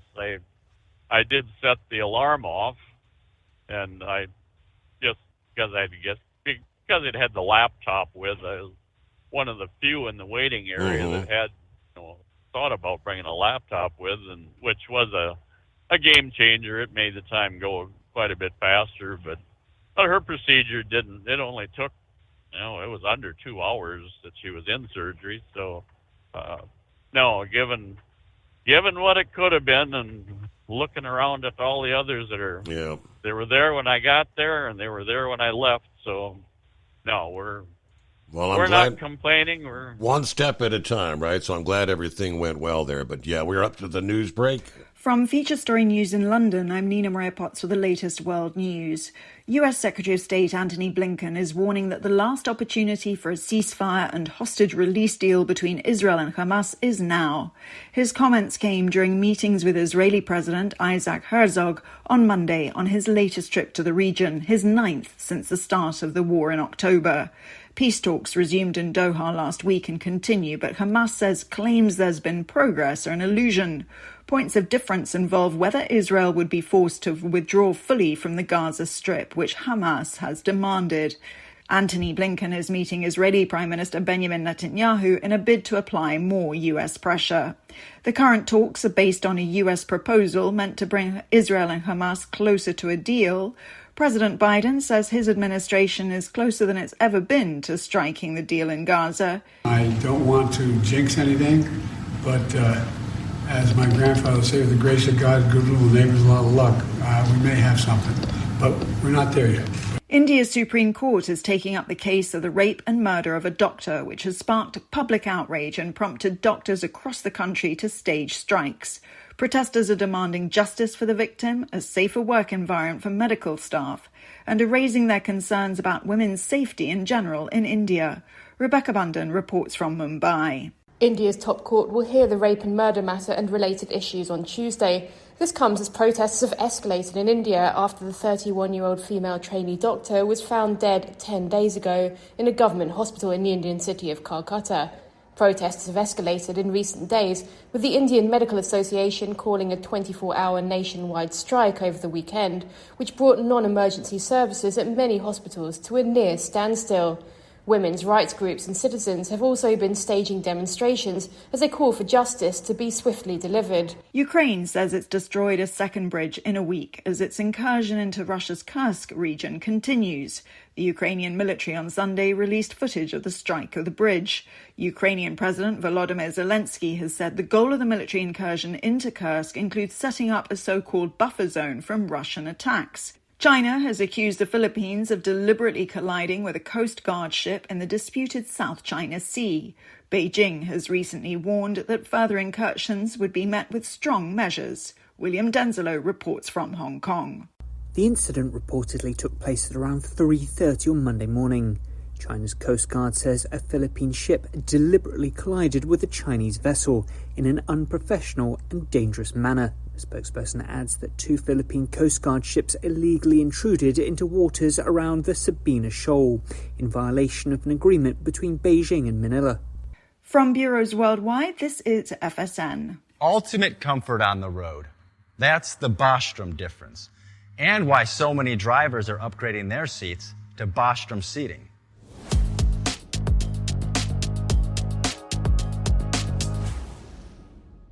With roots dating back to 1935, we know seating. We've developed a full line of high-quality products with the right seat for your application, all made right here in the USA. From our top-of-the-line Wide Ride Plus Certa for the long-haul driver to our entry-level Baja series for the vocational driver, we provide you with the comfort you deserve at the price point you're looking for. We know you're busy. You don't have time to search every distributor and dealership for the right seat, only to find the one you want won't fit in your truck. That's why we created BostromSeating.com. It's a complete seating solution. You can build the perfect seat with the features and options you desire, and we'll help you be certain it'll fit in your cab. Once you've built the perfect seat and have the part number in hand, you can shop pricing and availability. Our Where to Buy feature allows you to pick up a seat right where you are or anywhere along the road you'll be traveling. When you install a Bostrom seat, you become part of the Bostrom family. A family that includes other drivers who recognize this is more than work. It's a ride, one that requires the next level comfort and support only Bostrom can provide. Go to BostromSeating.com to design your ride with ultimate comfort for the open road. Hands on the wheel, hands off invoicing. At Transcap, we're built for high speed and service, just like you. Our fast freight factoring helps you make more money, not chase it down, because we handle all the invoicing BS and back office work. Apply for fast funding at transcap.com/getcash. It takes just 60 seconds. Or call 888-250-TCAP. That's 888-250-TCAP. And mention Steve Summers Overnight Drive.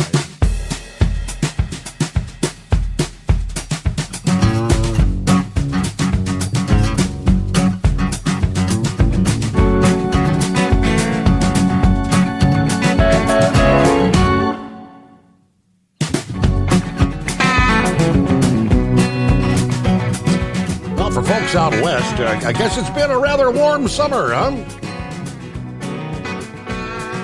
But last I checked, it does tend to get rather hot in the desert, right? There's a reason they call it the desert. Phoenix, Arizona. An overnight storm that kept Phoenix from setting a record for overnight low temperatures. But they can't seem to escape the excessive daytime heat.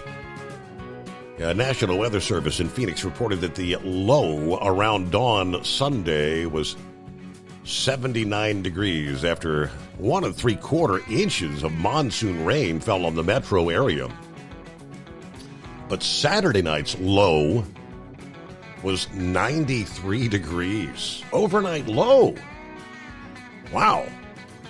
That tied the city's record set last year of 35 overnight lows above 90 degrees. And according to the National Weather Service, that 36th overnight low will likely come soon. The mark for consecutive days of 90 degree or below is 16, set in July of last year. Meanwhile, the daytime heat record for the cities keep on coming. Counting that the expected high was 106 yesterday. Phoenix will have experienced 84 days in a row of 100 degrees or hotter. 84 in a row. Wow. It's been a hot one. And the National Weather Service says there doesn't seem to be any break in 100-degree days in the foreseeable future.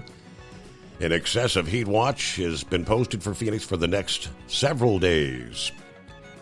We're looking at 112 today and 114 on Tuesday.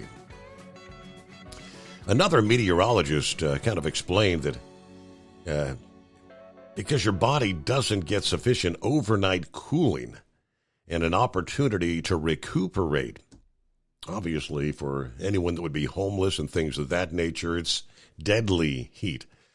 Public health officials in Maricopa County, home to Phoenix, as of August 10, had confirmed 96 heat-related deaths so far this year, with another 462 under investigation for heat causes. All right, it's a hot one out there. Knucklebuster joins us on a Monday. How was your weekend, first of all? Oh, great, Mr. Steve Summers. How was yours? Short and sweet, but we made it through. Had a good weekend.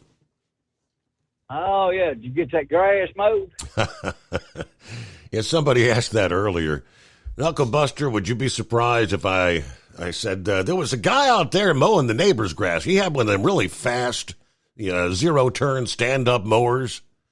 And I said, how much you charge to hit my son's front and side yard here? And he was going to do it. He was willing to do it for nothing. And I said, no. I made him an offer, and he said, well, how about we meet in the middle? I said, no, that's still too much. So anyway, I paid him to cut the grass.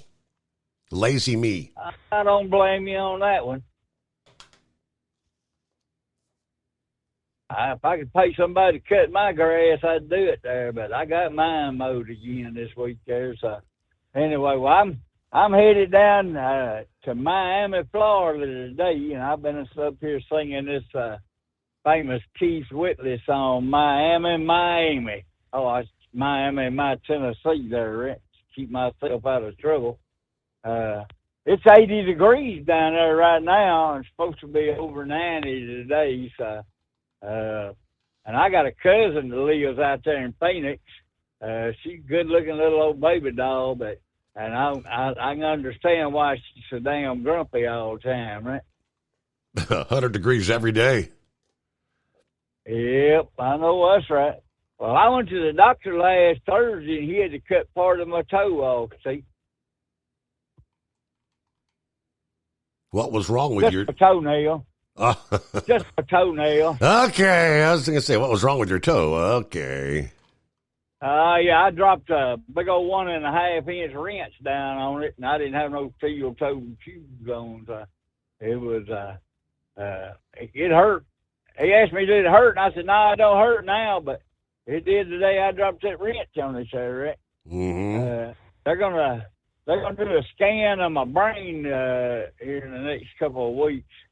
They want to do one of them CT scans, CAT scans, whatever it's called there. So, right. I trying to figure out what's wrong with me, and I said, well, hell, I can already tell you what's wrong with me. Either my daddy punched me in the head too many times, or he just didn't get a good toe hold. Right? So do you think they'll find anything up there? Oh, I don't know. Probably a bunch of empty space. So I ain't worried about it. That was my subtle way I ain't worried about it. That's what I was alluding to, Knucklebuster. I know that's right. Well, I saw a headline there that this former NFL starter is arrested for allegedly urinating on passengers during a flight. And guess what, Steve? He was a member of the Detroit Lions. Boy, that'll just really make you want to be a fan, right? Yep. Remember we talked about that guy found that tusk down there in Mississippi? They've already unearthed another one, a 13,000-year-old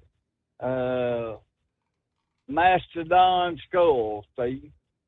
So that's pretty old there. That's up there in Iowa, so I guess they'll go be digging around in the ground up there some more too there. Mm-hmm. I got a message from my boss man the other day. Says, do not drive with your leg hanging out the window. they caught a driver on a camera.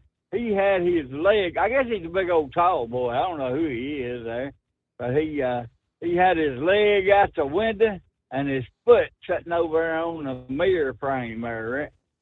So I don't know. That's the class of drivers we're getting nowadays there. Well, if you ain't smart enough to make the system work for you, then you don't need to be driving no truck.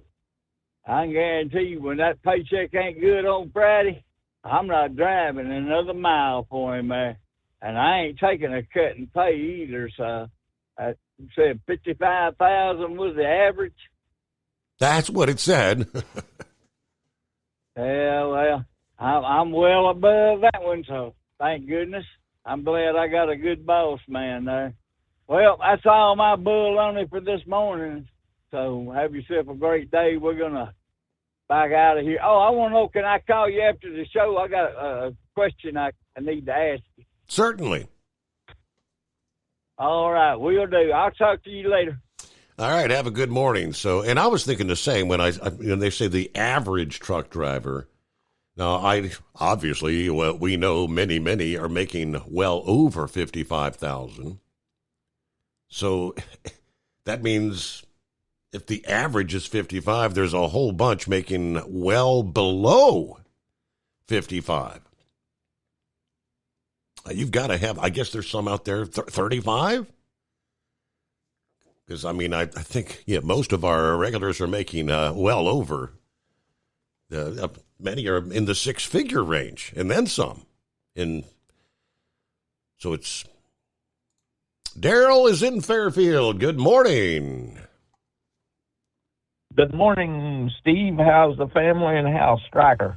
Everybody getting by one day at a time, doing well.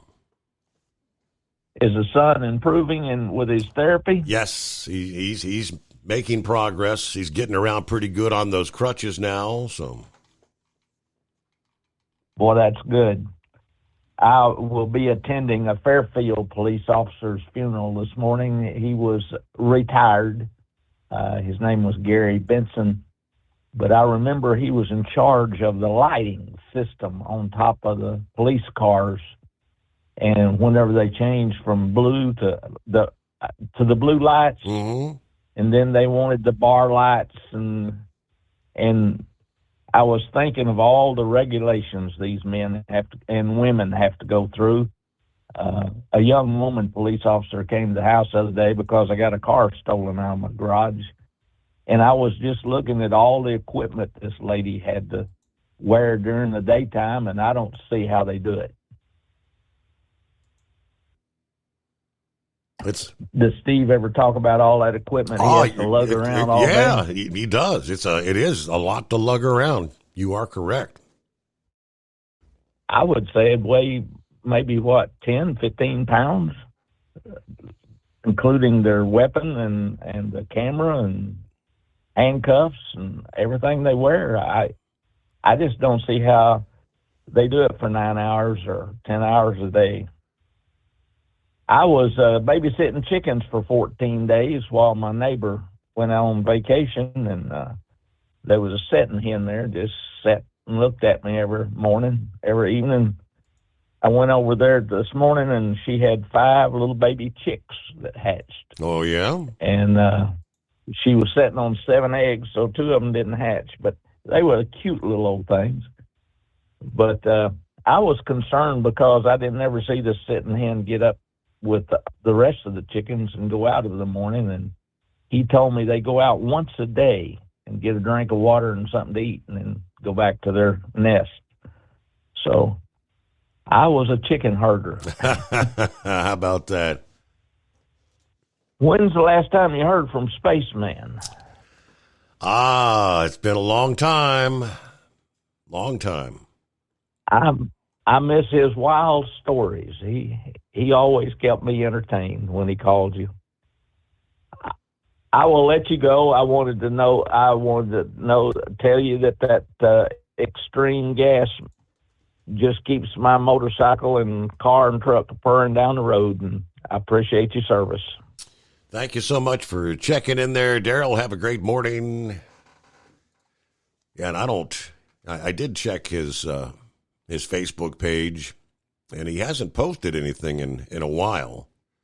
And I'm friends with his better half as well, and I'm not seeing anything as far. I know he's supposed to have his surgery here sometime this month. So I've got his number. I should give him a ring during the daylight hours. What do you think?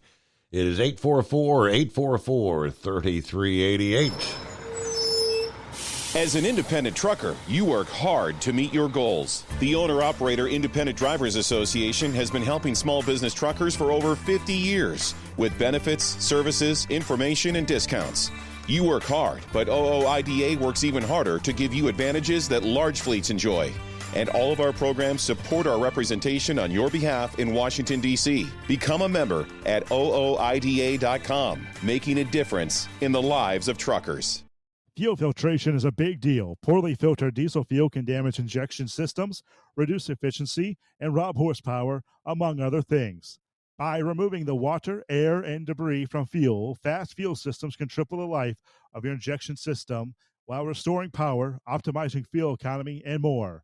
Not sure what your truck needs? Give us a call at 636-433-5410 or learn more at fastride.com. At Hot Shot Secret, we share the science behind common diesel problems and their solutions. For example, diesel fuel cetane levels. in many states, the cetane rating in diesel fuel is 42 to 45. Most diesel engines operate more efficiently with a cetane rating of 48 to 50. One treatment of Hot Shot Secret Diesel Extreme will raise your cetane 7 points, increase fuel economy, and improve cold starts. Due to a cleaner burn, there are less hydrocarbons and particulate matter in your exhaust. This reduces the blockage of your diesel particulate filter. Using Diesel Extreme generates 83% less DPF regeneration. The 6-in-1 Diesel Extreme formula also includes the most concentrated detergent on the market, lubricity enhancer, water demulsifier, rust and corrosion inhibitors, and a fuel stabilizer. Hot Shot Secret Diesel Extreme is available nationwide at truck stops, Fine Farm and auto stores, and online at hotshotsecret.com. Hot Shot Secret, powered by science. Doc's Diesel is your one-stop online shop for diesel filter maintenance. Genuine quality, third-party tested filters for Cummins, PowerStroke, Duramax, and EcoDiesel trucks. Doc's cuts out the middleman and those pesky markups you often find from OMEs, dealerships, and parts stores.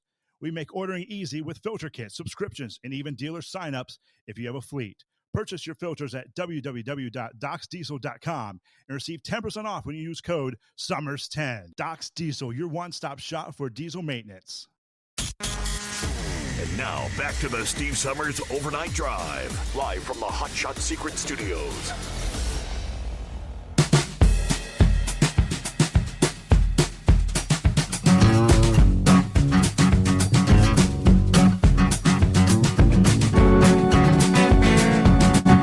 All right, as we head down the home stretch here,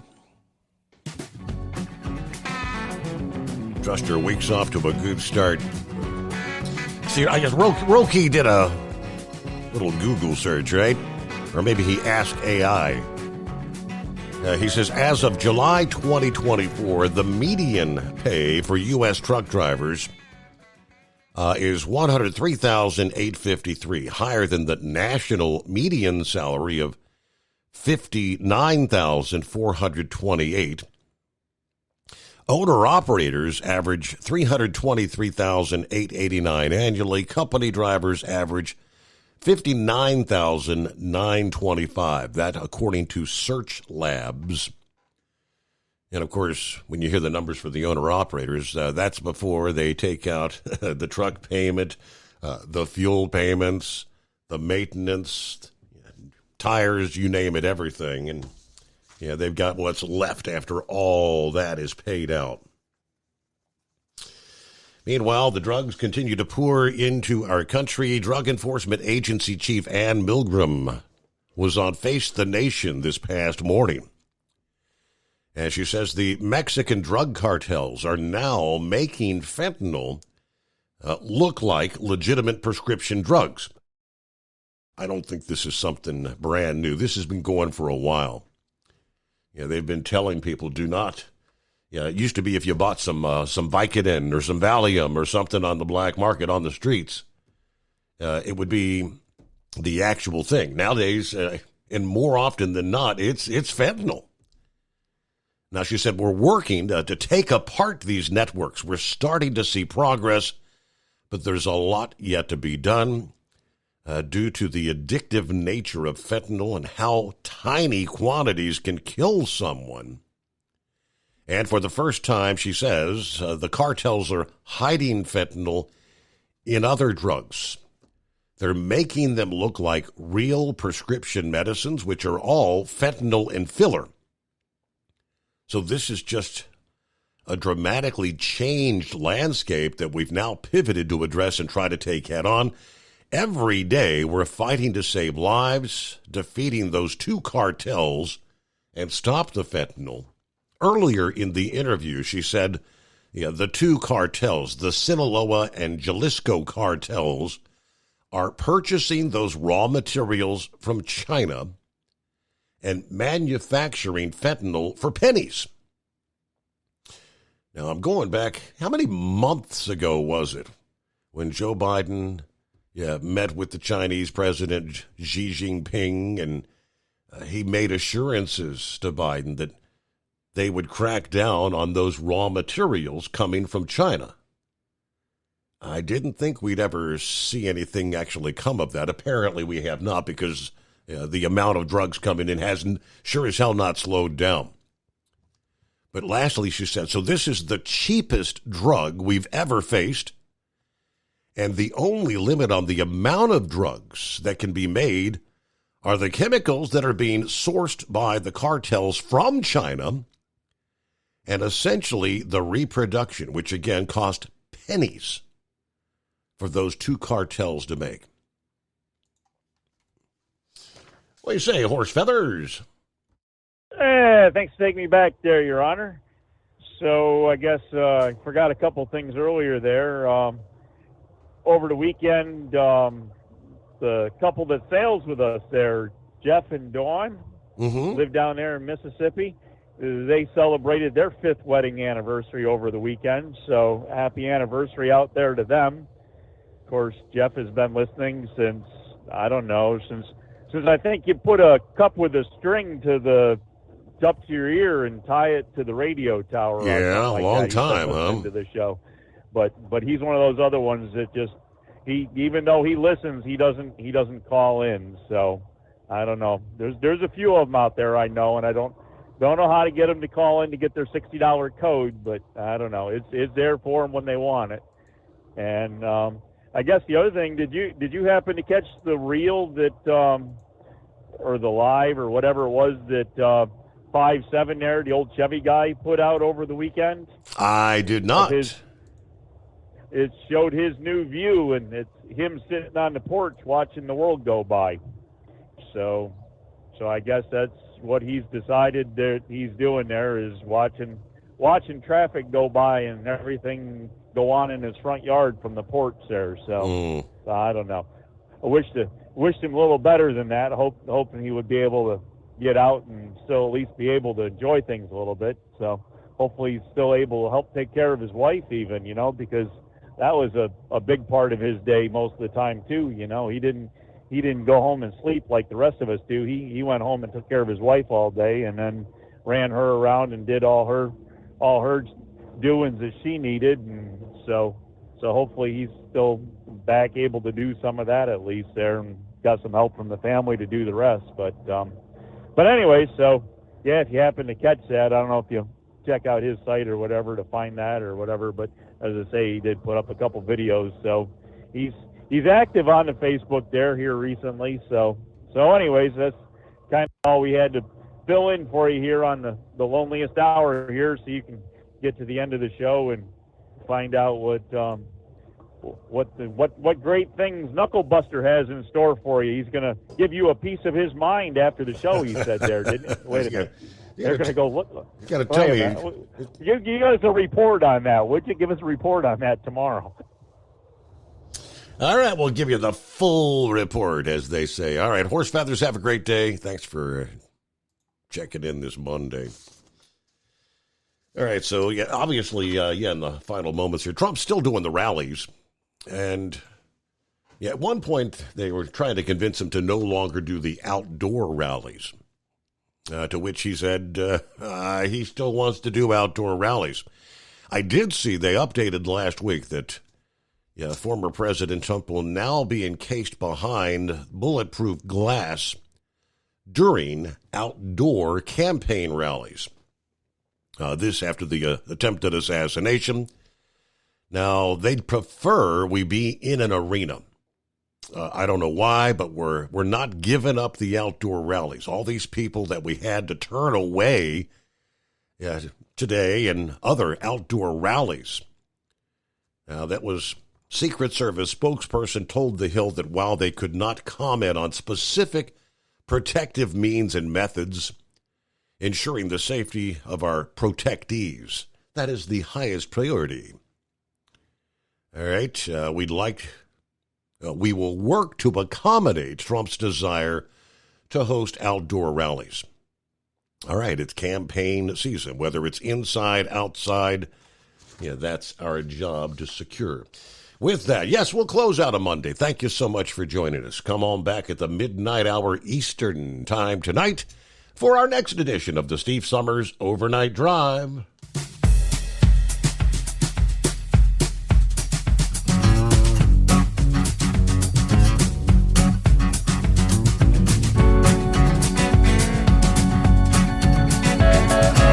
You'll never guess the places that I've been. You never guess the places that I've been. 'Cause everything is like a dream, yeah, but only in that dream that I live in. I'm never gonna let the day begin.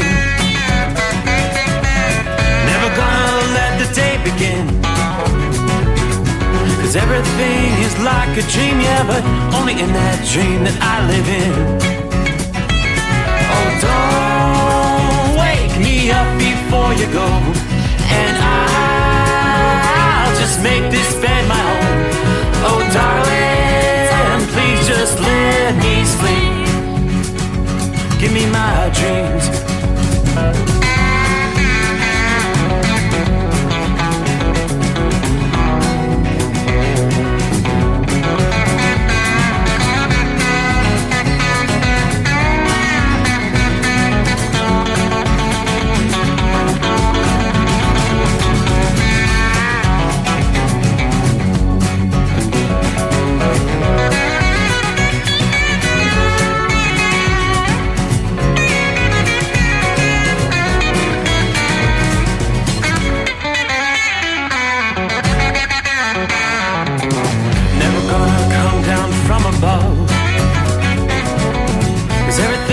Better from above. Nothing's ever as it seems, yeah, except in that world that I dream of. Never gonna lose the ones I love. Never gonna lose the ones I love. 'Cause everything is like a dream,